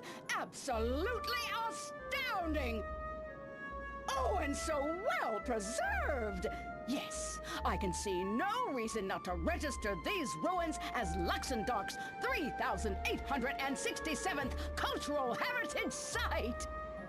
Just as you say, ma'am, you've been so enthusiastic in your duties, nominating every ruin of any possible cultural significance. Why, you've registered so many sites that not being registered has also become a mark of prestige in culture. Yes, I'd say that this would be a perfect 3,867th Cultural Heritage Site. Nice and tidy and compact, and boring. Yes, I know it all already. No need to preach to the choir, darling. Let's zip those lips. Excuse me? Hello, and who might you be, little girl? That is Miss Idia Lee, ma'am. The young lady that you recently named Superintendent of Education in Florum. Oh, of course! Yes! I had not forgotten, dear. I simply didn't recognize her face at first. And what is the superintendent here for, Oh, wait, I remember. Yes, yes, that's it. She was to investigate whether the new academy in Florum should be co-educational or not. Precisely, ma'am. Yes, yes, yes, of course. I am so on top of things, it's frightening. Now, let us hear your opinion, Superintendent. Shall we separate boys and girls in the new school or not? Look at him.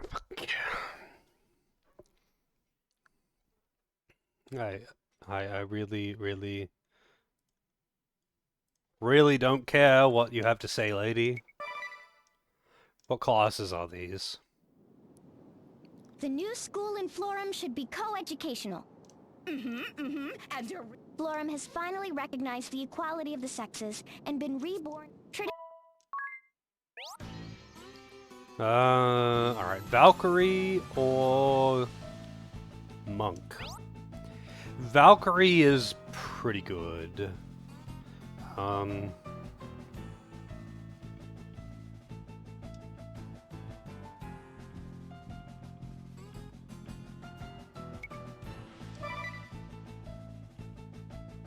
Valkyrie it is. So you want to fight, Einherja? Holder of the Valkyrie Asterisk and Yeah, whatever, dude. Let's see if I can do it.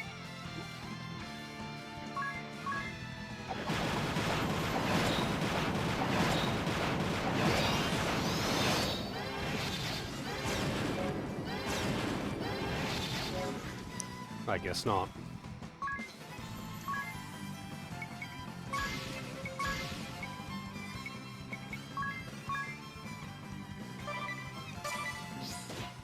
That's gonna rob. Oh shit.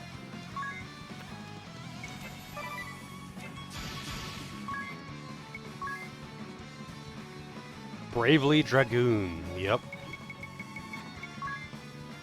But please, this is not Dragoon TM.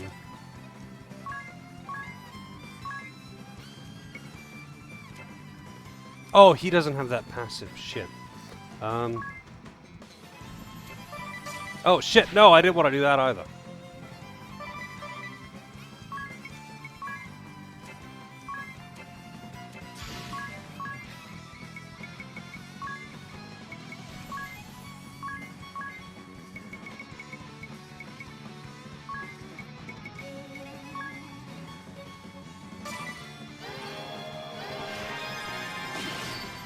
God damn it.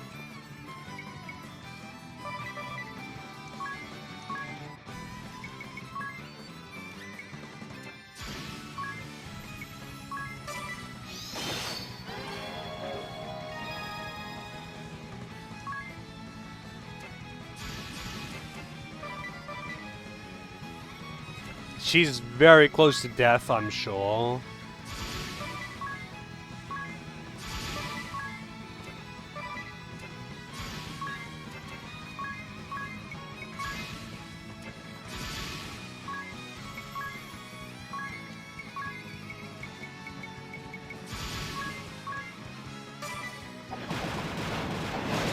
There we go. Forgive me, my sisters.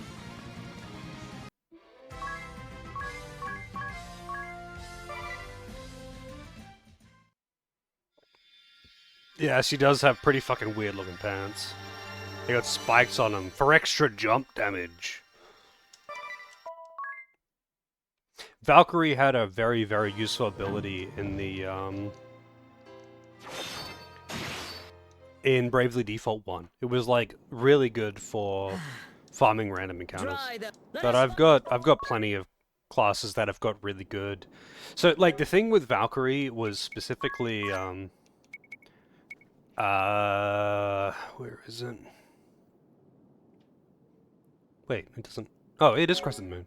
So, Crescent Moon hits all enemies for normal attack damage at the cost of 1 BP, so it's essentially a double turn.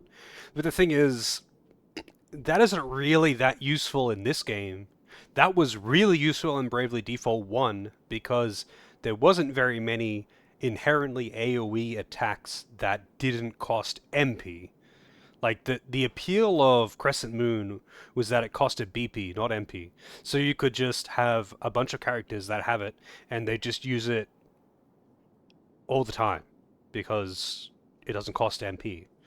But there's lots of attacks that do that in this game. Like, that's really not that useful in this one. Like, maybe if I was fighting, like, 8 enemies, that would be useful, but I think the most I've seen in one encounter is 4. I don't think this game has more than 4 enemies in one encounter ever. I mean, maybe it does, but I don't know, man.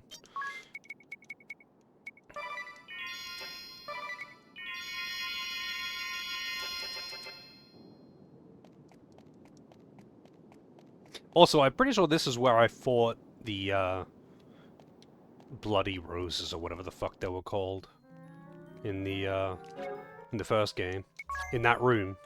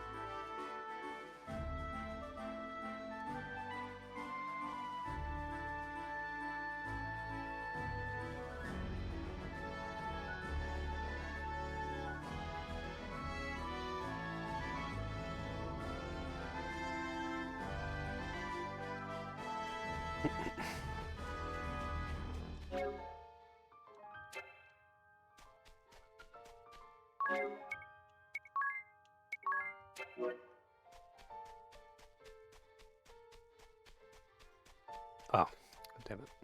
I still don't know what those little obelisks are for. I'm sure they're plot relevant later, but they haven't been plot relevant yet, and I haven't been able to interact with them at all yet.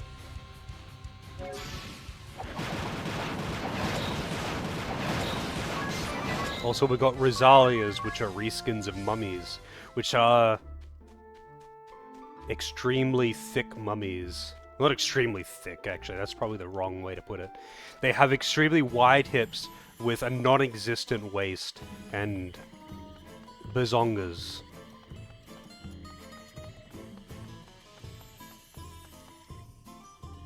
Not really what I would expect of someone who is mummified, I guess? Wait, where was I going for the main story again? I just came back here out of instinct. Where am I actually meant to be going?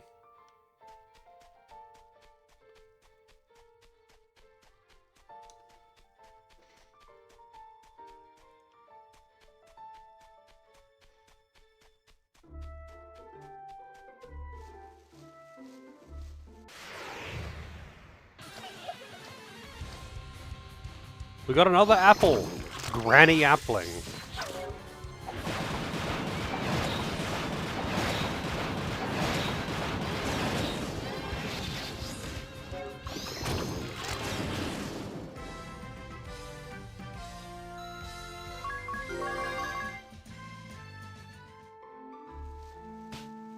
Oh, I'm poisoned?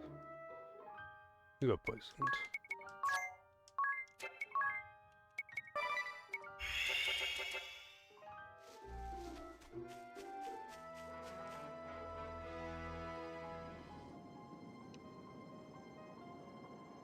Incredible. Are these the remains of some great beast? The woodland Orochi. Giant snakes worshipped by the people as the guardians of Flora. Guardians? But then... They were hunted, near to extinction, because someone wanted to weaken the strong faith that ruled Florum. As a result, the forest here began to wither, as did Florum's virtue. This is the way to your village? It is. Try not to wander. It's easy to lose your way. Why can't you just guide me there? Like, why do I need to find my own way? What the fuck? Also, there's apparently 2 hidden items in this area. There's one. Tengu's Sneeze. I'm guessing that's the strong wind element offensive item.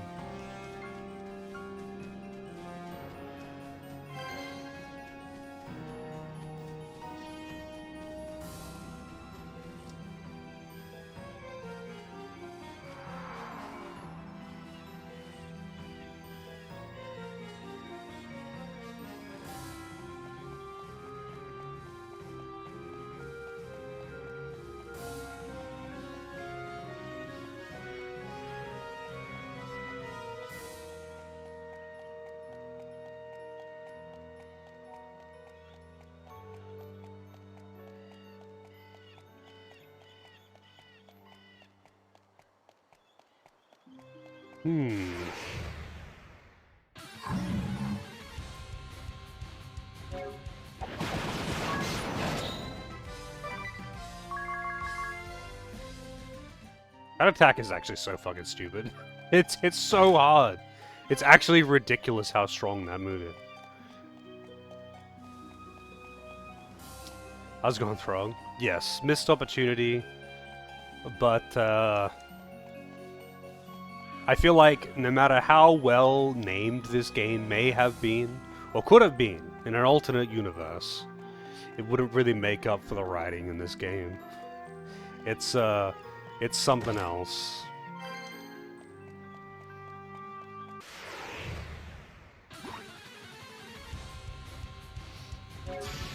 How is the Baldur's Gate going, by the way? One day I really should play Baldur's Gate 1 and 2.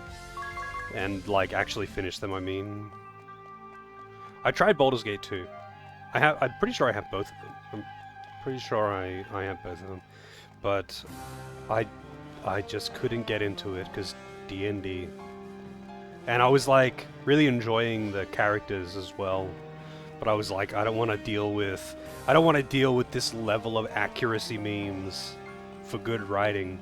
But I should have just, like, set it to easy or something. I'm pretty sure it had difficulty options. I just hate dealing with accuracy memes.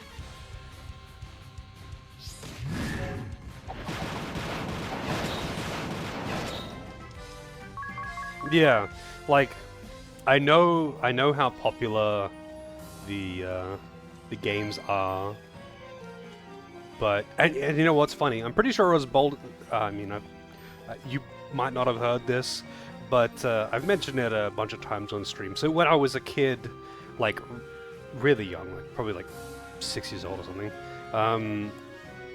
at one point I was just like set at a computer to just, you know, be out of the way of the adults for a minute while they were doing their thing, and they were just like, here, play this game, kid. Play the computer for a while. And I was playing a nondescript RPG that I could never remember. But then way later, like in my 30s, I was like, man, what was that game? What was that game? Because it left a mental image for me. And I'm pretty sure it was Baldur's Gate 1. I'm pretty sure it was Baldur's Gate 1. So I really should, you know, I should go back and finish it. But I'm just not into D&D. As much as I love a good CRPG, I just can't get into D&D mechanics. It's like I really enjoyed the writing in them, but D&D mechanics where it's just like accuracy and evasion is the only stats. It's like it just makes me nope out so hard.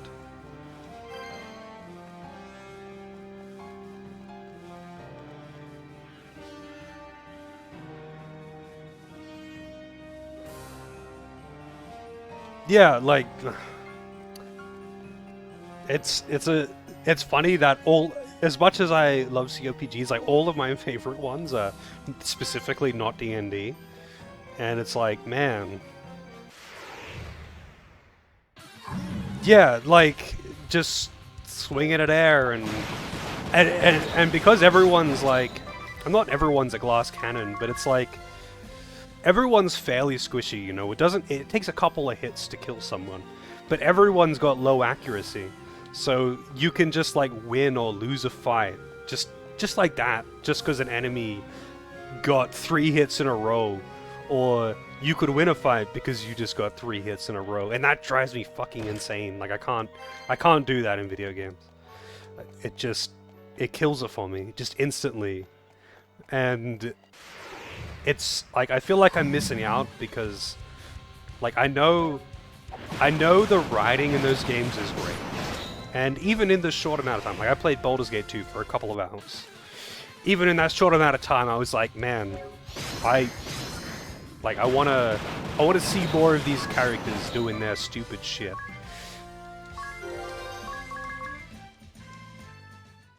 Yeah,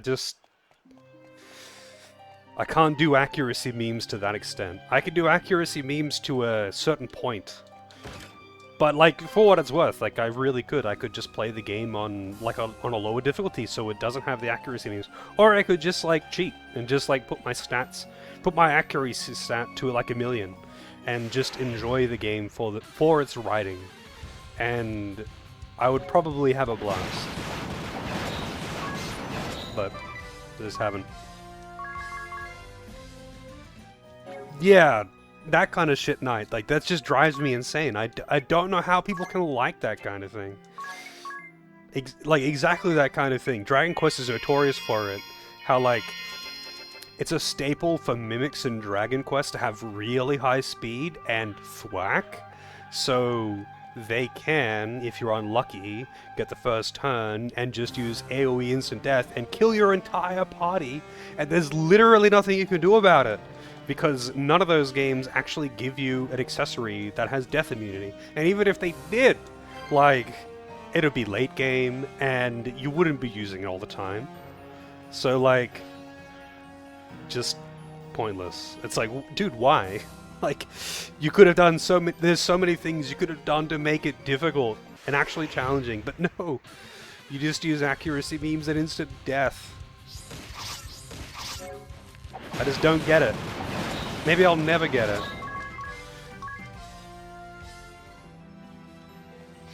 Apparently the accuracy memes in Baldur's Gate 1 are worse than in 2.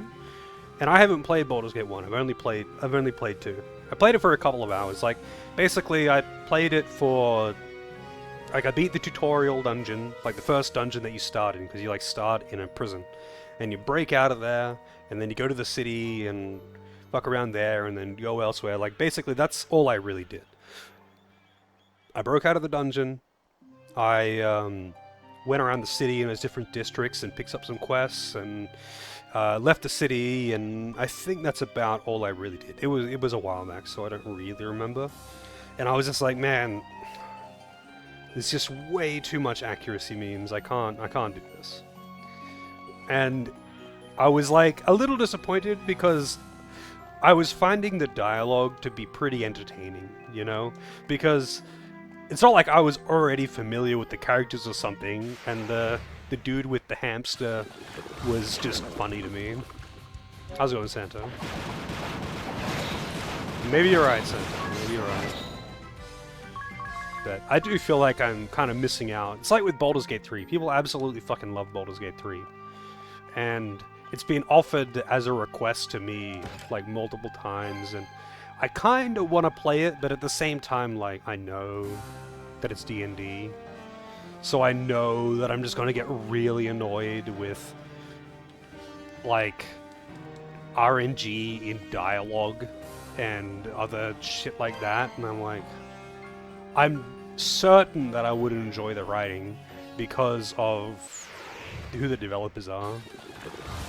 But at the same time, I'm also certain that I would just get annoyed with the combat. I'm still waiting, you know, my dream. The dream is Divinity Original Sin 3.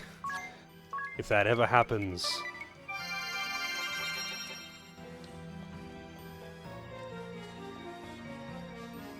If we ever get a Divinity Original Sin 3, I'll be on top of it.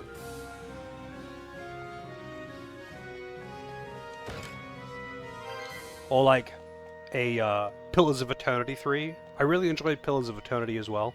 You know, The funny thing about Pillars of Eternity, though, is I really enjoyed the first game, and the entire time I was playing it, people were like, "Oh, dude, you gotta play Pillars 2. It's so much better." And it was also really good, by the way. Like, Pillars 2 was great. But I think I actually enjoyed Pillars 1 more, because it was, like, a little bit less into the 500 different stats that are literally just accuracy or evasion. Pillars 1 had that as well, to a certain extent, but nowhere near as much. Pillars 2, like, leaned way more into it. Like, that's kind of my problem. That's pretty much just entirely my problem, actually, with D&D. Is, like, a million ways to improve accuracy and evasion, but that's it. Like, that's it. There's no damage reduction that's of note. And if you want to be effectively tanky, you want to be basically naked and just buffed up. So, like, the tankiest class is a naked monk, and the heavy armored classes are actually kind of just shit. And it's like, dude, why can't you just have more defensive stats? Like, why isn't damage reduction a thing? Why is it only evasion and accuracy?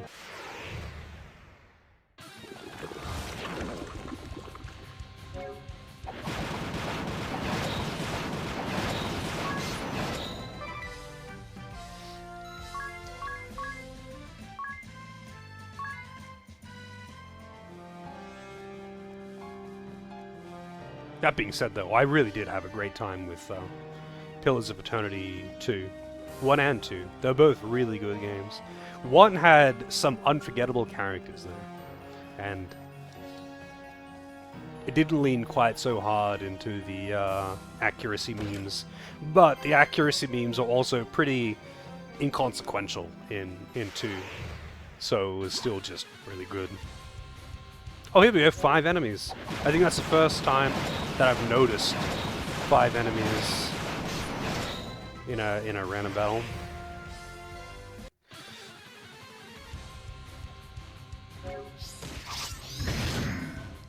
Wow, that hit really fucking hard. Holy shit.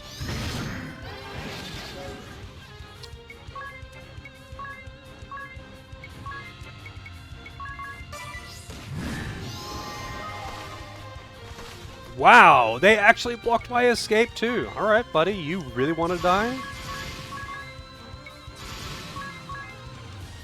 I guess he really wanted to die.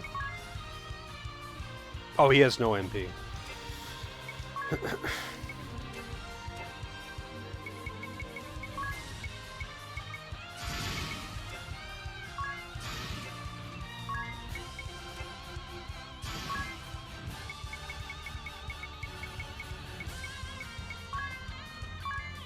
Man, every stream that I go into, people are shitting on D&D. Oh man, I'm actually dead! Wow. Alright. Those ogres are dangerous. Those ogres are seriously dangerous.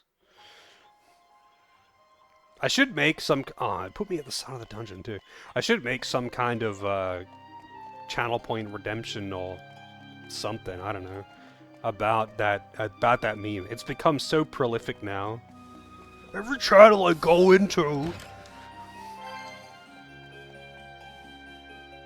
Danger, yeah, definitely danger. These enemies hit pretty hard. That was, like, specific, though, because, pretty much, the girls do all the damage here. The girls do all the damage. So, when the enemies have reinforcements, specifically, when the second wave of enemies comes out, so they'll kill anything in one turn, but when the reinforcements come out, they've already spent their turn, so they can't kill the reinforcements, and I'm left with the 2 mages, and they do all right damage, but in my auto battle, they don't do much. Like, they're not set up to do a shitload of damage.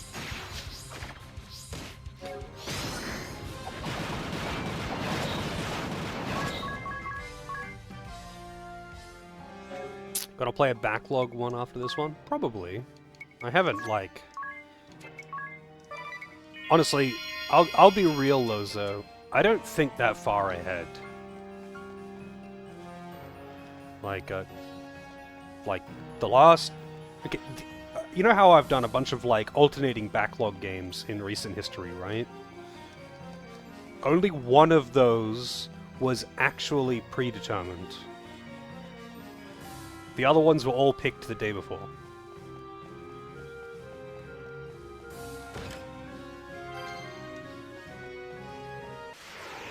The only one that was predetermined was Remnant 2.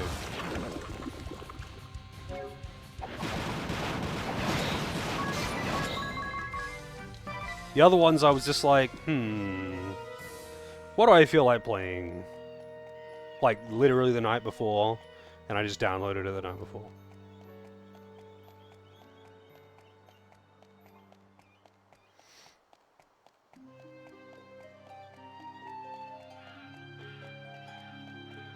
Remnant 2, I just wanted to play, like, for ages. I was, like, looking for an excuse to play Remnant 2 on stream. Because I really enjoyed Remnant 1, and it's a game that was gifted, so of course I wanted to play it on stream. But, yeah, I was just like, fuck it. I'm playing Remnant 2. You know what's funny, though? I was going to play Remnant 2 ages ago as a My Choice game, and I was like, just planning on playing it. Just on stream. And then, just as I was going to do that, I was gifted Doom Dark Ages. And I was like, well, shit, alright, I'm gonna play this. I'm gonna play this instead. I just got it. And I really wanted to play it because I loved Doom Eternal in 2016. And, no regrets. Dark Ages was fun as fuck. But, yeah. That was going to be Remnant 2. And then it became Dark Ages. And, then I was like, alright, well now I gotta find another excuse to play Remnant 2.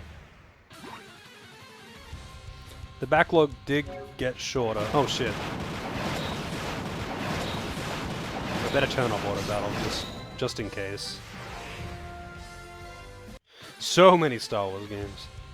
Yeah, it would be so many Serious Sam games as well if I hadn't already played a couple of them. Oh wait.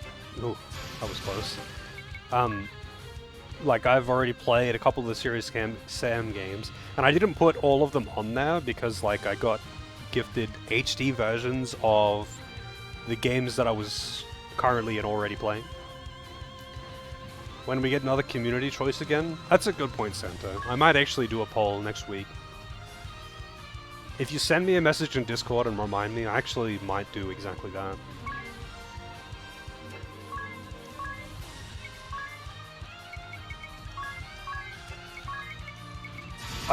The thing is, I always forget to actually do things like that. I always get like a, you know, a random whim. I'm like, oh, I should do this, or I should do that for stream. But then I just completely forget. And by the time next stream comes around, I'm like, oh shit, I forgot. Oh shit, neither of them have MP. Am I gonna die to the exact same random encounter again?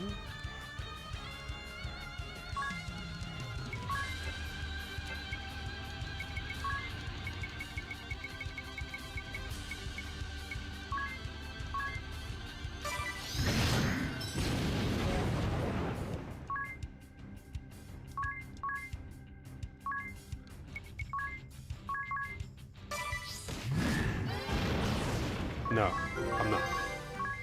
Dying is a day worth living for, yeah?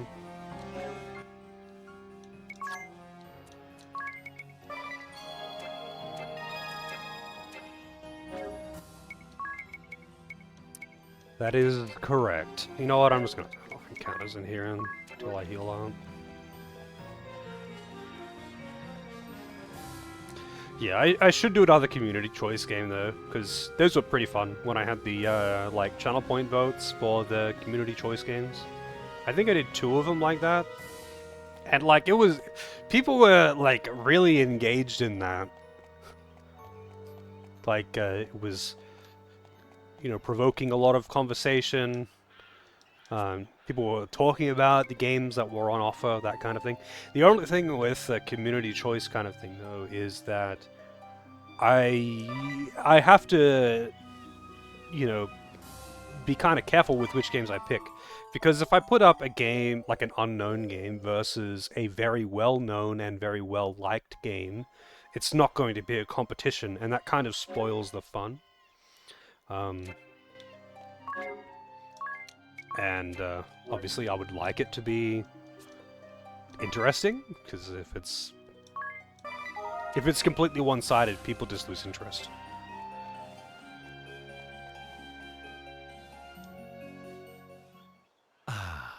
And here we are. It just looks like more forest to me. Is there really a village around here? Why don't you watch and see? Sésame, ouvre-toi. Wow, the path just... That's amazing! How does it work? Come on, tell me! I'm afraid that's strictly confidential. Ha! Too bad for you, I already memorized it. Shazam! Uber tall! No, that's not it. Say some... Please stop talking.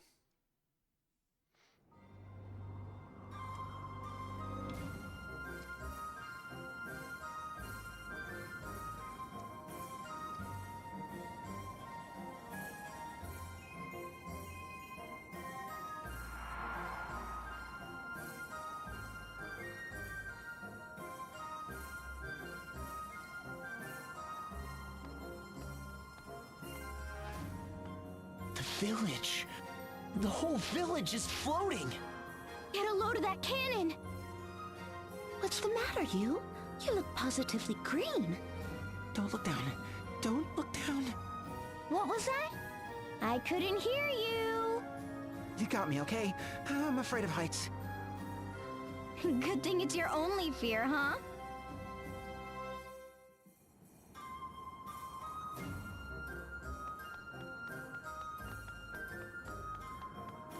Alright, what do we get? Yeah, all of the voice actors are standing too close to the mic. And I've been thinking this the whole time, Knight. Like, they've got different flavors of very cheesy French accents in this game. Kind of weird that they don't have any cheesy other accents, it's just French. But no one has said, Sacre bleu! No one has said this yet. That's like the cheesy line. No one has said it yet. And I'm a little bit disappointed. Like, I know no one says that in real life at this point. But, like, if you're going to do, like, cartoonish, cheesy accents, it feels like a missed opportunity to not use that. Like, that's kind of the point. It's like having a comical Australian thing not say crikey or bloody hell. It just seems weird. Do I want to actually buy these? These are like really minor upgrades.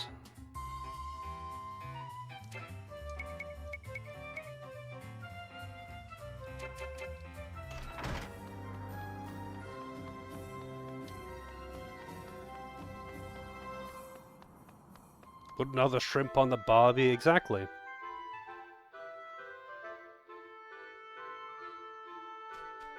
Oh, this is outside the city. Lavash? I mean, Magnolia has said that one a whole bunch. She says that actually quite frequently.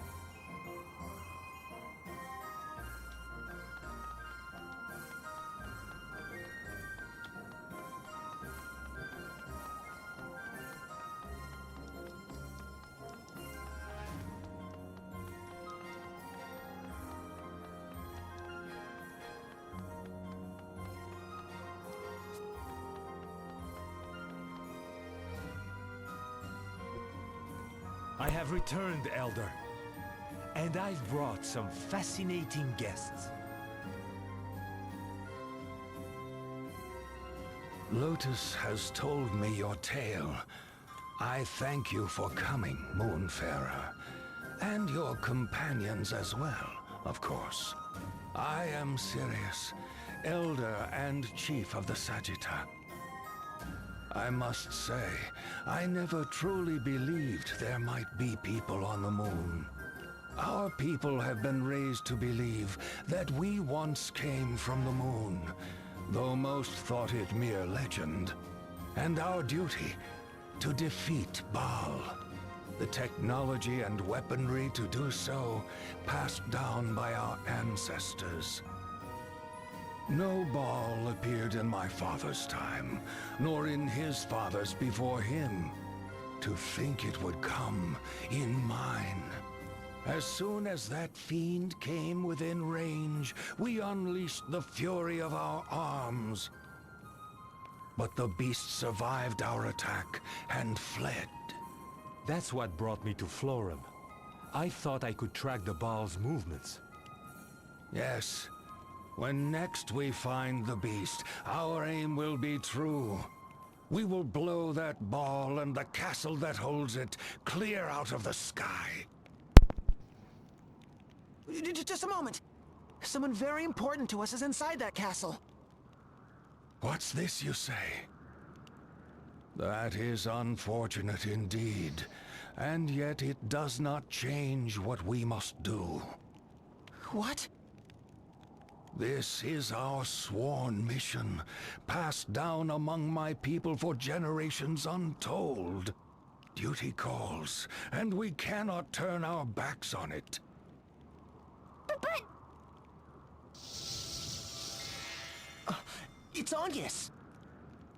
I have heard everything, my friends. Do not concern yourself with me.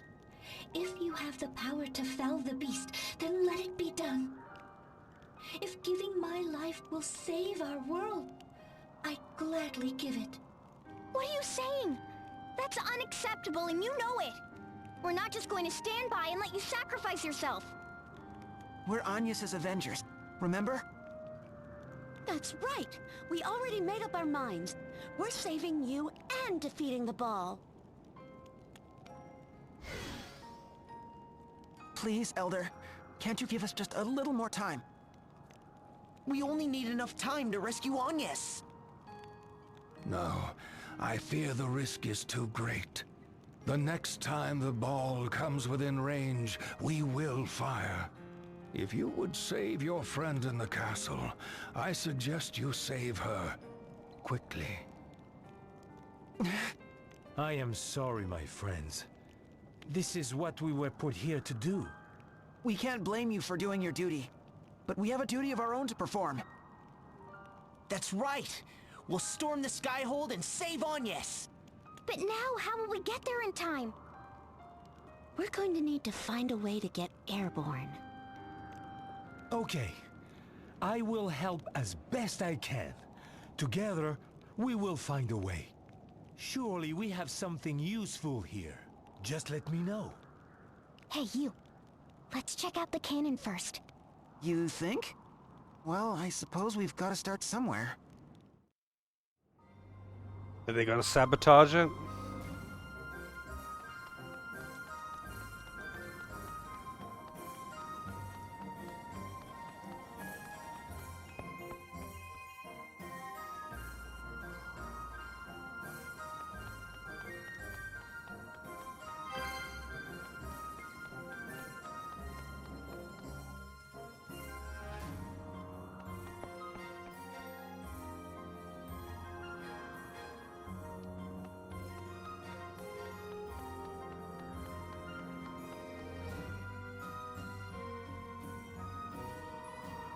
Papa, tu es revenu. Wow, it's actually telling me what they're saying in French now. Behaving and doing what your grandfather tells you. So normally when they're speaking in French, it doesn't actually translate it. So unless you speak French, I guess, it doesn't, like, you don't know what they're saying. But this time, it actually translated it. That's the thing, the first time they've done that. course, Papa.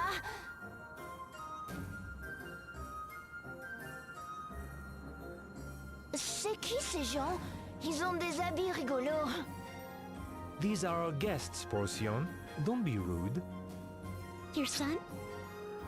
Yes, my only boy. He's quite a handful. Don't ask me where he gets it from. That's good. Means he's healthy. Sure, as long as he doesn't break his neck first. I didn't figure you for the overprotective type.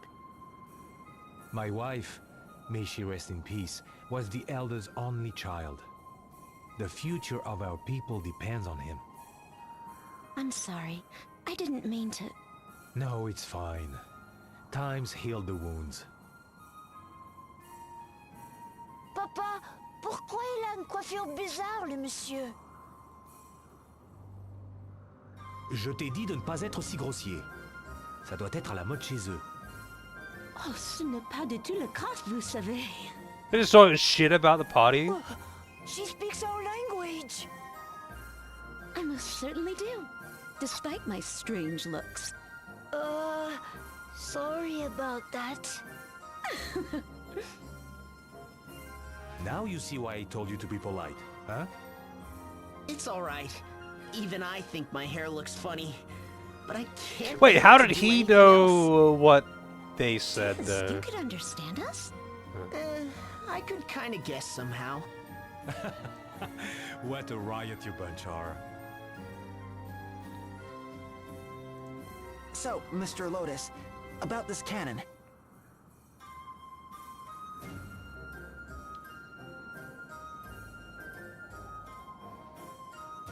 Oh, right. You had your eyes on the SP cannon. A true technological marvel, this. It converts the energy we call SP into a burning ray of immense power. Of the many weapons passed down among the Sagitta, it is by far the most potent. Uh-huh. So that explains the beam and those enormous... How the fuck do they hide this gigantic city-sized cannon in the forest? Nothing of this scale on the moon. Did you build it here? Oh no, it was not us. It has always been here, since the days of legend. Our people have lived in its shadow for centuries, that the day might come when we use it to shoot down the Baal. SP cannon, huh? I've got it. How's about you shoot us out of this thing over to the Skyhold? You'd be blasted en mille morceaux? Try to think of something that won't kill you. Oh, really? I thought it was a pretty good idea. While we think it over, come and take a look at this.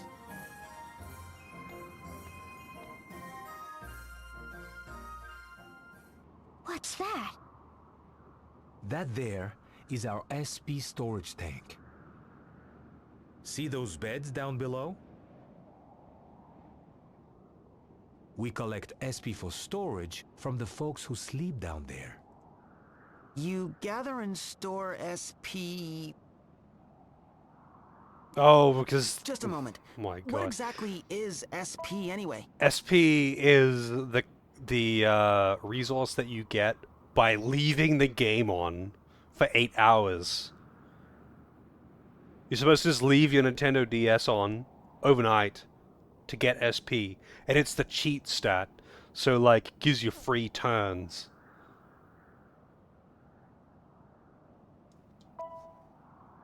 Good question. The truth is, even we don't entirely understand. But it's said that SP is energy produced by the flow of time. You know how energy can be harnessed from the flow of water or wind, yes? Same with SP. But it's harnessed from the flow of time, as far as we know. It is? Believe it or not, I never knew that. Then perhaps this hourglass operates on the same principle? Hourglass, you say? It can also collect and store SP. In fact, it seems to do it all automatically. Incroyable. Such a small device can store SP? And you don't even need to sleep? Could you let me have a look at it? Be my guest. Ooh la la. What are all these scratches and dings? It looks like it might fall apart at any moment.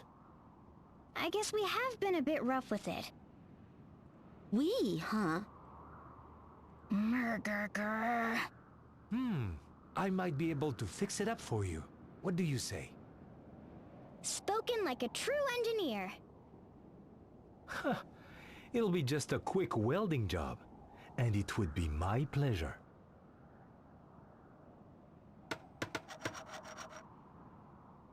Voila! Take a gander.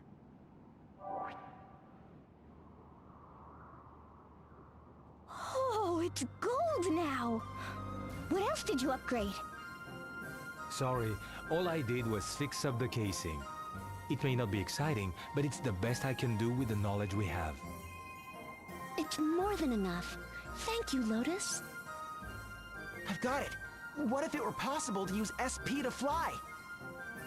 Please, Mr. Lotus, we need to know more about how SP works. Do you know where we can find the earliest records of the Sagitta? They just might have the answers we seek.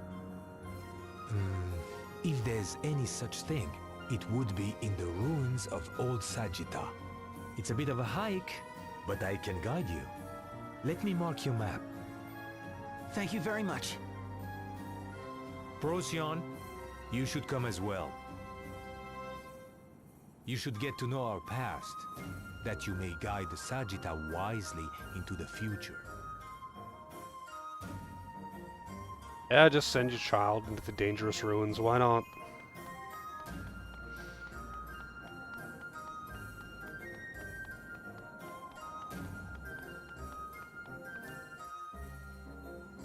Yeah, they aren't real French people because they aren't smoking.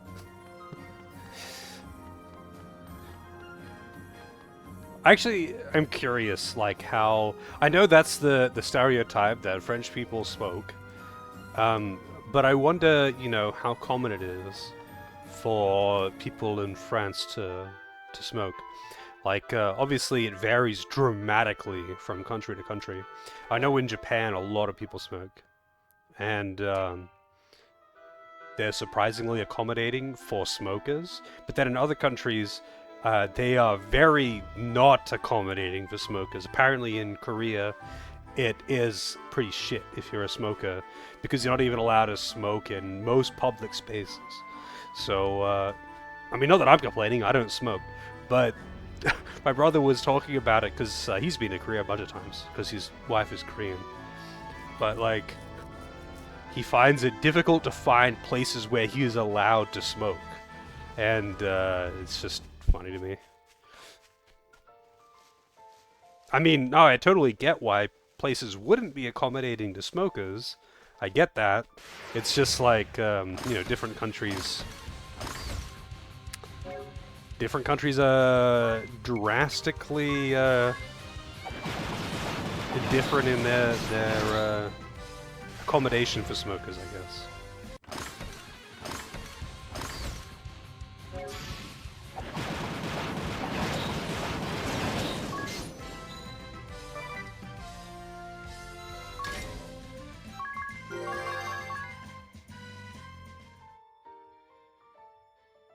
I mean, for me, like, okay, I started, when I was a teenager, or when I was a kid in general, it was like, you know, it's like, don't you want to be cool when it comes to smoke? The cool kids smoked. And I tried it, and I was like, man, this tastes like shit. And it doesn't get me high. I'm good. You know, I don't want to smoke. And that was it. I left it at that. This tastes like the inside of an asshole, and I don't get high. I don't get anything out of this. I'm out. See ya. And yeah, I'm glad that I had that moment of clarity, I guess. I don't know.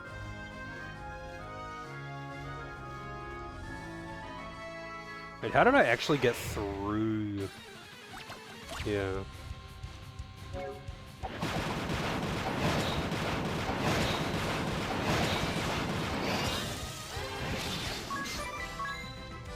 Oh yeah, no, I was the same though. Like my mother smoked, and like many of her friends smoked, and many of the adults that I was around when I was a kid smoked. That's just how it was, and naturally, I didn't care for the smell, but that had honestly no real impact on my choice to not smoke.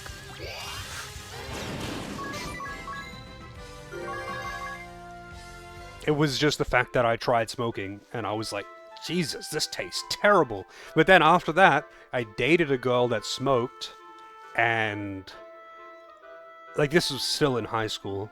Like, I dated a girl that smoked, and it was just like, oh my god, I could taste it on you. It's awful. Jesus.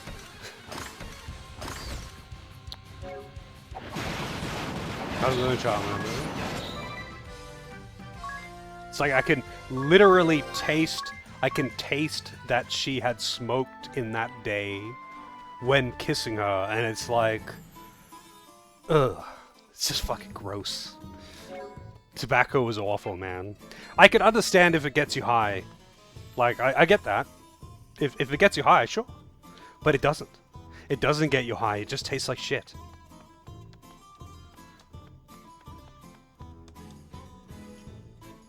Just tell you to her face? Oh, I mean, I did. Hey, I was like, I asked her to not smoke, like, if we were, like, going on a date or something. I'm just like, did you, like, not smoke, like, immediately before or something?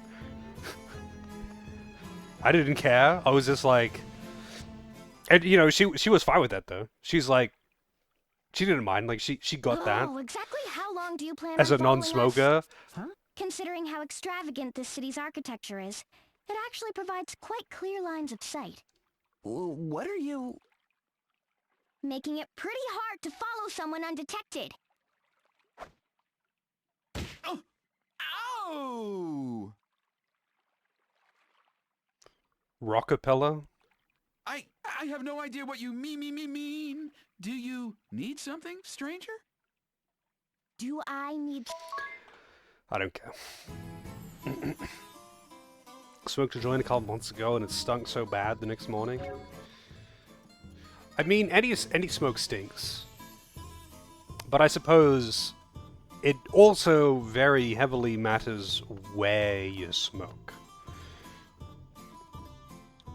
Like, if you go to, like, over here, you can't smoke, like, indoors in any, like, public venue or something. You can't, like, smoke in a restaurant. They used to have smoking areas. When I was a kid, they would have, like, smoking sections in restaurants. They don't anymore. If you want to smoke, you have to go outside. But if you go outside and smoke out there where everyone else is smoking, like, it's basically a fucking Dutch oven, right? It's everyone that goes anywhere near it is going to reek of smoke. But, that being said, if someone, like, is by themselves outdoors and has a cigarette or something, it's... I wouldn't notice it. And I am pretty sensitive for that kind of thing, too. You remember smoking in cinemas? Fuck. I don't know if people were smoking in cinemas when I was a kid. But, like, I do remember when I was a kid, basically every restaurant had, like, a smoking or non-smoking area.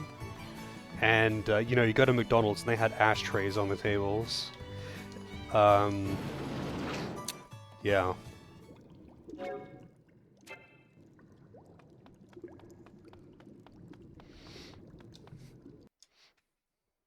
I guess probably most people over 30 will remember that.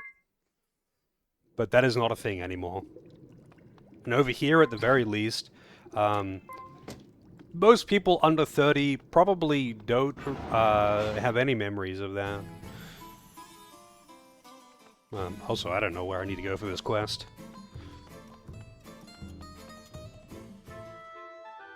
Yeah, exactly, right? It's just weird to me thinking back, like thinking back on it. It's like, like having a smoker and non-smoker section in a restaurant really doesn't help. It doesn't make any difference, really. Actually, no, I suppose that's not really true. Like, being on the other side of the room, you're not going to be as impacted as if, like, it was just evenly distributed, people smoking or not smoking wherever they wanted within the restaurant. Like it does make a difference. It's just like, whatever. Like, if there's a bunch of people smoking in a restaurant, it doesn't matter where you are in the room, you're gonna smell it. Like, that's just how it is.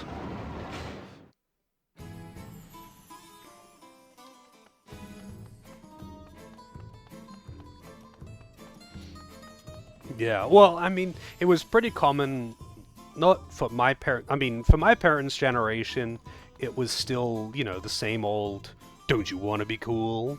It's like the cool kids smoked, and a lot of teenagers just got into smoking because of that, and, you know, they stuck with it. It's extremely addictive. But their parents' generation, over here at the very least, it was kind of like the classy thing to do, you know? And a lot of people were kind of, like, adults were pressured into it because of an image thing. And, yeah, that was not a thing when I was a teenager. It was just the don't you want to be cool? Not like any other societal pressure. It was just like it was the image of cool.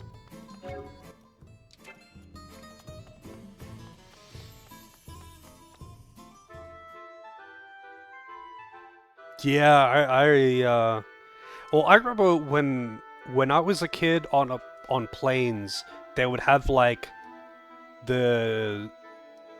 the lights of when you can and can't smoke, and I never really got that. I never really got it. But it was now there's just no smoking, of course. There's no smoking on planes. But when I was a kid, it was like you could smoke at some points, and I was like, why? It's it's a sealed room.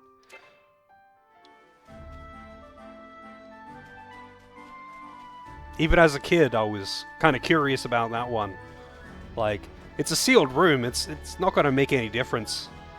Like, unless I had some really good vents or something.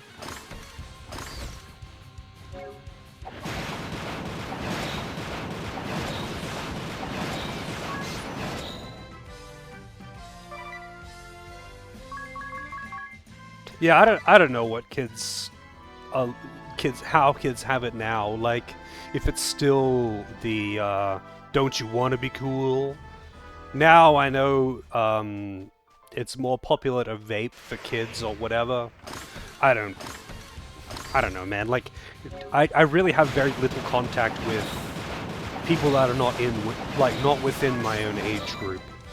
I have a niece, but she's 4. Like, I obviously she's not exposed to that kind of thing yet.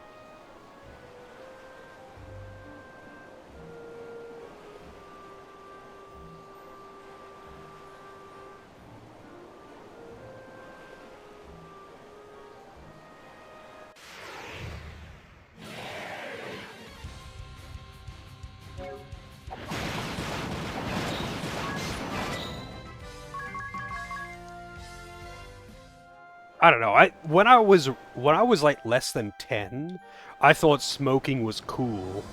'Cause, like, you know, I would watch movies and characters would smoke in movies, and I was like, man, that's cool. And we would like pretend to smoke with these candy. Oh, there weren't candy cigarettes. Actually, there was candy cigarettes as well. They were like candy cigars. But there was all these other ones that were called fads, with a D, by the way. And kids would always, like, you know, pretend they're cigarettes. That was kind of the point. And they even came in a little box that like kind of resembled a cigarette box. Literally marketing candy cigarettes to children. Which is, thinking back on it, I'm just like, holy shit. That's crazy. But that's how it was when I was a kid anyway. And when I was like, less than 10, when I was in primary school, I was like, man, smoking is cool. And we would like pretend to smoke these candy cigarettes. But, I very quickly grew out of that when I realized, that it tastes like shit. And it smells like shit. But, yeah, there was like multiple types of candy cigarettes when I was a kid.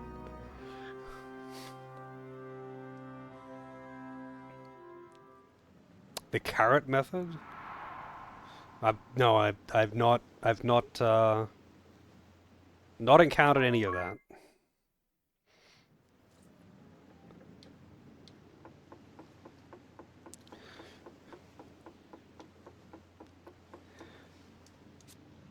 Oh, the pirate class was pretty good in Bravely Default 1. Here you are. So this is pirate or singer. Or whatever the other class is.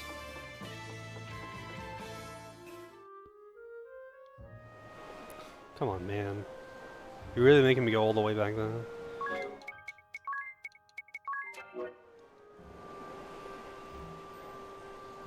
I'm actually curious now. Who remembers those candy cigarette things? I'm assuming it's not just an Australia thing. But we had like 2 brands. I don't remember one of them. One of them was like these, like when I was in primary school, like you could buy, obviously, like at the school canteen, you could buy lollies and whatnot. There was Fads, which would come in a little box, the little like white sticks. And I mean, they tasted good, but kids would obviously pretend they're cigarettes. And obviously it's a play on words for the, I'm not going to say it, but the British slang term for cigarettes. And there was another one, I think they were called like Big Boss or something, and they were like candy cigars. And it was the same, it was kind of the same deal. Like the big package was like a big box with like a picture of like a, stereotypical mob boss with a cigar. But they were just like bigger version of the same thing. Delicious, by the way, but yeah. Those were very much popular confectionery when I was a kid. And it's literally just marketing cigarettes to children. But, yeah, I'm kind of curious. Like, who else remembers these things? Was it as much of a thing in the US? I'm assuming it was just as much of a thing in the UK.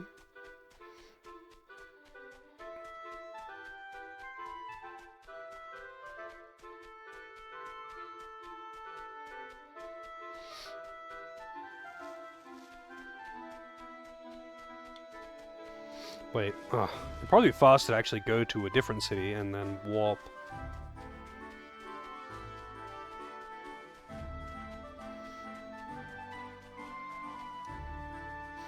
Yeah, I mean, you're a few years younger than me though, right, Lozo? Like, I don't know, like, maybe they weren't as... Like, a decline in, like, hospitality for smokers happened pretty swift in Australia.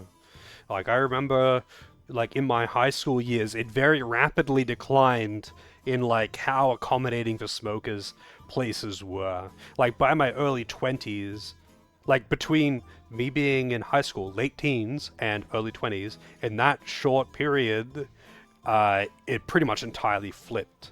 So, like, being even a few years younger than me, you might have just, like, completely missed that. And they probably stopped. Like, I'm sure now, I'm sure today, they don't sell candy cigarettes to children in Australia. I'm just assuming, but like, because I don't really buy a lot of candy. But like, you know, who knows? Maybe they still do.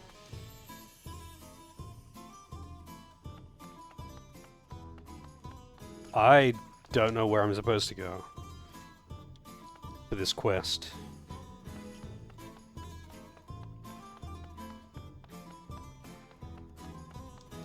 It's banned in Australia? Yeah, I'm not surprised.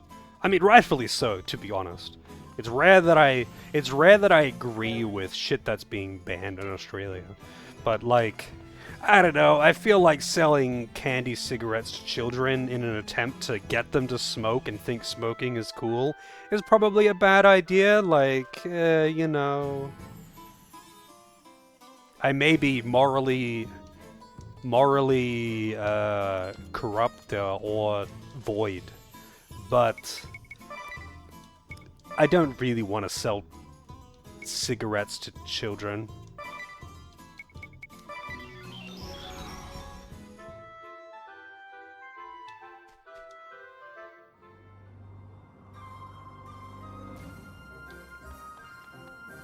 Yeah, I mean, they weren't called cigarettes here, though. Like, the most popular one was Fads. And, they came in little boxes. Like I said, they're little white sticks, vaguely resembling cigarettes. And, they were pretty popular. They were pretty tasty. But, I mean, if you don't know what that name is a reference to, then bless your innocent heart. But yeah, I don't want to get banned. That was the most popular one, but there was also those other ones, the candy cigars. But those ones are a little bit less obvious, I guess. Because like the slang term in the UK, I don't know if it's still used. Is it? Any UK natives want to answer that one? Is the term for cigarettes still used, or is that being discarded due to reasons? That was also used here. It was pretty commonly used here. Not so much anymore. But like it was still commonly used here when I was a kid, and that was the point of the name. They were called that for a reason. No one cares other than Americans. Yeah, Americans really don't like it. I don't know that many smokers nowadays, to be honest. Most of my adult friends don't smoke. My brother does, and my mother smoke. My mother and brother both smoke. Neither of them use the term, but neither of them ever really did. And most of my adult friends just don't smoke. So, it's... Yeah, I don't really know, but I kind of doubt it. I feel like I would know. Americans very much don't like it. But it's just been a thing in the UK for ages. Like, it has no other connotations. It's just a slang term for cigarettes. It literally has no other meaning to them. So, it's whatever.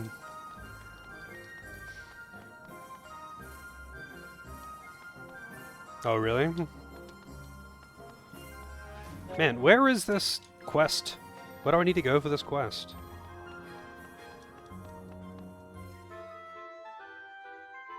Oh, it's not in the city. It's near the city. My bad. Oh yeah, like I know it's still like it's a slur there. I'm not like advocating the use of the term for cigarettes, but like it's just it has no negative connotation for cigarettes, and you know, in context, I don't think anyone there would really mistake it unless they're a foreigner, and that's just a whole different thing. Like it had been used for so long before it was used for a slur that it's like it just doesn't have that. It doesn't have that negative connotation. They're talking about cigarettes. That's it. They're just talking about cigarettes.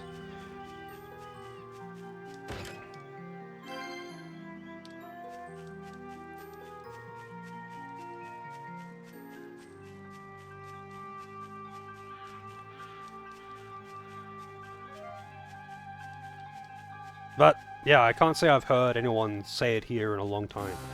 Because it used to be very common here. Like, I remember hearing all the time when I was a kid,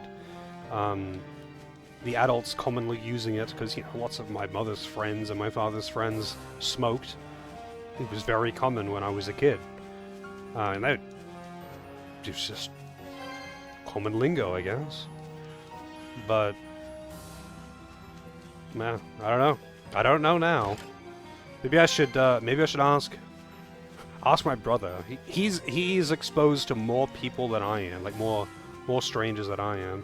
I wonder if it's like a still common slang.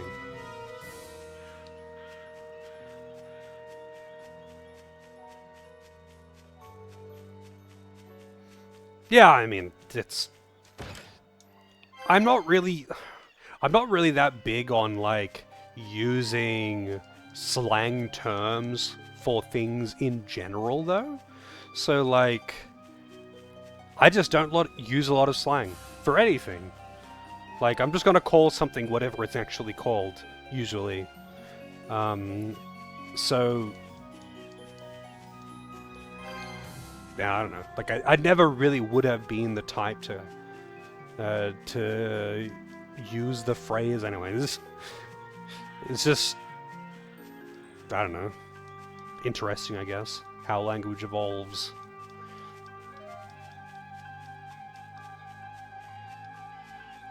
Yeah, I mean, that South Park episode was also pretty interesting. But that one's again, like, that one's a little bit more in the gray area, though. Because, like, it was a slur used in different context for different reasons, but, like, it still came from the same kind of source. Whereas for cigarettes, it was just... I don't know where it came from. British slang is weird. British slang's really weird to me. Because, like, it really can be just entirely unrelated. It's just like, oh yeah, we just call it that. And it's like, if you don't know, then you don't know. Like, if you don't know, then there's no, like... It's like American slang. It's much the same. Like, not to say that Australian slang isn't also weird, but, like... the UK seems to have two different kinds of slang, the way I understand it. There is rhyming slang, which does make sense, because... okay, if you don't know, you don't know. You're still not going to get it, but you can go, oh yeah, I get it. This rhymes with this, and that's why you use that. But then there's other things that are just like, why the fuck do you call it that? And American slang is like that. Yeah, like, I don't know, like, I will never quite understand American slang, or at least some of American slang, where it's like, why the fuck do you call a hot dog a glizzy? Why? How? Where did that come from?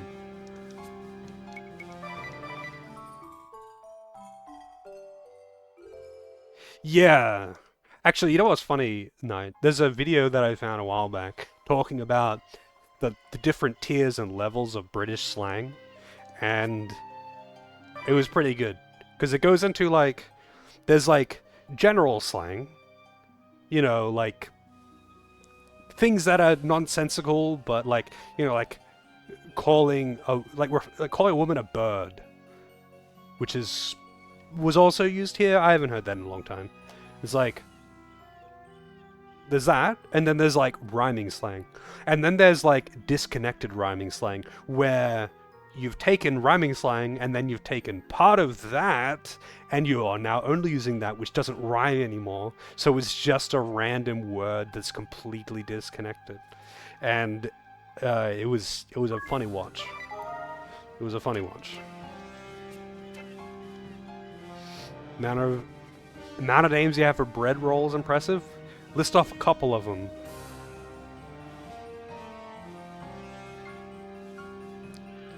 Hot dogs are a glizzy because of a hot dog eating contestant. Her name was Glizzy Lizzy. Is that true? Like, because I know eating competitions are actually a thing in the US, which is also baffling to me, because I've never even heard of that being a thing here. But if that's actually the origin of it, that's fucking hilarious.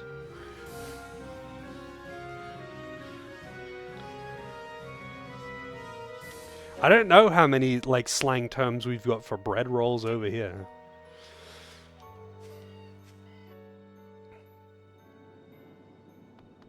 Deep within a Rolls, buns, cobs, bams, tea cakes, stotties, sorry. Tea cakes. Tea cakes are, like, another thing, though. Like, tea cakes are an actual thing. It seems kind of weird to call a bread roll a tea cake.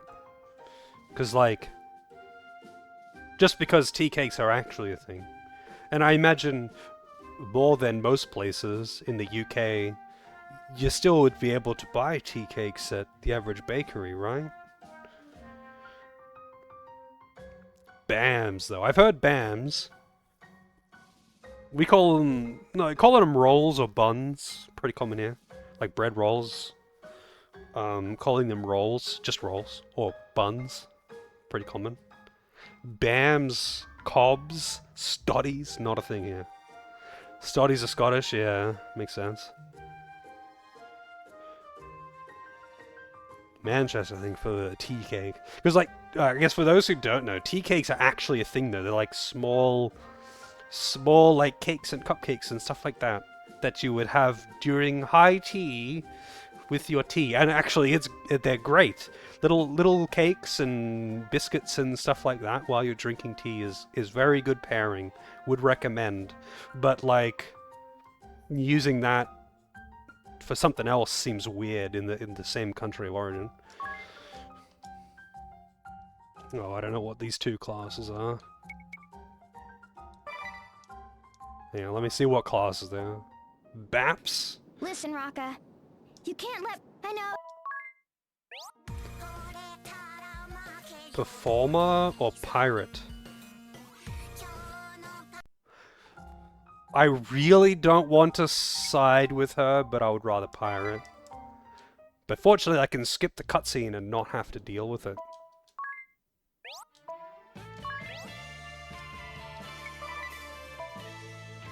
How's it going, Takata? What are some...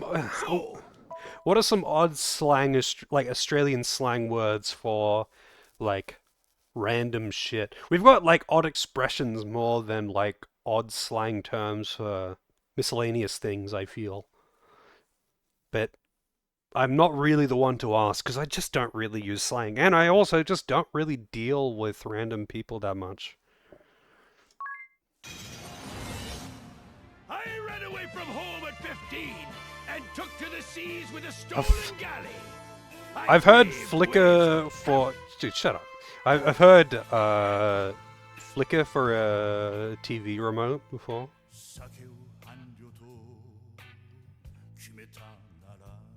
What is this BGM? Champ? Champ, I feel, isn't that exclusive to Australia. But, like, Champ is just, like... It's short for champion. It's like, hey... It's like calling a kid a winner or something. It's like... Are you winning, son? It's just calling a kid a winner. That's basically what champ is. I guess, like, the fact that it's shortened to champ is a bit, like, odd for a outsider. Again, don't really hear that one that much. That was really common when I was a kid.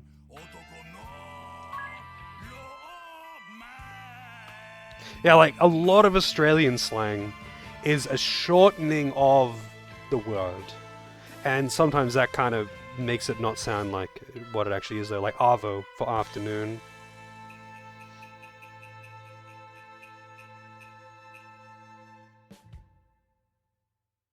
I don't know who the fuck Mr. In-Between is, though. But, like, Champ, or at least in my experience as an Australian, when I was a kid, it was, like, really common for, like, you know, for an adult, when talking to a kid, it'd be like, how's it going, Champ? It's like, it's just like a thing to, it's a, I guess a positive, like not a positive, like just a random thing to call a kid. Like, you don't know their name, or even that, you're just being lazy. Like, it's just a thing to call a kid. Little Ripper. Yeah, I guess a Ripper. Little Ripper is a pretty odd one. Stoked. I think that one's just as British as it is English. Sanger. Yeah, I mean that's again, that's like it's shorten a word and then put an A on the end, and you've got an Australian slang term.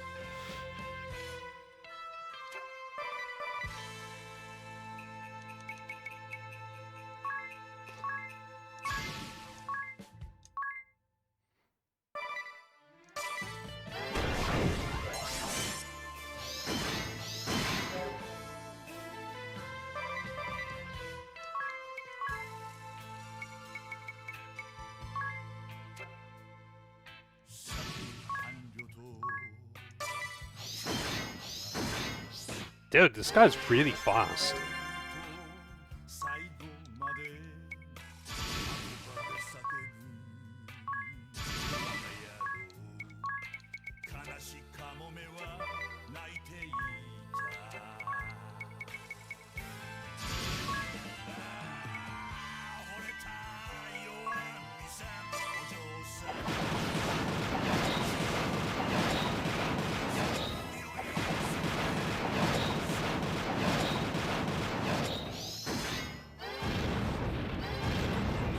Wow, they're still alive?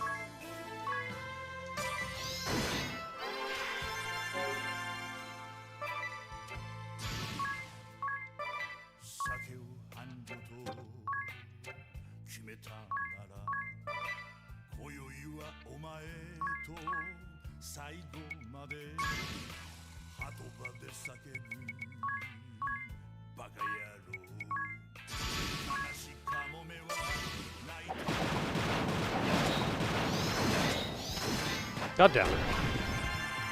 Now he's gonna die, isn't he? Yep. Rip Magnolia.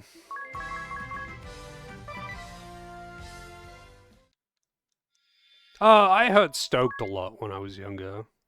Like, I think that's a British thing too, though, and I get the meaning behind it. I get where it's come from.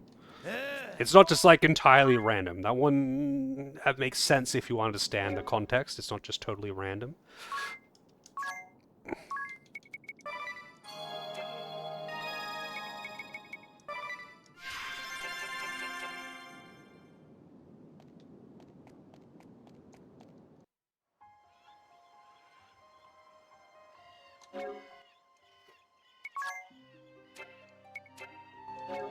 Alright, so I got the pirate job. Let's take a look. Pirate. Adrenaline Rush. For 5 turns, physical attack and physical defense each rise by 50% when your HP falls below 20% of maximum. Useless. Double damage is nice, though. It's expensive, though. I think it was cheaper in the first game, so it's not quite as useful. But it's 50 MP to just deal double damage with a basic attack. But they've got the ability to reduce the target's defense, which is nice. But all of these things cost MP, and they're very expensive. So I guess it's kind of useless.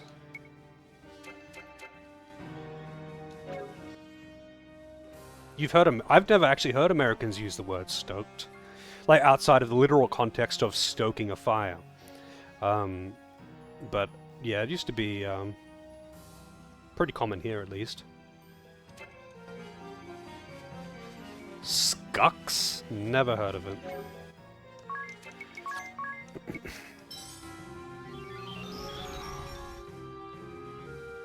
I've heard a couple of odd ones. Cause like my brother works with like not kids, but like he's a carpenter, and obviously that means he's working with apprentices. So like he deals with, you know, people in their late teens, early 20s who would be using more common, newer slang. So sometimes I hear the odd new one from him, but that's about it. Most people I know are older than me. Akadaka. Does anyone... Do the Americans know what Akadaka is?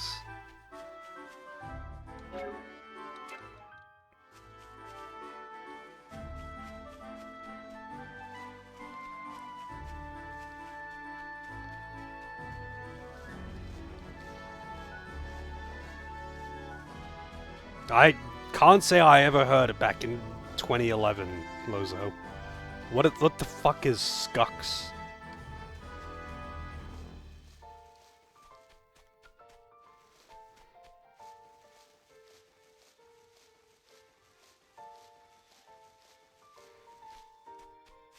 Where's the closest shore I can use?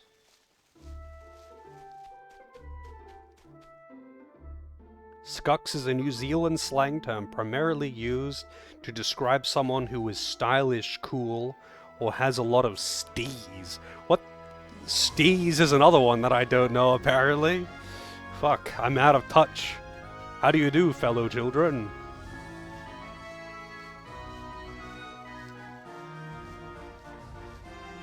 How's it going, D-Man? You're old? We're all old here, man. We're all old here.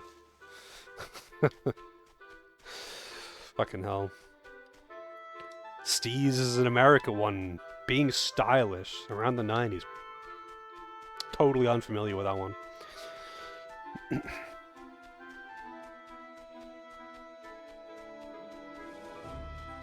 Radical. Like, the thing is, though, a lot of that, like, you know, things like radical, like, these are words that were more appropriated than just new slang terms. You know, that's not that uncommon, obviously, and that's why language evolution is interesting, and language in general is an interesting topic to talk and learn about. But new words that just become a thing is also interesting for different reasons. Steez is style with ease. Okay, that's fucking weird.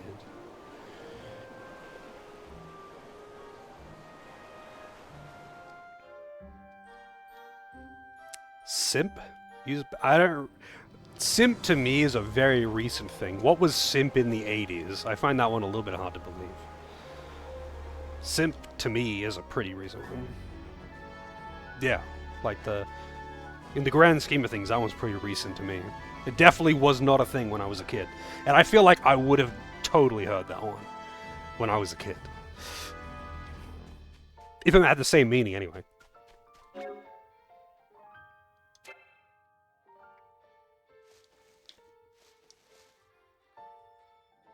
Because, like... Actually, I'm not entirely sure. Simp now the duty that we is an acronym, actually. But, like, they all I'm not sure what's an acronym for. I just know the meaning of it, obviously. Our ancestral home. Yeah, probably. Like, short for simpleton or something. It's little more than a nest I could see monsters. That. Are you afraid, son? You're gonna be chief of the village someday, isn't that right? I guess so. That is what Grandpa Sirius and all the other grown-ups say. But my dad does not seem too happy about it. He doesn't? Mind you, I have no doubt that my boy will one day be a strong and wise leader for our people. And I couldn't ask for more, as the man so blessed as to take our eldest lovely daughter as his wife. But as father to my son, I don't want him to grow up feeling bound by the expectations of others. I would have him see the world outside, learn and experience many things, and find his own path in life. That's the advice I would give him, from one man to another. But what about the duty of the Sagitta? My people value their duty. But will my boy always feel the same? Must he? If my son has experiences, sees things that cause him to question our duty, I don't think this would be such a bad thing. Of course, if his reasons for doing so were half-hearted, I'd have no choice but to oppose him as a Sagitta.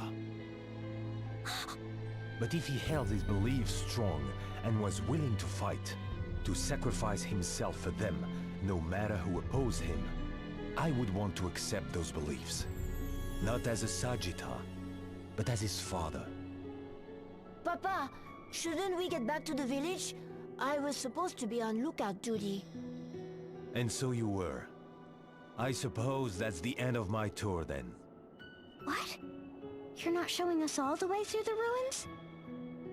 This is as far as we'll go today.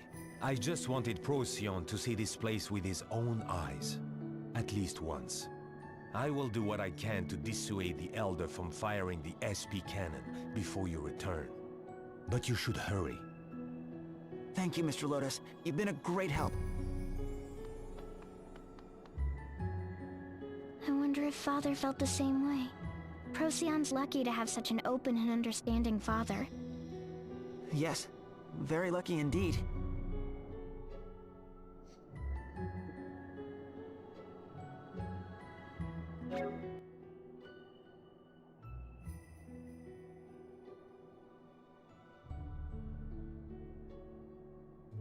Yeah, that's the only definition that I'm familiar with is just that. I've never heard it used as like an idiot. Although they are often one and the same. Meme when I was a teenager was just used as, I guess it's related to current usage. So it's like the literal meaning, but which is entirely unrelated. But when I was a kid, a meme was like an inside joke. But now it's, I mean, it's kind of related, I guess, with like current online usage. But you know, I'd heard it at least a few times as like a meme is like an inside joke for a group of friends or something. It wasn't really that commonly used. Now it's its own thing. The literal definition is a little different, but not a little different. It's entirely different. But I had never once heard that being used in real context. Only just when I learned what the literal definition was that I learned that.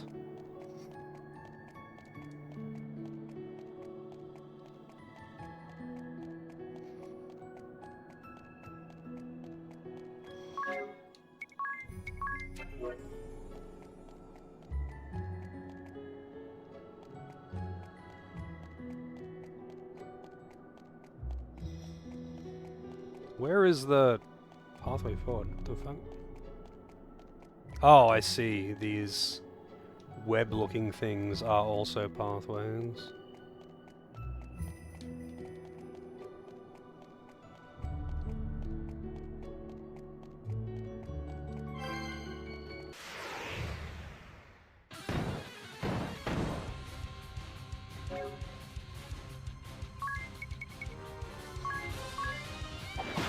Yeah, like things that are now like referred to as internet memes and shit like that. When, you know, when I was in high school, those were just called other things. Like motivationals. Cause they like it was like when I was in high school it was really common to see those like mocking motivational poster type things. And that's just what we'd call them, motivational posters. But, like, they were, I guess, ironic, right?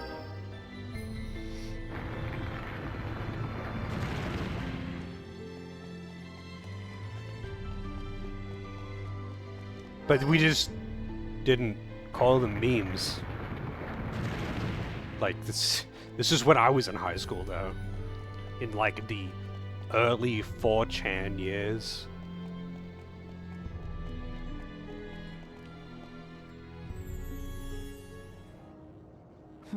Oh, Everyone, Goon is funny to me as well, because I guess for everyone who doesn't know, Goon in Australia is cheap cask wine. Just cheap, shitty wine that you buy in like a fucking however many liter cask, box wine, whatever. And yeah, image macros was also what they'd be called, but it's like they were, you know, subdivided into different things. Image macros, a catch-all, but like goon.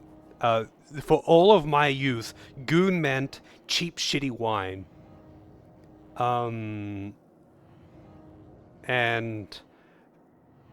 then, and like obviously there was also goon as in like a henchman, but like, yeah, the sudden like gooning and all that shit in recent years was just fucking hilarious to me, because it's like you would still hear Australians say goon in the context of cheap shitty wine, and a goon bag is the bag that is inside the cask wine box, and there was many terms for that as well, which I won't quote most of them, but like,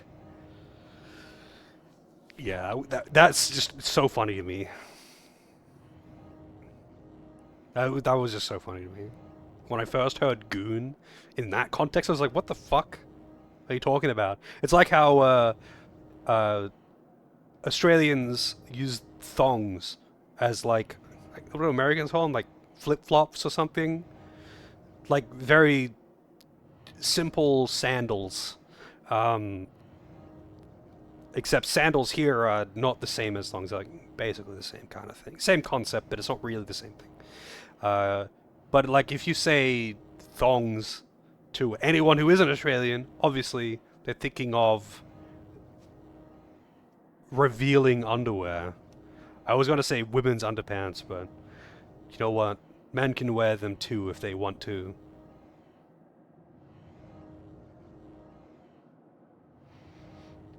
The leet speak? Yeah, I only saw the leet speak shit online, and I thought that was the dumbest shit. When I was a kid even, I was like, dude, just fucking type properly.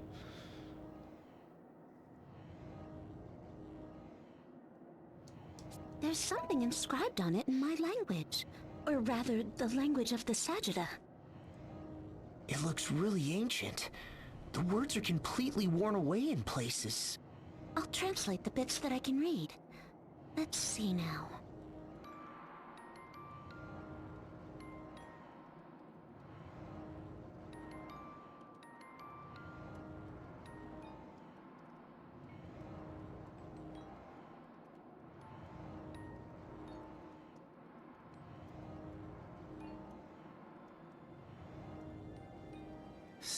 Spatio-temporal compass? That sounds an awful lot like the compass Professor Norsen was talking about. That's as much as I can read. The rest is illegible. Don't worry about it. There may be other tablets in better condition. Let's find them.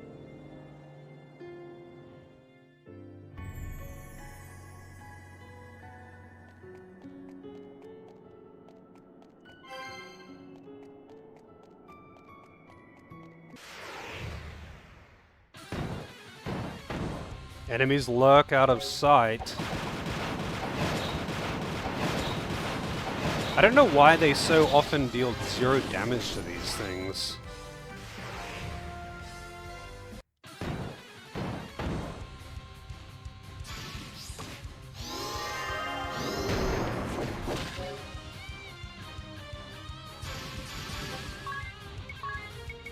Oh, he's got no MP.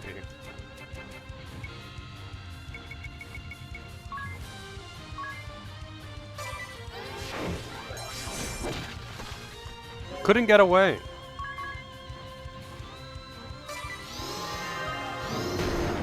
Whoops, all charmed. Dead. Fucking hell, man. I have to turn off auto battle if I get a, like enemy reinforcements type deal. Man, the autosave was at the start of the dungeon too.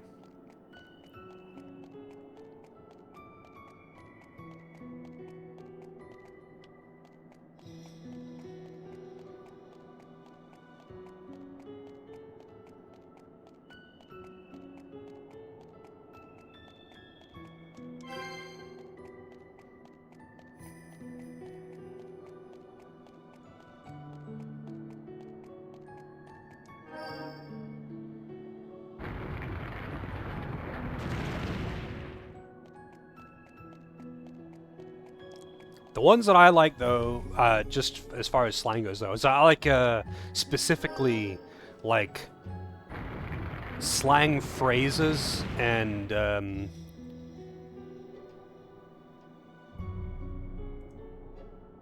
like euphemisms. Like there's an expression. Like expressions and phrases and euphemisms and stuff like that, rather than just like slang words. Like there's an Australianism. I'm not here to fuck spiders, which gets me every time. Which is just, I'm not here to fuck around. Like I'm here to do the task given. If someone asks you what you're doing, like you're here to do the obvious thing that you were sent here to do. And that is just fucking hilarious to me. But yeah, there's lots of them. There's lots of them.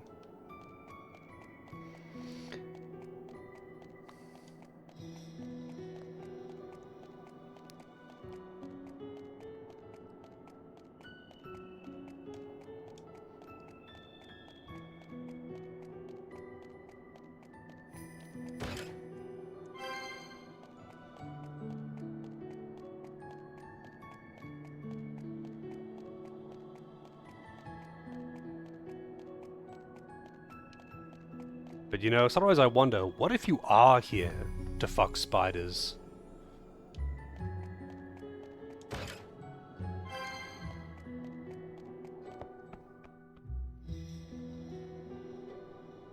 Gag me with a spoon? That one's an American one. I've heard it, but I've never, like, I've heard it in pop culture, but I've never heard it in real context. I've only heard it in, like, I guess, ironically mocking people who actually use it. And that one always did strike me as a bit odd. I wonder where it came from, though. Because I've only really heard it in ironic context, I don't know what the real context of it is.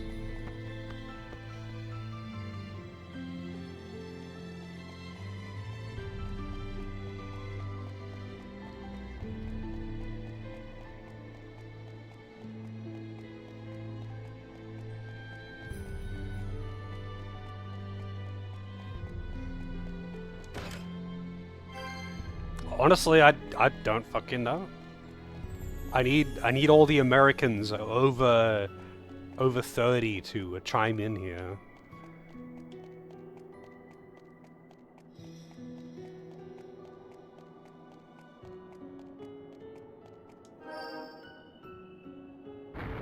Wait, how am I gonna do this one? Both of them on that side.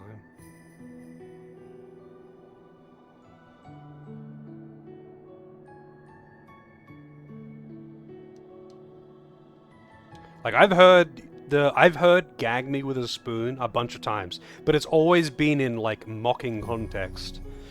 So like I haven't heard it in a real context. So I don't really know. I don't really know that one.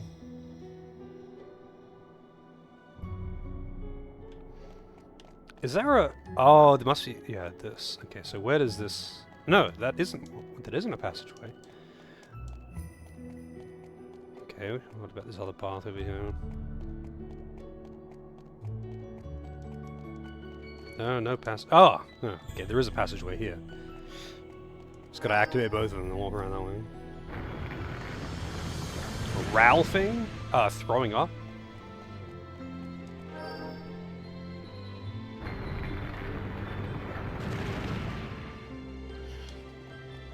I've heard that one as well. I've heard that one in like legitimate context though, so I know what that one is.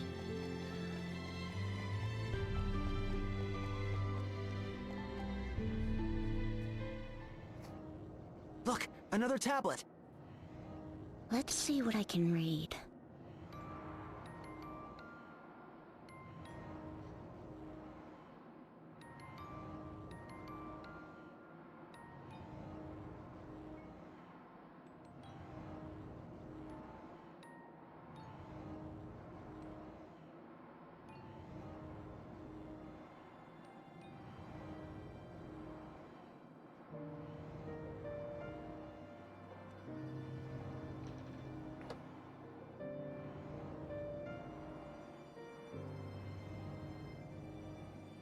That's where the inscription ends.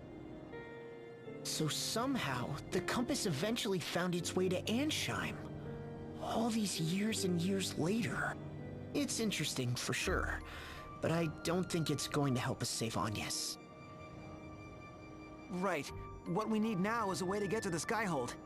There may be tablets with more useful information. Let's keep looking.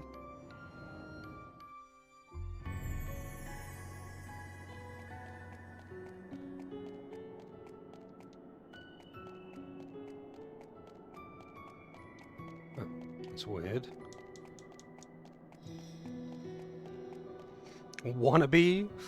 That one was pretty common here. That one's like... I don't know. I feel like wannabe is... not really that outlandish. It's... a wannabe is someone who wants to be the thing, but they're obviously not the thing. Like, I get it. Like, that one really is not that outlandish, I think. Yeah, like, that's just like, not mispronouncing or something, that's just like, I guess it's not really just a word. Like, that is, like, it's an expression, it's, you, like, because you're using it as, like, if you were to use it like, wannabe is short for want to be, right? And someone who is a wannabe is someone who wants to be, I don't know, a rock star. A wannabe rock star is someone who is shit at making music. But like, if you were to replace the word wannabe with want to be, it wouldn't make sense. Like, it is its own thing. So like, in its own context, it makes sense. But it's also very easy to, with no context, if you were to see a sentence with it, if you have a grasp on English, and you saw something about, you know, a sentence that said like, this guy is a wannabe rock star, like, you can pretty quickly decipher that one. Like, you don't really need much context to understand what that one means.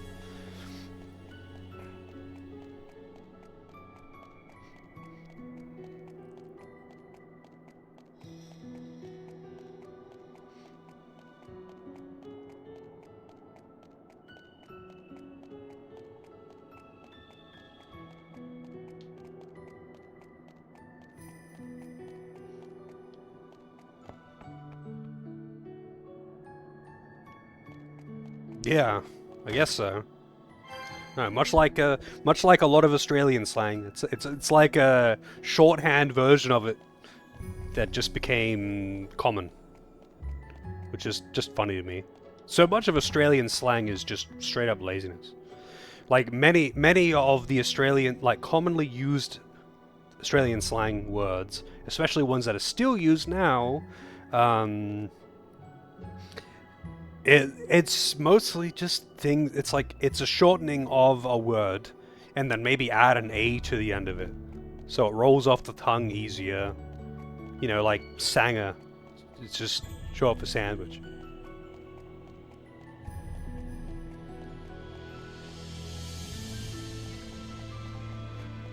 And like, people still actually use that one, you know.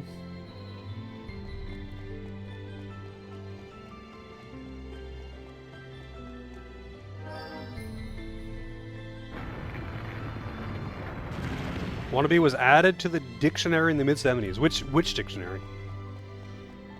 The Merriam-Webster? The Oxford?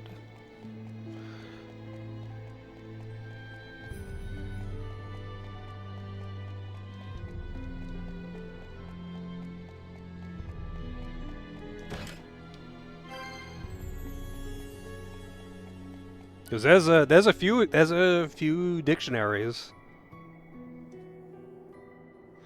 Coulda, shoulda, woulda. Yeah, that was one that I heard a lot.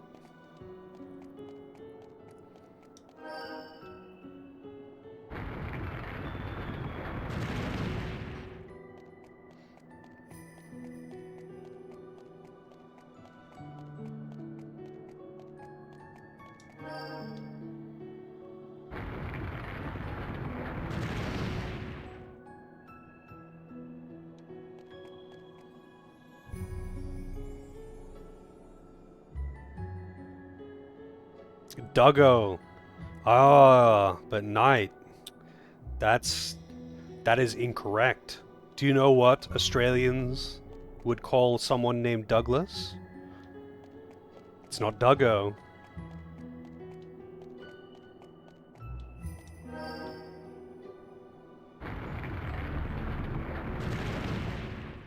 It's not Doug. It's not Dugga either. It's Dougie. Dougie is what we would call someone named Douglas. Oi, Dougie, mate!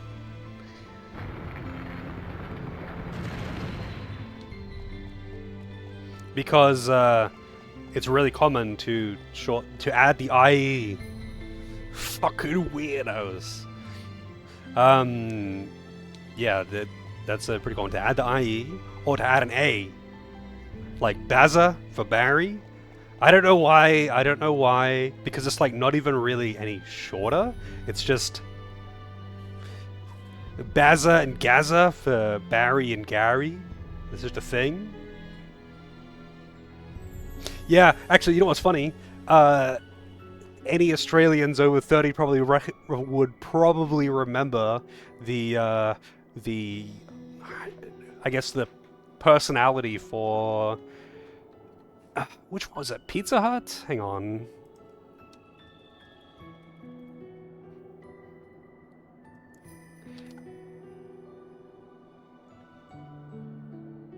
Australia film it. Wow.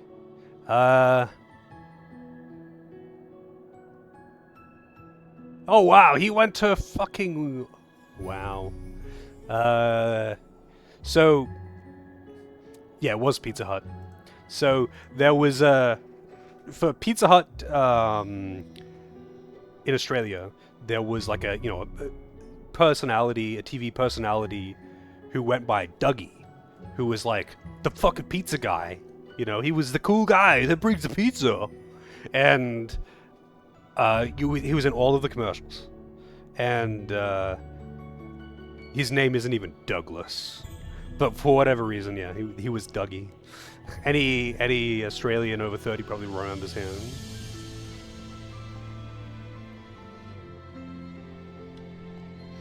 How's it going, Solana?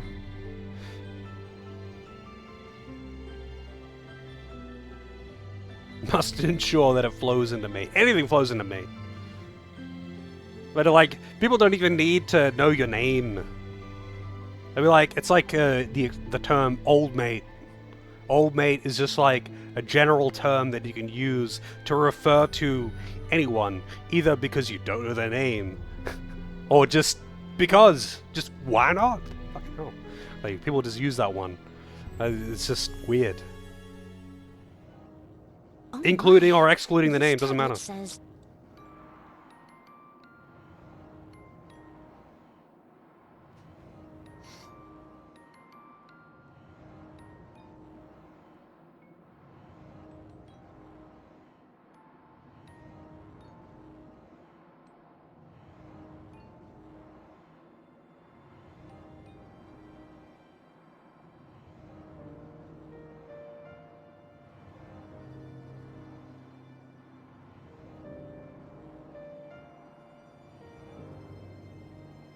He was still so young. And yet, this isn't gonna help us fly to the Skyhold either. Hold it together, you. Nobody likes a whiner. Yeah, shut up, you. Yes, ma'am. Bitch. The Buster ship? Could that be? I was reading We're the moving on, dialogue. Magnolia. Coming! Mucker? I've never actually heard anyone use the term mucker. Outside of, like, non-Australian context. Like, maybe it's like a Kiwi thing, I don't know. But, like, I've seen it in a bunch of media, but I've never actually heard it in person.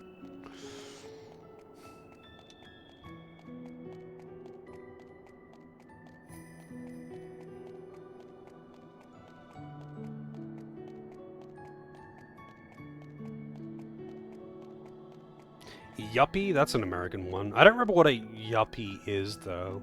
I've heard that one in context, I just don't remember what it means.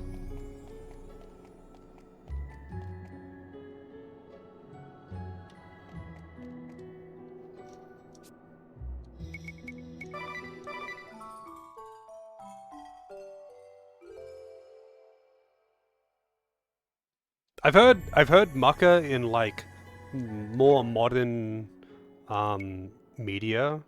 Like for example, Warframe on Venus. For some reason, the people who live on Venus in Warframe are like this weird mix of Australian and New Zealand. I think the company that makes them is in like fucking that makes Warframe. I mean, is like in Canada or something. I don't fucking know. But like they use the term mucker frequently, and like it's weird though because the adults are like Australia New Zealand weird mix, and the kids are like Cockney British for some reason. It's just I don't know what they are going for, but I'm pretty sure the people who make it are Canadian or American. So it's like just all kinds of weird. But like I've never heard mucker used in real context. I've only seen it in media made by non-Australians. There seems to be a record of the many inventions Altair was responsible for. This whole list? This Altair guy must have been a real genius. What do you think, Magnolia? Is there anything useful here? Well, let me see. Soft-boiled egg cooker, pressure cooker, sewing machine, safety razor. I suppose this section is all household goods? Stethoscope, anesthetics, artificial limbs, Anesthetics. These must be his contributions to medicine. The suspension bridge, windmills, water wheels, threshing machines, furnaces, dock designs, sailing vessels, cruise ships. My. Gunpowder, small Oh, firearms, wagging. Actually, that's automatic one. Weapons, That's another one. torpedoes, armored vehicles, battleships. I feel like we're getting warm here. So, do any of the I didn't know if wagging was a thing outside of Australia, but that was a really commonly used one when I was a kid. So does any non-Australian know what wagging is? Here, what about this? The airborne battleship Sagittarius. Airborne battleship? He invented that too? That's what it says. And also that it was newly deployed to Old Sagitta. If we can get our hands on this battleship, we can get to the Skyhold. Let's return to the village and see if Mr. Lotus knows anything about it.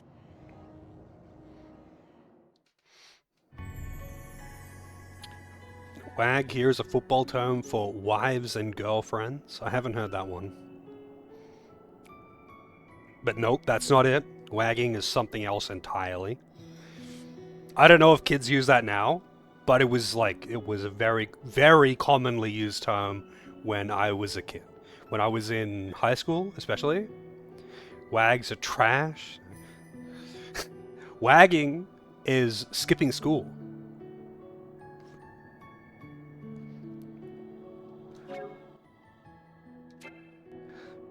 Just like leaving school, either just not going to school or like leaving school early to just go and do something else.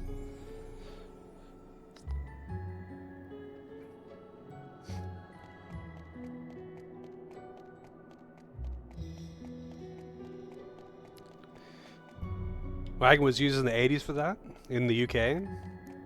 Interesting.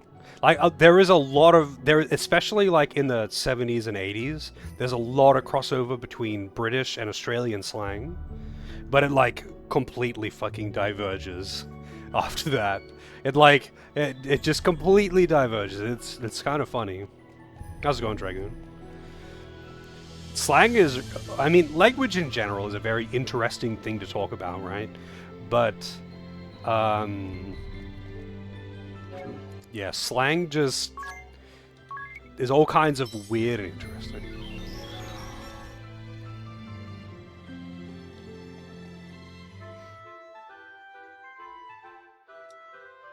Ditching?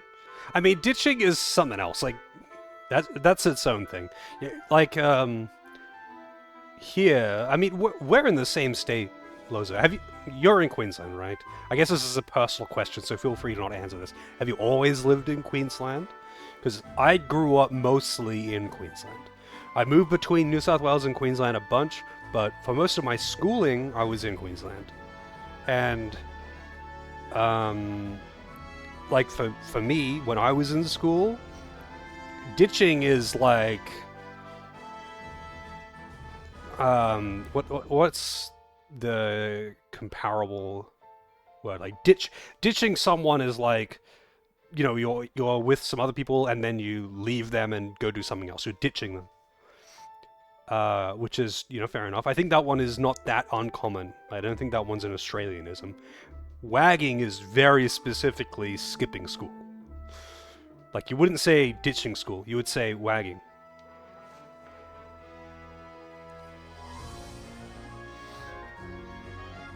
I have moved a lot in my childhood. In general, I've moved a lot. But I spent, for basically all of my schooling years, I was in Queensland. I was only in New South Wales for like 1 year of being in school. I moved a lot within Queensland while I was in school.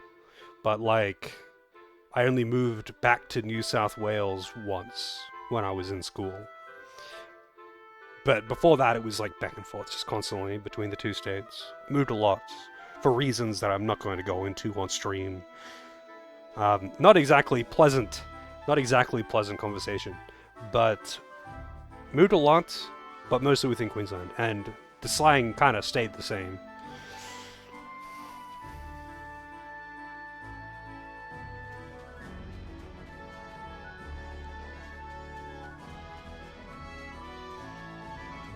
Wait, can you use the teleport stones to go to cities or something? No. Man, I wish this game had, what's it called? Like Chimera Wings or something. Bunking off school? That is not... If I heard bunking off, I would not have guessed skipping school. But if I heard wagging, I also wouldn't have guessed skipping school.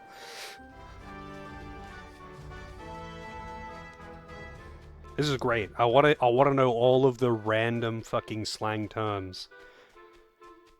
Actually, you know what? I want to hear random slang terms from like other languages though. Like, I guess it's a little bit difficult to like get slang terms from other languages without also speaking the language. But it's yeah, I don't know.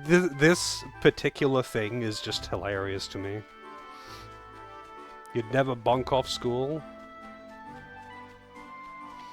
You know what's funny though? When I was in school, while I may not have paid attention in class, or did particularly well, I never really skipped school or anything like that.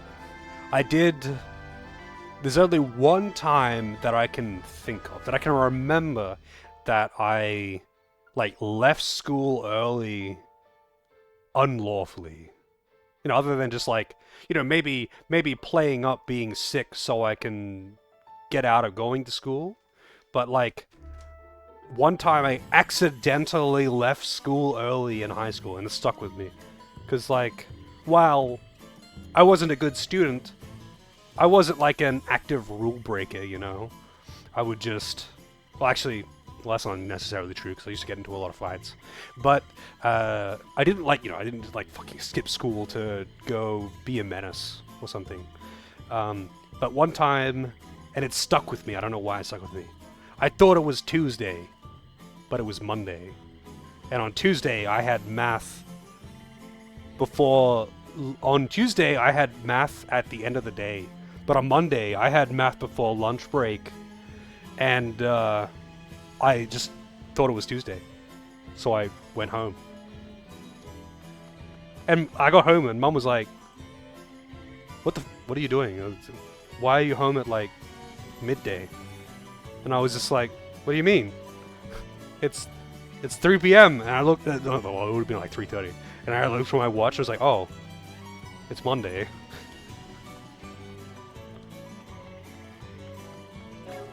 End of story. It's not a very eventful story, I know.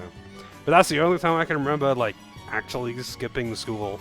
Beyond, like, being like, oh, Mom, I'm too sick to go to school. Beyond that, it's just like I would make up an excuse to not go to school, but I wouldn't, like, you know, pretend to go to school and then just not go, or, like, go to school and then leave. Like, it was pretty common, like, keep in mind that the high school that I went to for the majority of my high schooling years was a shithole. Like, it was in a shithole, it was a shithole school in a shithole area. I didn't exactly grow up rich. It was pretty fucking common for kids to, like, go to school, go to homeroom, which was like the like, before you go to your classes, you go to homeroom, there's a roll call, any kind of, like, school news or events that were happening, that would be announced. It took like 10 minutes. People would go to the homeroom class, they would get signed off as there, and then they would just leave and just, I don't know, do whatever. That was pretty common. I never did that though. Like, I just didn't care. Like, I just... hate that character so much. I'd just go to school and fucking not pay attention. I would be in class with my iPod Nano and my earphones in, my earbuds in, and I would not pay attention, and I would get shit grades, and I would cruise through and not care. But I didn't just actually skip school. And that's why we skip stream on Tuesdays. Yeah, that's the deep lore right there.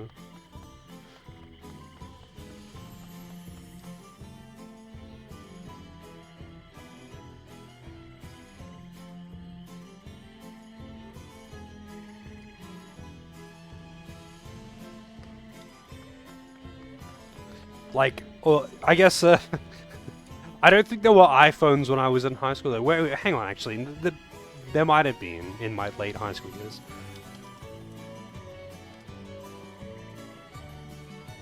When did the original iPhone come out? 2007. Shit. I was in high school. No. Okay. So, like, the first gen iPods came out when I was in high school, and they were all the rage. But, like, when I was in school, for the most part, people, like, if you had a phone, it was one of those Nokia 3210s or whatever the fuck they were, that was the fucking phone to have. And yeah, like, iPhones weren't really like a commonplace thing then. So iPods were they were the shit. If you had an iPod, you were the cool kid, or you had rich parents, or both. And it's my first time playing this game. It is Sean Frost. It is, yeah.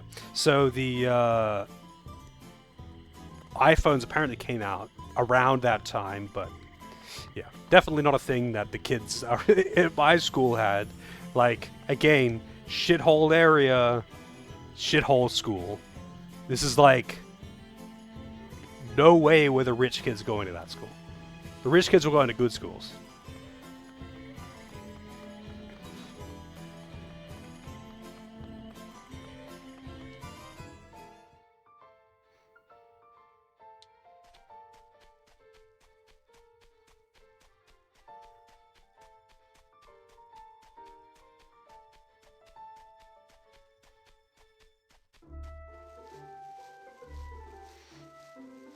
Man, I'm out of touch with the Australian slang. The youths! I'm out of touch. Also, I just realized it's 12:30. Time flies.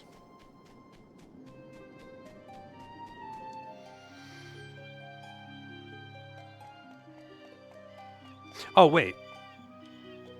Can I really... encounters are off, so it doesn't actually matter. I was like, I could have just warped to the city. I'm out of touch. I'm out of time.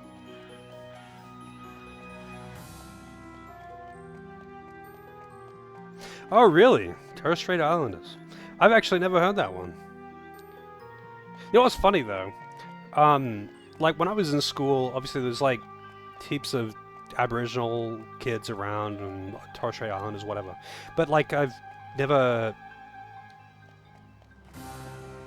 really, like, seen any, like, distinction between the two as far as, like, shorthand goes, rather. But, like, every single like official form that you fill out, especially if it's like if you fill out a government form, there will be on it. Aboriginal, are you Aboriginal or Torres Strait Islander? That's the only time that I've ever specifically seen like someone referring to, or something referring to one or the other. You call sausages snags. That one was really commonly used as well when I was a kid. I don't know if it still is. It probably still is. People still use the term Bunnings snag, which is like, so Bunnings Warehouse is a, I guess it's like a Home Depot or something for Americans.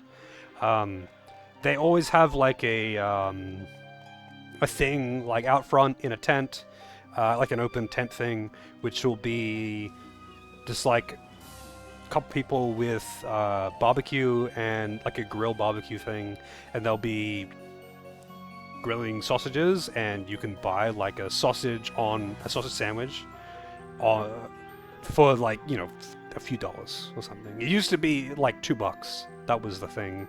Now I don't know what they cost, probably more than $2. But that was like a staple. Every single Bunnings Warehouse had that. And it was like for a fundraiser or something. So it was like a thing. It's like if you're going to Bunnings Warehouse, you get a Bunnings snag. And it's just literally just like a beef sausage on a piece of bread with sauce on it. That's it. That's literally all it is. I think snag is still used, but I just don't really know many people who actually use slang. Ah, you're back. Mr. Lotus, the SP cannon hasn't... Don't worry. The Skyhole is still hiding, and the cannon remains unused. Thank goodness. And how was your expedition? Did you find anything of use? One of the tablets deep in the ruins spoke of an airborne battleship. We think it might be able to help us get to the Skyhold. Do you know anything about it? An airborne battleship? Of course I know it. Why didn't he mention that earlier? Is it here in the village? You're looking right at it. The SP cannon there is one part of it. The SP cannon is... Wait, one part of it? Yes. It's all that remains of the Banger once great saying it. battleship Sagittarius. Legend has it that the SP cannon served as its main battery. The thing is though, Knight, those two words are pronounced separately. Pronounced differently, rather. It's Sanger and Bengar. So, not really. It doesn't... It works in text. It doesn't work in speech.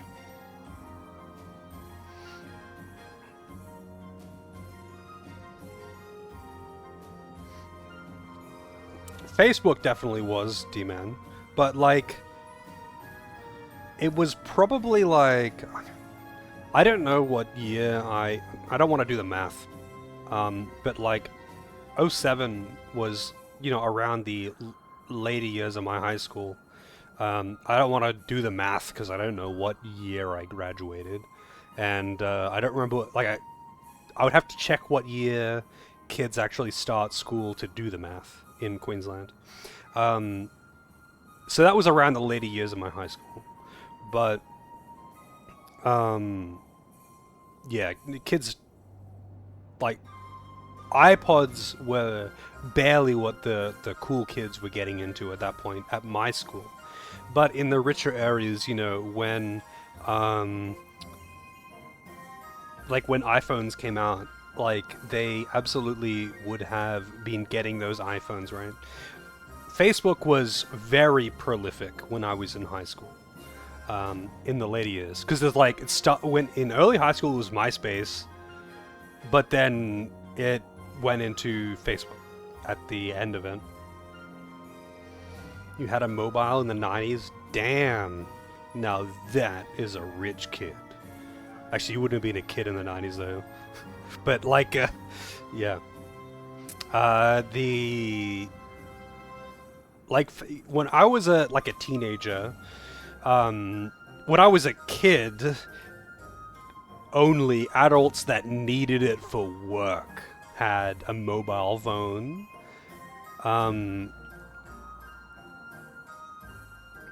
But like when I was a teenager, it wasn't that uncommon for like a teenage kid to have a mobile phone, but it was more like a less of a luxury thing and more of a like being able to contact your parents or whatever when you are out.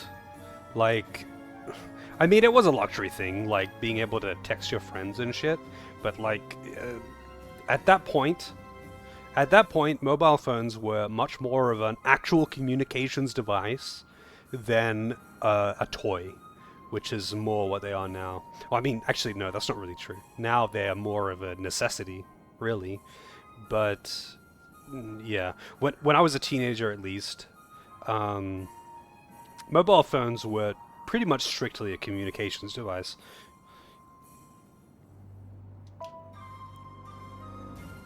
Because it was really expensive. Sagittarius lost its flight capabilities generations ago. Now it's all we can do to keep it floating here. Yeah, it was expensive to make phone calls and all that shit on a mobile phone. So, like, people would generally prefer to use their home phone if they want to make a phone call. Home phones are a thing that's also not really around anymore. Like, who the fuck has a home phone? Who the fuck has a home phone at this point?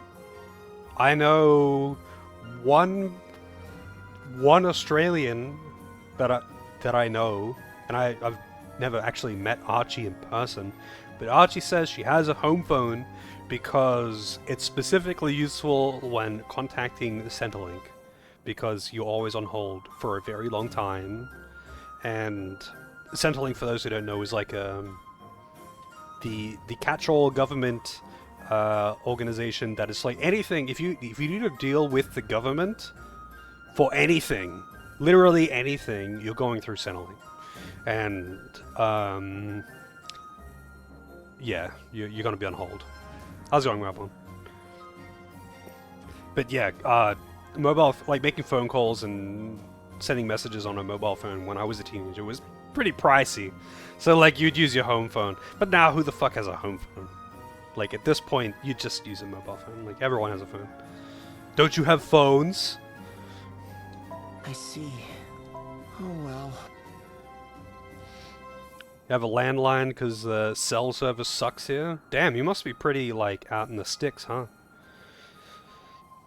When I, like, I've lived in some pretty, you know, like, regional areas, you know, and usually the service is okay, but I guess I haven't gone, like, way inland. Like I've been pretty far inland. Like out in the Tablelands, it's pretty region in Australia, by the way. It's called the Tablelands because it's highly elevated for a very large area. Reception can get a bit dicey in certain areas, but generally speaking, I don't know. Like at most places that I've been, unless you're like, you know, fucking underground or like in a really big cement building, yeah, reception's probably fine.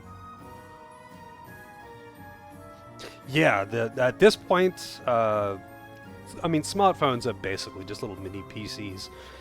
They have full internet access. But like, keep in mind, like when I was in high school, a lot of people didn't, like, it wasn't really standard feature for everyone to have a home PC and home internet. Like, I was still on dial-up until like halfway through high school. But I guess we were a bit slow to the party in that one. I'm sorry to disappoint you. You must be tired. Why not take it easy tonight? The ball and the Empire are quiet. Stay here in our village and recover your spirits with a good night's sleep. It's true. I am feeling exhausted. I'm sorry, everyone. I made us wander around those ruins for nothing. You? No, I didn't mean... Don't sweat it, you. We'll think of another way tomorrow.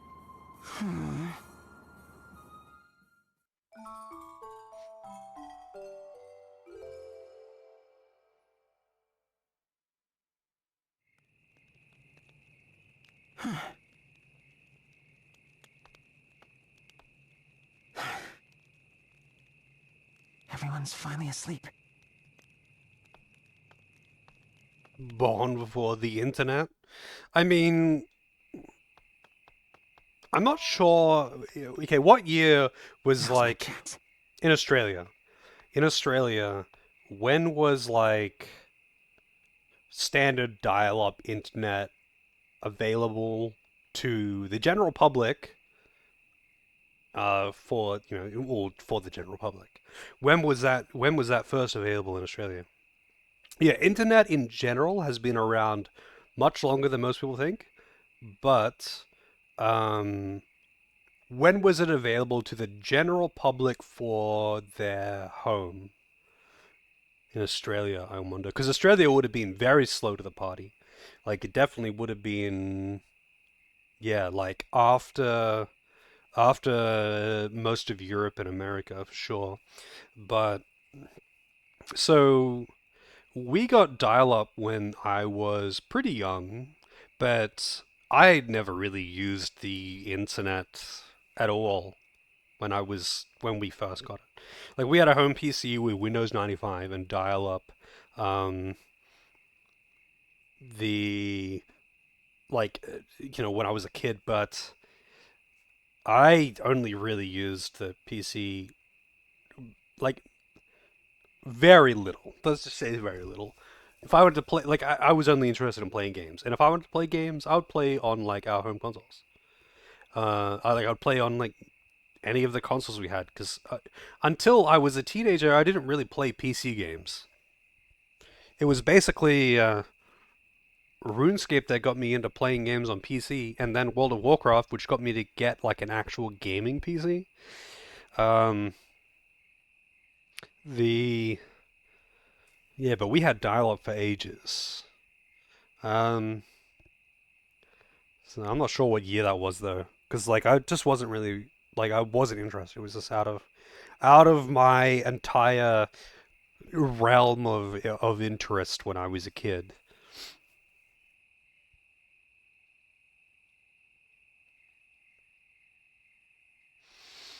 1989 was USA and Australia for the general public. Really? Must have been very expensive for fucking 89. Like, damn. Going somewhere, you? What? Magnolia, weren't you sleeping?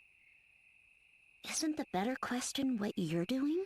Sneaking about alone like this? Surfing the web. Fucking hell. No. Well, there's something I had to check. This passageway is the only part of the village that we haven't explored. That's true. But why now? It's the middle of the night. Oh my god. Get off the internet, I need the phone. Yeah, that was definitely a thing. So on dial-up, I was gonna say, for all the Zoomers out there, I don't think there are very many Zoomers out there in my channel, at the very least. There may be technically 43 people watching, but I don't think many of those people are, in their early 20s or younger. Yeah, that was actually such a fucking annoying thing though. How with dial-up internet it went through your phone line. So like you couldn't make phone calls and be on the internet at the same time. And of course, having a sibling, having an older brother who would use the phone frequently, it was like a constant source of arguments between me, my brother, and my mother for using the internet and using the phone, man. Yeah, some people just got a second phone line installed so they could keep both active at the same time. But then, it wasn't an issue when broadband became a thing and uh, splitters, which would just remove that problem entirely. Because it's the middle of the night. I don't want anyone to ward us off. You're hopeless. Which means I'll just have to help you along. You will? Of course. Every good spy needs some backup. I can't just let you go wandering into danger on your own, can I? And I didn't want to put you in danger. Well? Never mind. I'm glad you're here. I was just thinking how nice it is to always have some help. It is nice, isn't it?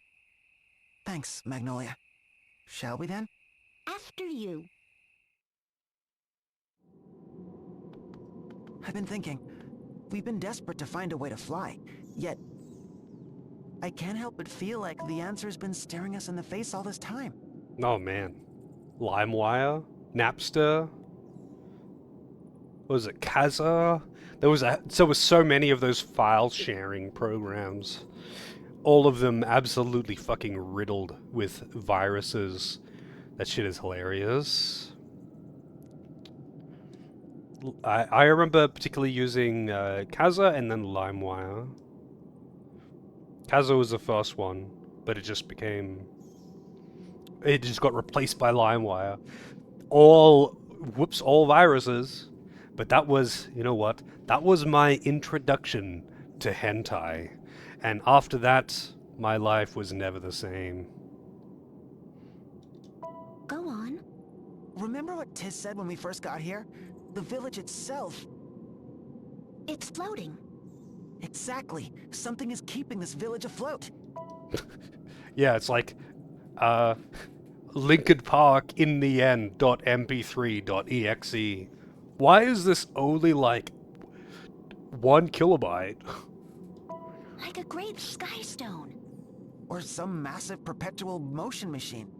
Whatever it is, this is the only part of the village they haven't shown us. Right. It has to be here. Wait, I've only got both. I've only got these two? Okay.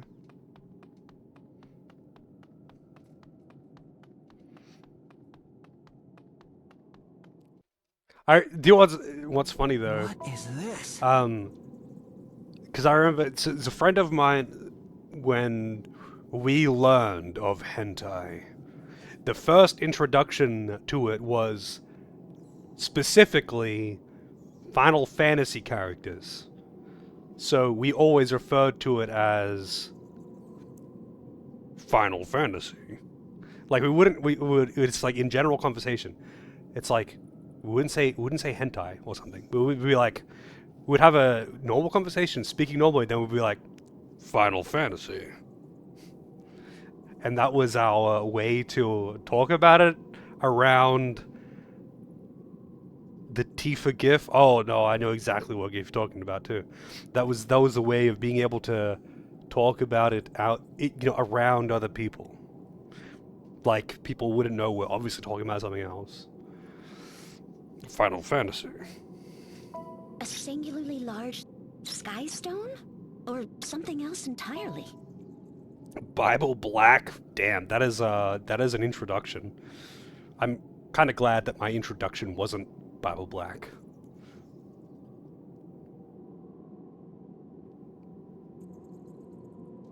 I'm not sure either, but it looks important. It must have something to do with keeping this village afloat. Let's take a closer look. First, we'll need to get it down from this pedestal. Wait, if this sphere really is keeping the village afloat... Whoops, you're right. We could send the whole place crashing to the ground. I'll lift it just a bit. If anything goes wrong, we'll put it right back. Okay? All right, let's try. Here goes nothing. Heave, ho!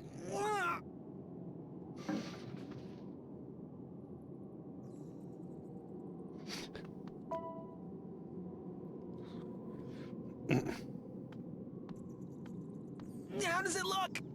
Any new Golbez picks? Well, so that's the thing. Both of us were big fans of the Final Fantasy games at that point. Like, we had both played all the PS1 Final Fantasy games and Final Fantasy X on the PS2. It was just pure coincidence, I guess. But, like, we would obviously talk about Final Fantasy all the time because we fucking love those games. But if we were talking about it in normal conversation, we would just say Final Fantasy. But, who's the good stuff? It would be Final Fantasy.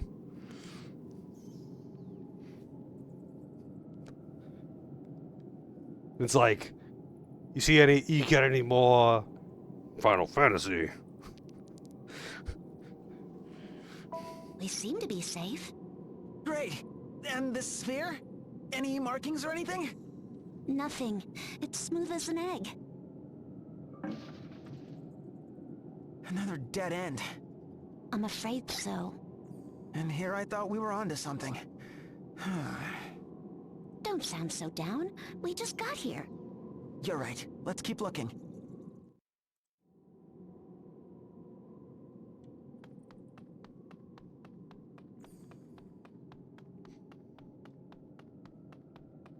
The Gilgamesh update. Man, I do not need to see some fucking Gilgamesh Final Fantasy. I don't need to see that. Nor Golbez Final Fantasy. What do you think this is? Some kind of machine? I think it may be broken. It's not doing anything. Whoa, it's glowing. Maybe this is what's keeping the village afloat. The light's so warm. Maybe if we shine the light on some key item. As if... Magnolia, you're a genius! I am? I remember reading somewhere that sky stones need to be warm to float. Do they? That sphere we found, the one on the pedestal. Maybe if we put it in the light of this machine and heat it up... I think you're onto something. How does it look? It's getting warmer. Look, a message is appearing. Can you read it? Let's see. SP Distributor Performance Normal. No anomalies detected. SP Distributor? You, over there. Look at all of them. Wait, there's something written on the shelf. Hang on. Make sure distributors have been inspected properly before connection to SP tank cables. So this machine is... There's writing on the back of it as well. SP Distributor Inspector. Model Bunpine Beta 006. So these spheres are just for the cables attached to those beds? Not again. I'm sorry for getting your hopes up like that. I'll just keep my mouth shut. Oh, don't say that, Magnolia. Thanks to you, we now know the spheres aren't what we need. No effort is wasted effort. Let's keep at it. You... Follow me. Right behind you. I mean, okay, so... I guess that is also a bit of a generational difference thing. Not that you're... like, I think you're just, like, 3 or 4 years younger than me, Lozo. But, like, when I was a kid, and I imagine anyone older than me will probably know what I'm talking about. Like, internet porn was not a thing when I was a kid. So, like, if a kid got, like, somehow got their hands on, like... storing rainwater? Playboy magazine or something, they'd be like, bro, look at this! So it was kind of in that kind of context. Now, totally different. It's just totally fucking different. Because it's not like a thing that is difficult to obtain. It's everywhere. But it definitely was not when I was a kid. Maybe if we tried... Yeah, wow, titties! Downloading one picture on dial, exactly. Like, it was not something that was readily available anywhere at any time. So, like, if a kid... When I was, like, 10 to 13... getting your hands, because like you couldn't just go to a news agency and buy People magazine or something. Like, obviously they're not going to sell that to a kid, and home internet was not standard feature. So like, that kind of thing was really just not readily available. I mean, as it should be. Like, It shouldn't be available to kids. But, like, obviously, a 12-year-old boy who gets his hands on a porn magazine is going to be like, whoa! And he's going to want to show it to all of his bros. That's just how it is. And it was no different. Same thing. It just simply wasn't commonly available, and that's it. If you see something, you get some cool fucking picture of some chick with her tits out, you're definitely showing that to your bros. And that's just how it was. I was thinking the exact same thing. Well then. But if all it took was water, rainy days would make for some high-flying adventures. And if a drought came, look out below. Seems our hypothesis doesn't pass muster. And here I thought we had it. I think we've both been thinking too hard. Why don't we give ourselves a little break? Yes, let's. Enjoying yourself? Your eyes are almost dancing.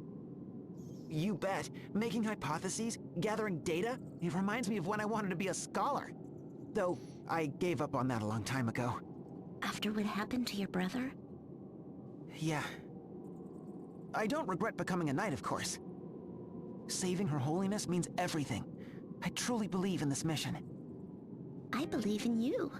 You're always so earnest. And your optimism.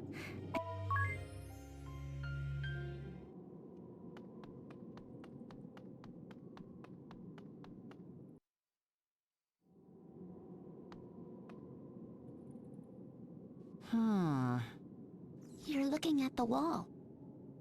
I am. No way! I don't know, but at this point, we can't leave any stone unturned. Nothing? What about that up there?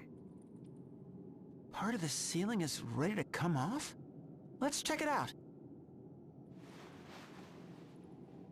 Why can't there just be one long continuous cutscene? Why am I having to walk in between these cutscenes? Nope, nothing. Hey, you? Never mind. What is it? I just thought, what about the scratches carved into this stone? But maybe not, huh? Scratches? Let me see. Yeah, I don't think this is anything. But good catch. Theoretically, if this had been the object of some enchantment, that could have left behind these kinds of markings. I never would have even thought to check, so it's perfect that you notice these things. If anything else catches your eye, don't keep it to yourself, okay? You got it. Splendid teamwork, my young friends. Like two tomato plants sown in sere land, so too will your passion bear sweet, sweet fruit. Roots intertwine, growing ever deeper. He just wants them to fuck. Vital moisture in the midst of drought.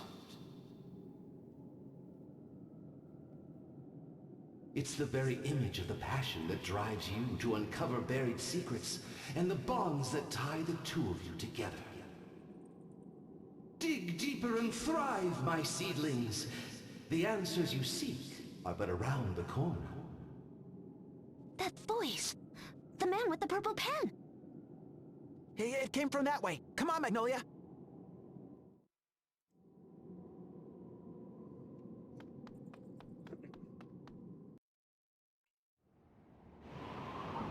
Oh yeah, like, LimeWire was the fucking shit. When LimeWire was the shit. I'm gonna go check something out. You You stay here, Magnolia. Okay, so It's too also, dangerous. like, viruses and shitty hentai aside, I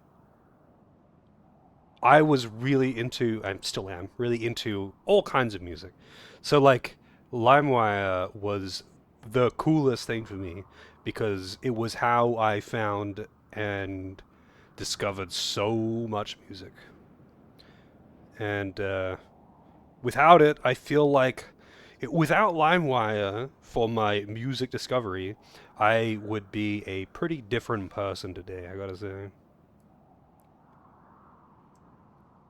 you know, Final Fantasy aside, it was basically the place to get music, short of going to like a record store and buying CDs or something. But you, Why the aren't fuck you would he terrible say? with heights? Why the fuck would he say that? They've been like fighting all kinds of bullshit. Why would he be like, no, it's too dangerous now at this point? So many music stores goes, yeah, probably, yeah, I would have been like the whole Napster, LimeWire, Kazaa, that entire like spiel would have just ruined a lot of music distribution stores. What was the big one in Australia? Sanity it was called. I don't know if it's still around, but Sanity was like, you know, you go to any shopping center or shopping mall, as Americans would call it. There'd be a Sanity Music. There'll be one in there, and that's like the only place you would really go to buy CDs. I guess like you know, like large scale retailers that covered a lot of ground, like Kmart, which would also sell CDs and video games and stuff like that, would too. But like, if you wanted to buy CDs, you'd went to Sanity. I can't even think of another one. Like, I actually can't even think of another retailer that was like focused on just selling music or selling CDs or albums, whatever. I'll be fine. Trust me.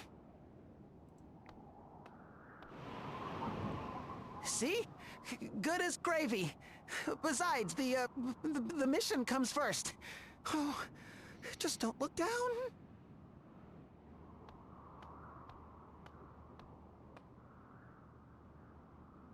All right, you're mine.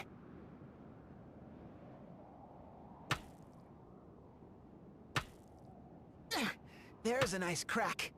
Just a few more hits and... Ah! And I almost had it. Come loose, you stupid rock! Take that and that! You? What are you doing? Be careful! This stone is mine!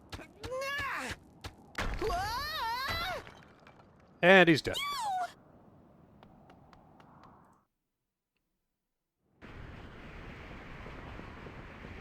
Of course she jumped off.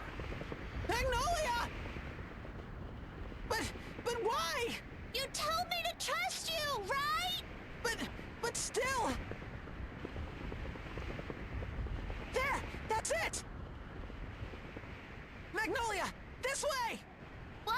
Just trust me! Hurry! I do!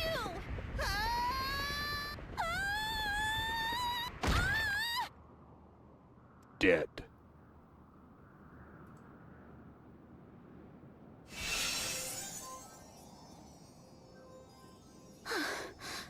What the... Look! We found it! Magnolia, we really found it!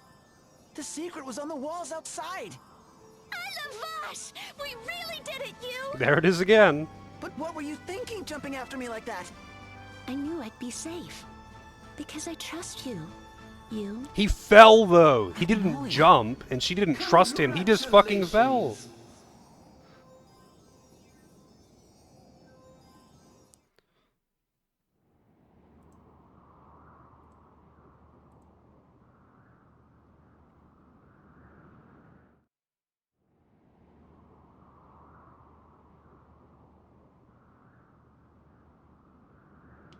Oh. I didn't realize I had control here.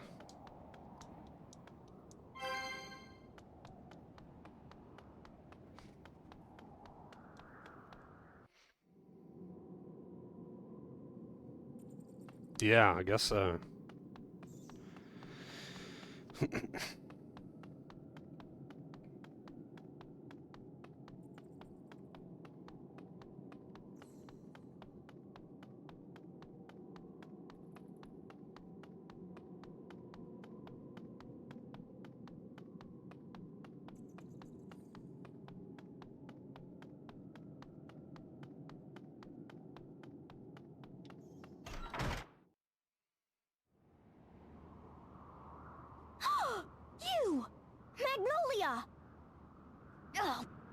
did you leave me?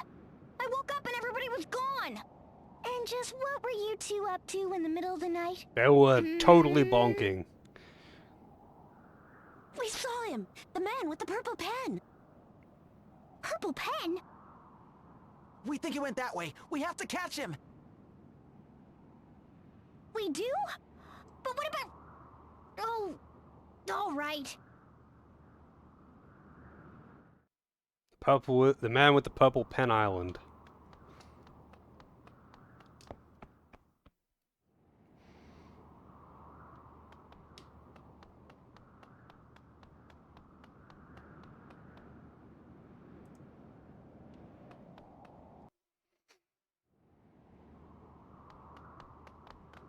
Is that the man with the purple pen? What? No, that's... His brother! Nope. Finally we meet, my young friends. My name is Altair. Huh? You mean you aren't Tiz? J'exige de savoir la vérité! What have you done with Tiz? Oh, he's alternate dimension Tiz, just like Worry not. Alternus. I have done young Tiz no harm. I am merely borrowing his body, that I might speak with you face to face. First of all, congratulations on rediscovering the Levistone. I had thought to tell you myself, but you and Magnolia here have saved me that trouble. Then, there was one other matter.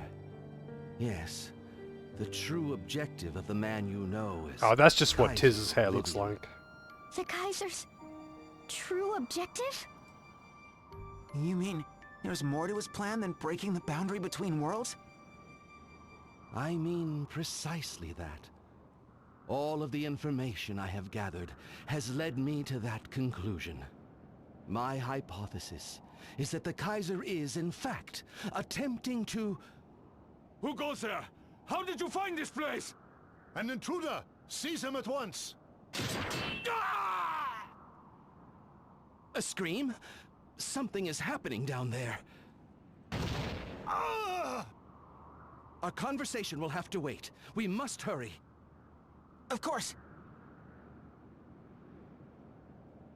Any excuse to not actually explain plot.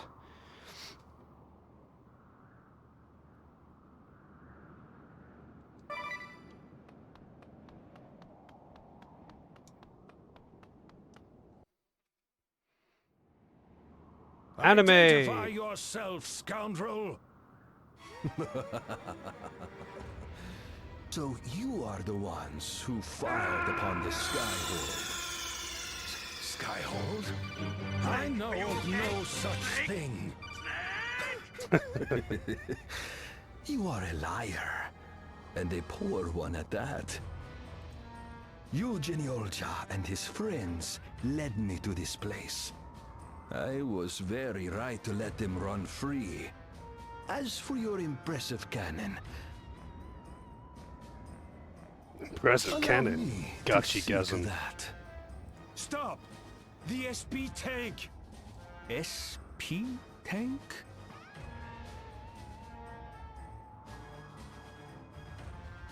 Why so desperate? Is this tank rather important to your cannon?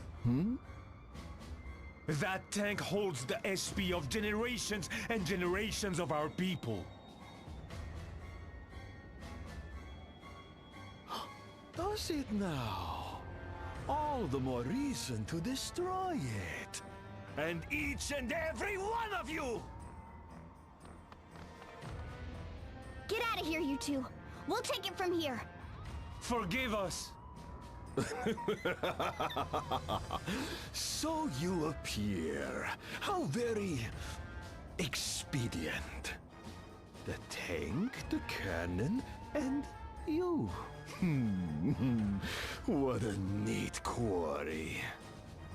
I did not expect such a crisis while young Tiz was sleeping. But so be it. My strength is yours. I fight at your side. Ready yourself.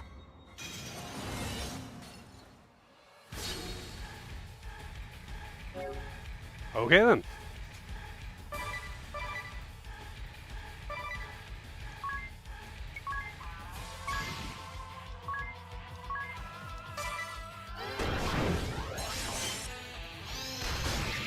Wow. Oh, it reduced to 1 HP.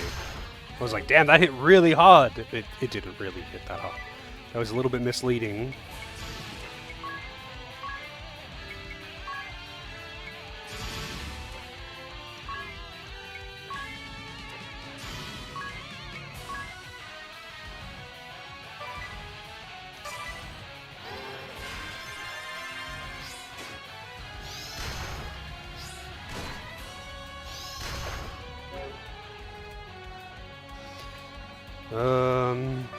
Well, he's dead.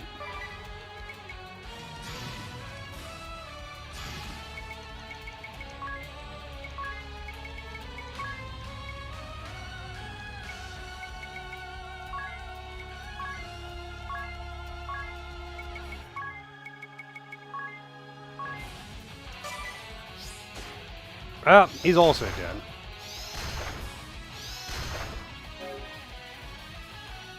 Well, that's kind of annoying.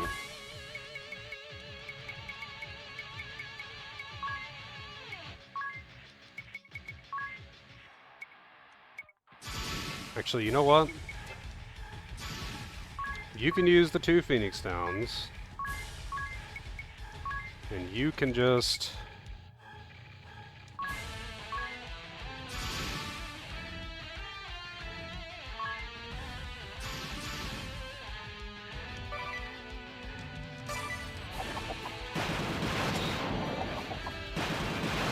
Wow, that isn't actually doing that much damage to them.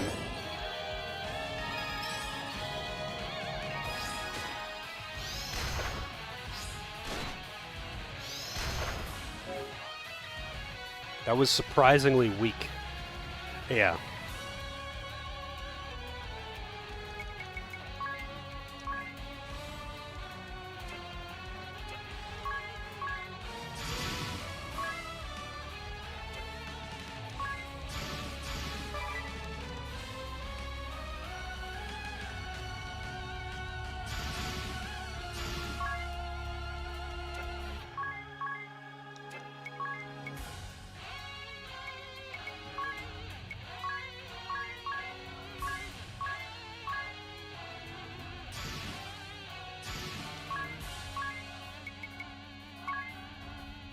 Not sure if this will work, but let's hope.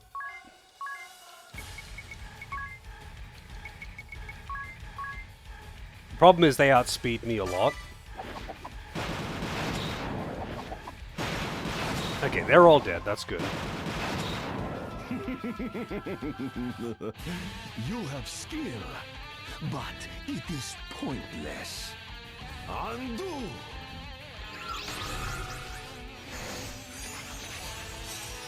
$60,000. It's no good! We can't beat him! We have to keep fighting! Sooner or later... He'll run out of MP. Sooner or later what? Every strike, every wound, it will be as if they never happened.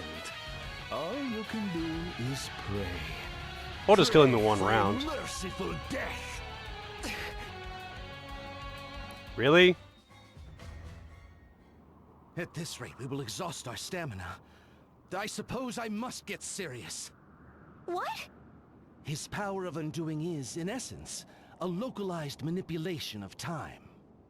In other words, he can rewind time, if only for a very short period.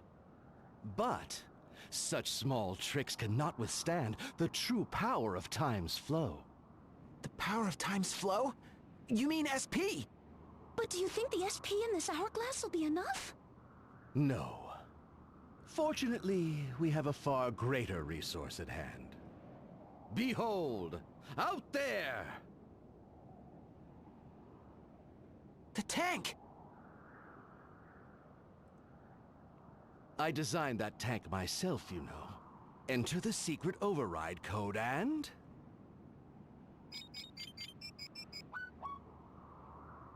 Beep boop. Be kind and rewind. Voila! The SP comes pouring out. This should be the undoing of our foe's undoing. Time is of the essence. Let us strike him down!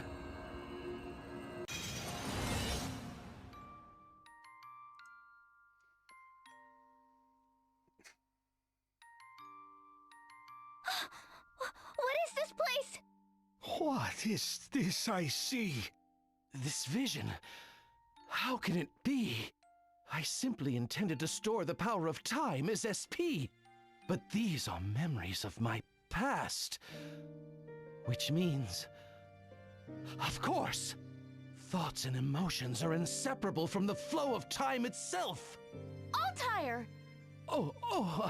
Forgive me. We have a battle to fight, don't we?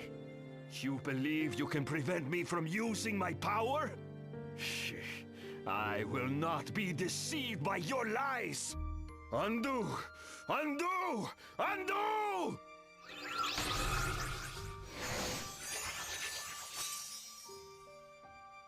No. Even in the midst of this great flood of time, he was able to... But look! His powers aren't as strong as before! This is our chance, everyone! Come on! Okay.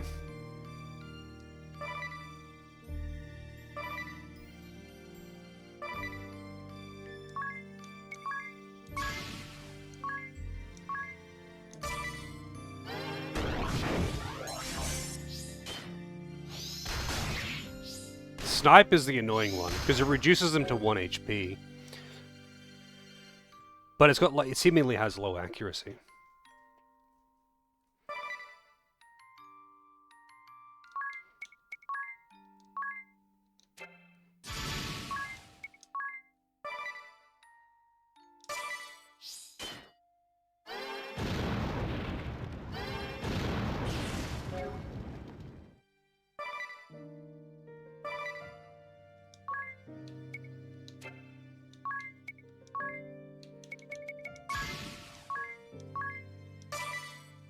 Oh, thank God. I was like, please go first. HP reverted to previous turn.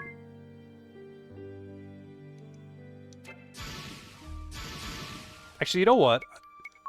I know Wanton Destruction is overpowered as hell, but I feel like with all of the passives that she's got, that both of them have, they might actually do more damage with basic attacks. Because of multitask.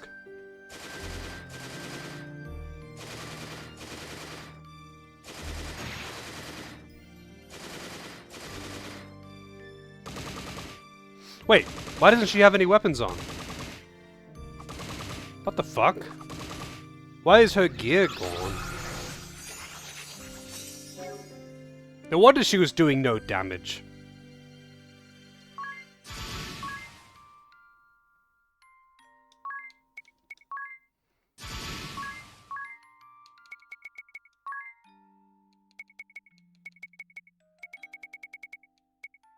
Yeah, she has no weapons on for some reason.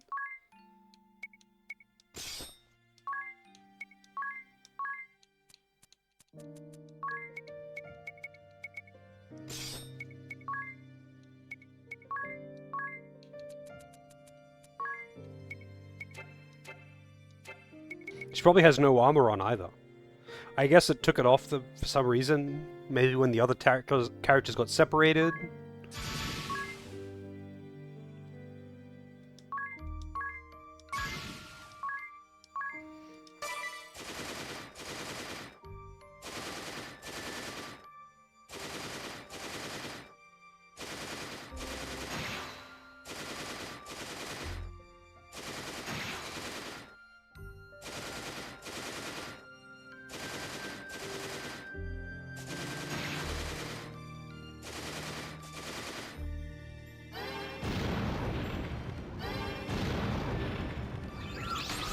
Ah, you son of a bitch. I think he does that every second turn, so... Wow, what a dick. I just healed him.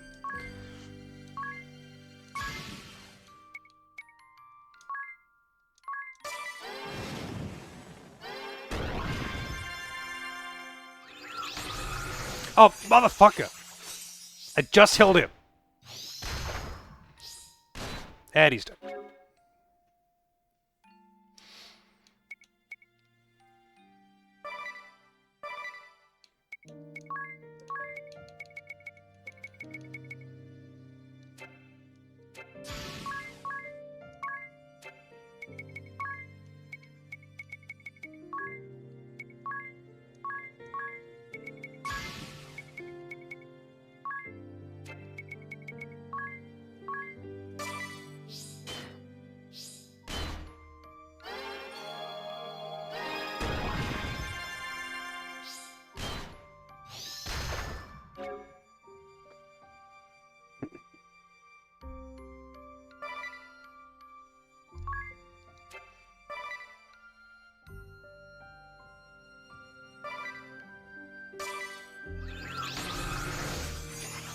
Oh, dude, it could revert him to KO'd? That is so ass. Holy shit.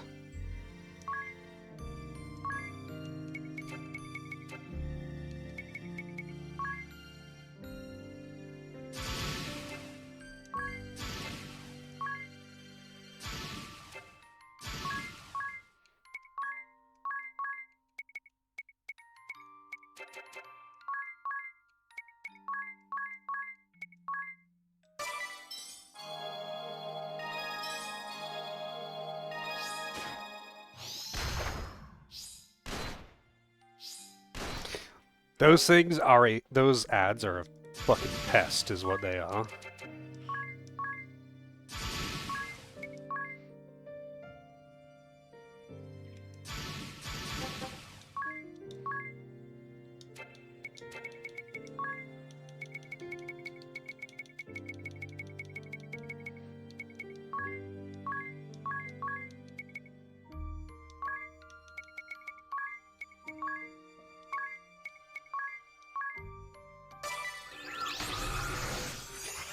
Oh.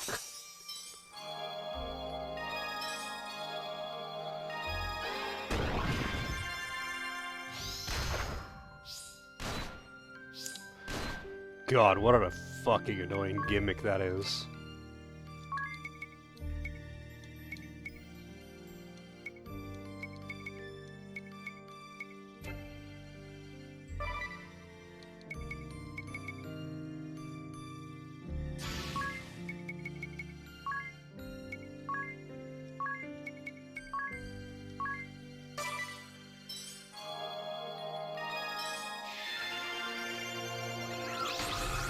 Oh my... Wait, why didn't it kill him?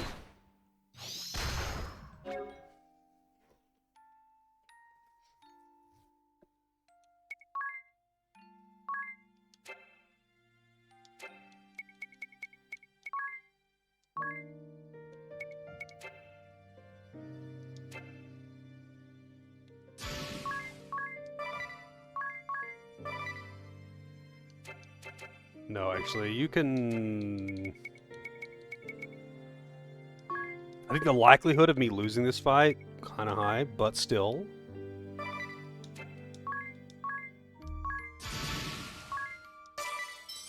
The problem is that the snipers outspeed me really hard.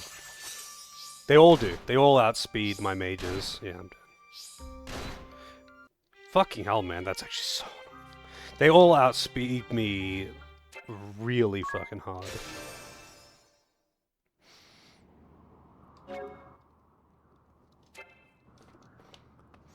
But now that I understand the gimmick...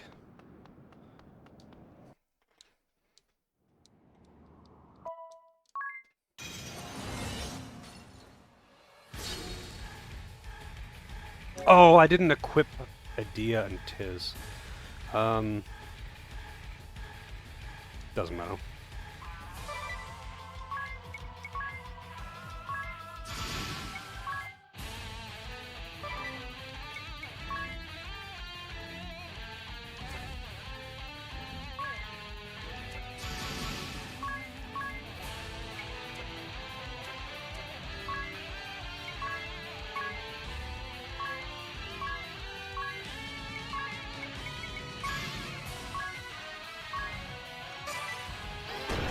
Oh, and he, of course... Oh wait, he didn't go first. Oh, right. His buffs always go first. Gotcha.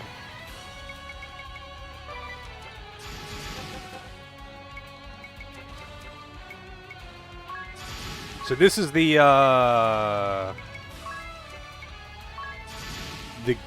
gimmick phase. Oh, I should have put weapons on it. Undo!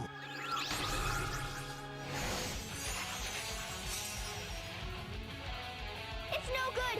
We can't. We.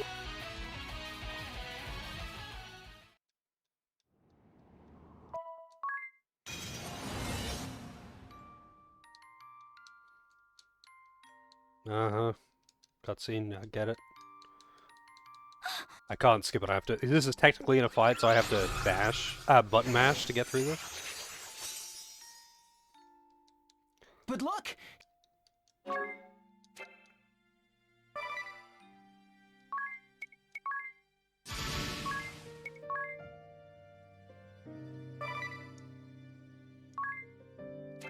This... Oh wait, no, they've got that buff inherently.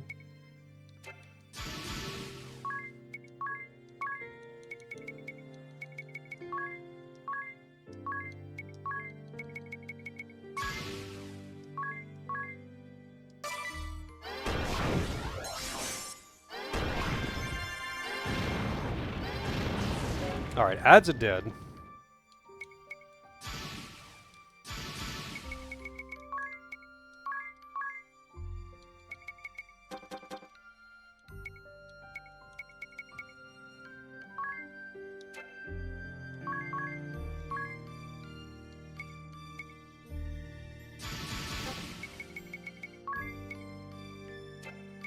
Oh, definitely don't run. Alright. I'll give her some weapons.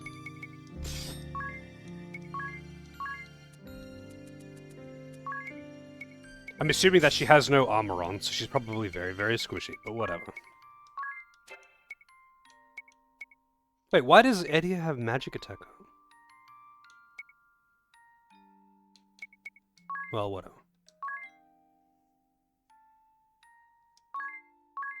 This might just outright kill the boss. We'll see. Let's finish this.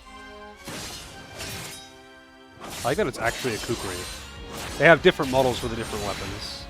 Wow! 10k!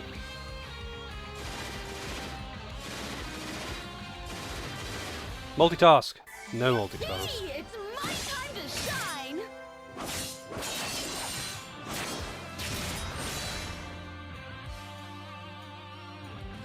UP. Multitask. Did it? Ah, for fuck's sake, man. Even with that, it didn't kill him in one round. You basically have to kill him in one round. But I think it's alternating turns. Not entirely sure, but whatever.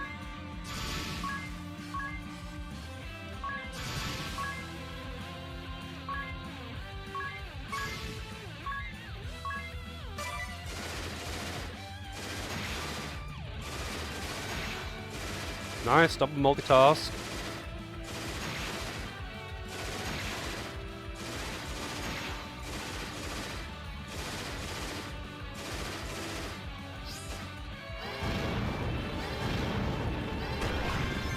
How much health does this asshole have?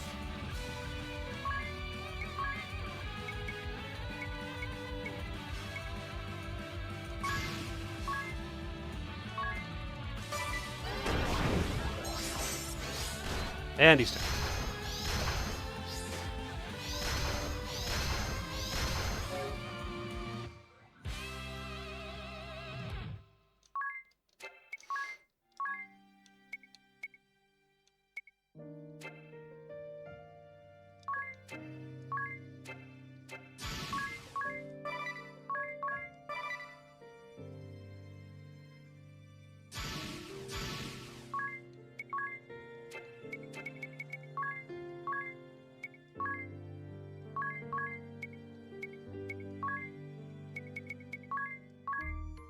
I wonder if there's a way to stop him from healing.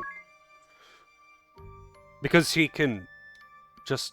I guess you could very slowly kill him. Little bit of damage. Little bit of damage for a few turns. Also, I'm way fucking overtime on stream. I was so ramped up in that conversation I wasn't paying attention to the time. But one second, I'll be right.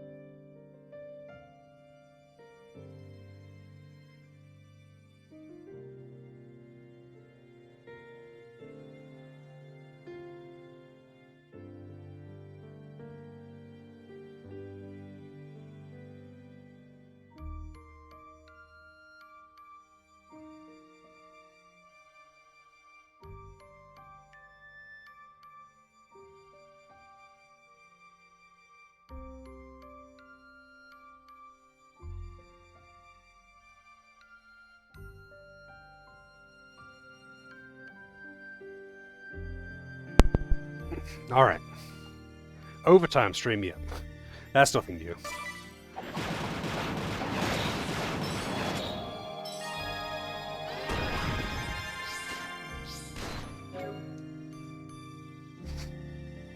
Alright. Okay, I guess I better be a little bit defensive.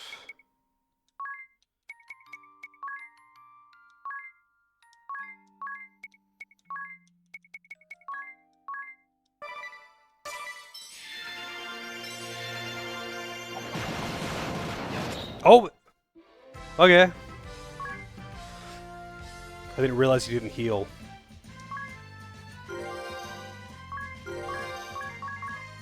That was a pretty fucking annoying gimmick, not gonna lie. Actually, no. Let's see what this class is. The Exorcist. Undo anything and everything and show foes no mercy. Revert HP MP to previous turn. Favors swords. That's it? That's the whole gimmick? It doesn't have anything else? I wonder what like magic it has access to. Because that's a pretty shit gimmick. That's a... Impossible! I cannot fall. Not like this. That is a very, very strong gimmick for a boss. Because a boss has a lot fucking more health than I do. But like, I can heal myself to full without the need of a stupid gimmick. My characters just don't have that much health. Like, I could just use Curaga or an X potion or something. But if I must, I will take this accursed cannon and your tank with me. Never! He's gonna sacrifice himself somehow. But just keep hitting him, what the fuck? Step aside, fool. Just keep fucking punching him. This is the greatest relic of my people. And so you think it is worth your life? That is a price I am willing to pay. Arrêtez! What is this? Move, little boy. Have you a death wish too? Oh, do I scare you? Go run in terror, like a good little boy. Why are the others just standing there doing fucking nothing? You stay away from my papa! Touchez pas mon père! I will not let you! Very well. The entire party is standing there doing nothing. Family. by the way. Procyon!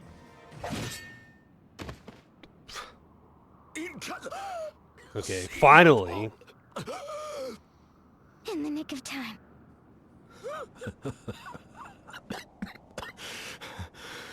Is this the end for me?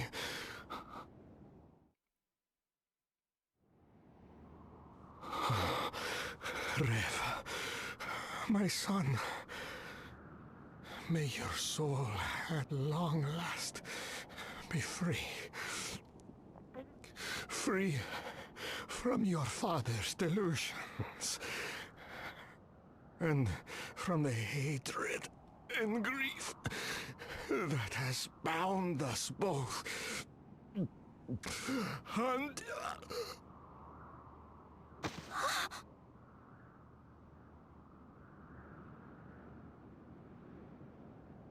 Procyon, are you all right? Yes. Listen to me, my young friends. With the SP tank empty, the Sagitta's cannon is useless. Now our only hope to stop the Kaiser lies with you, and you alone. Speaking of the Kaiser, you said you had a theory about his true objective. Indeed. I believe, no, I am convinced, the Kaiser intends to unleash the power of the space-time compass. As you know it, the compass of space and time. A relic which has no conceivable use on its own. But when the boundary between worlds is breached, and it is bathed in cosmic light, it grants its bearer the power to transcend the very fabric of space-time. Oh my god. Impossible! This is the Kaiser's true goal? I am certain of it. He would use the power of the compass to return to the past and alter the course of history. But that's... Hold it right there! If he changes the past, then what happens to this world? If my theories are correct, it would simply disappear, and a new world would be born in its place. It would be as if this world had simply never happened. That's preposterous! This world and everyone in it would vanish from existence? We can't let that happen! I could not agree more, you. And that is precisely why we cannot allow the Kaiser to unleash the compass's power. To protect this world and its people. Absolutely. But night gives way to dawn, and our time together must come to an end. What? Why? It would seem I can only appear to you at night, when the moon shines bright in the sky. And now I must return this body to young Tiz. Do give him my regards. But before I go, I would leave you with some cherished words of advice. Scenic vistas, like grapes, improve as you go up. Which means what exactly? I pray for your victory, friends. Bonne chance!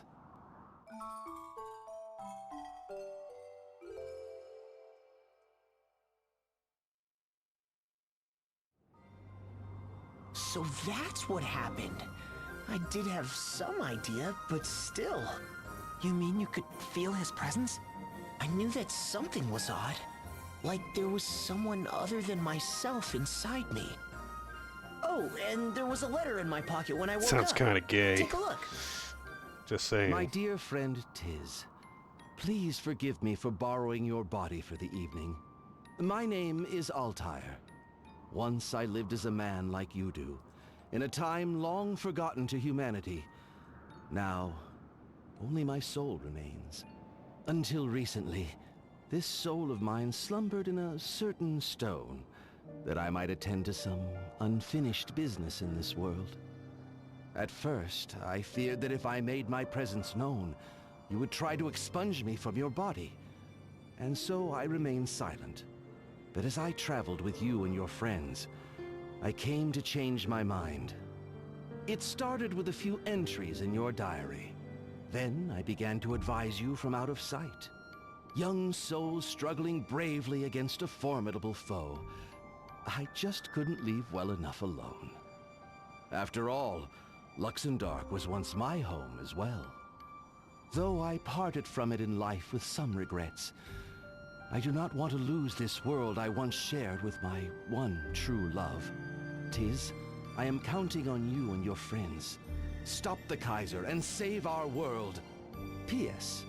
I understand if you choose to have me exorcised at any time. Kinda feel bad for calling him a stalker. Do you know where Altair is now, Tiz? I can't say for sure, but I know I'm not gonna have him exorcised or anything like that. Yeah, not after he's done so much to help us. Oh, good morning, Mr. Lotus, Elder. You are the saviors of our village. Words cannot suffice to express our gratitude. Words are more than enough. We only did what we had to do. Well, actually, there is one thing. If it's in our power to give, just say the word and it is yours. Brilliant! You approve, right, Elder? Naturally, it is the least we can do. The engineer in me can hardly wait. Oh, it's Her Holiness. I have terrible news, everyone. The Skyhold is on the move again. It would seem we are headed for the Temple of Water. Drat! They beat us to the punch again! All the soldiers are bustling about and... Someone's coming! Farewell for now. Ha! Wait till they get a load of the barrier we put up around the water crystal. This is our chance to deal the Empire a decisive blow. Let's hurry to the temple. Be safe. I'll get busy on your request while you're away.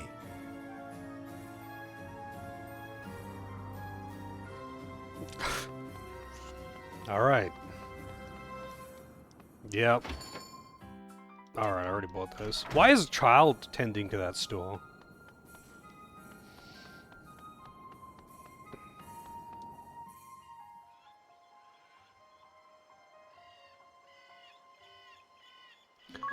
Also, I think there's actually a faster way out of the town, actually.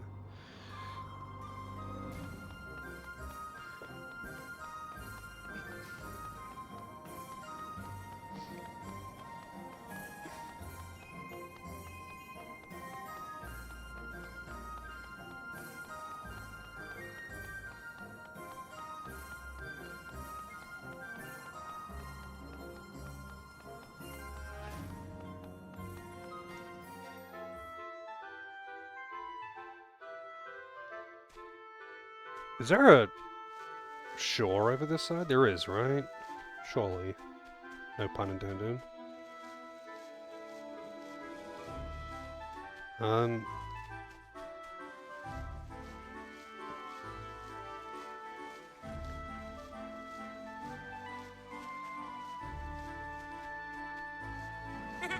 in danger! Oh, Sarah with the raid.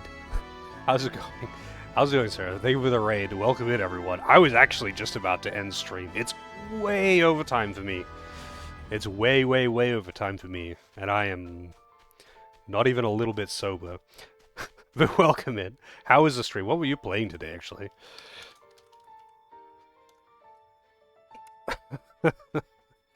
Final Fantasy 7 Remake. Okay, still on 7 Remake. How was your stream? How are you enjoying the 7 Remake?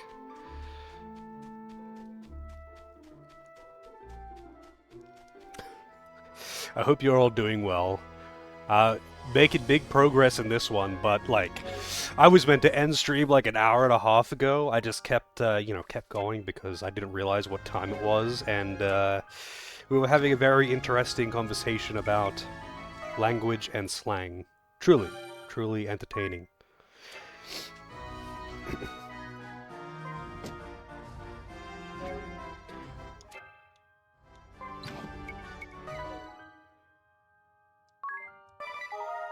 Made good progress. Reached chapter 16. I don't remember how many chapters there were in 7 Remake. But I did all the side quests in that one as well. I played 7 Remake and Remake 2.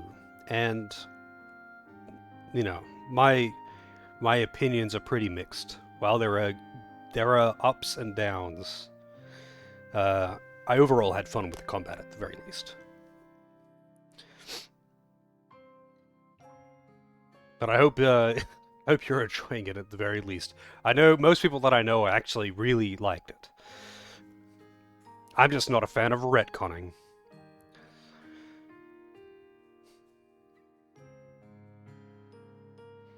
But since I was just about to end and you raided in, you are welcome to pick the raid target. I'll happily raid.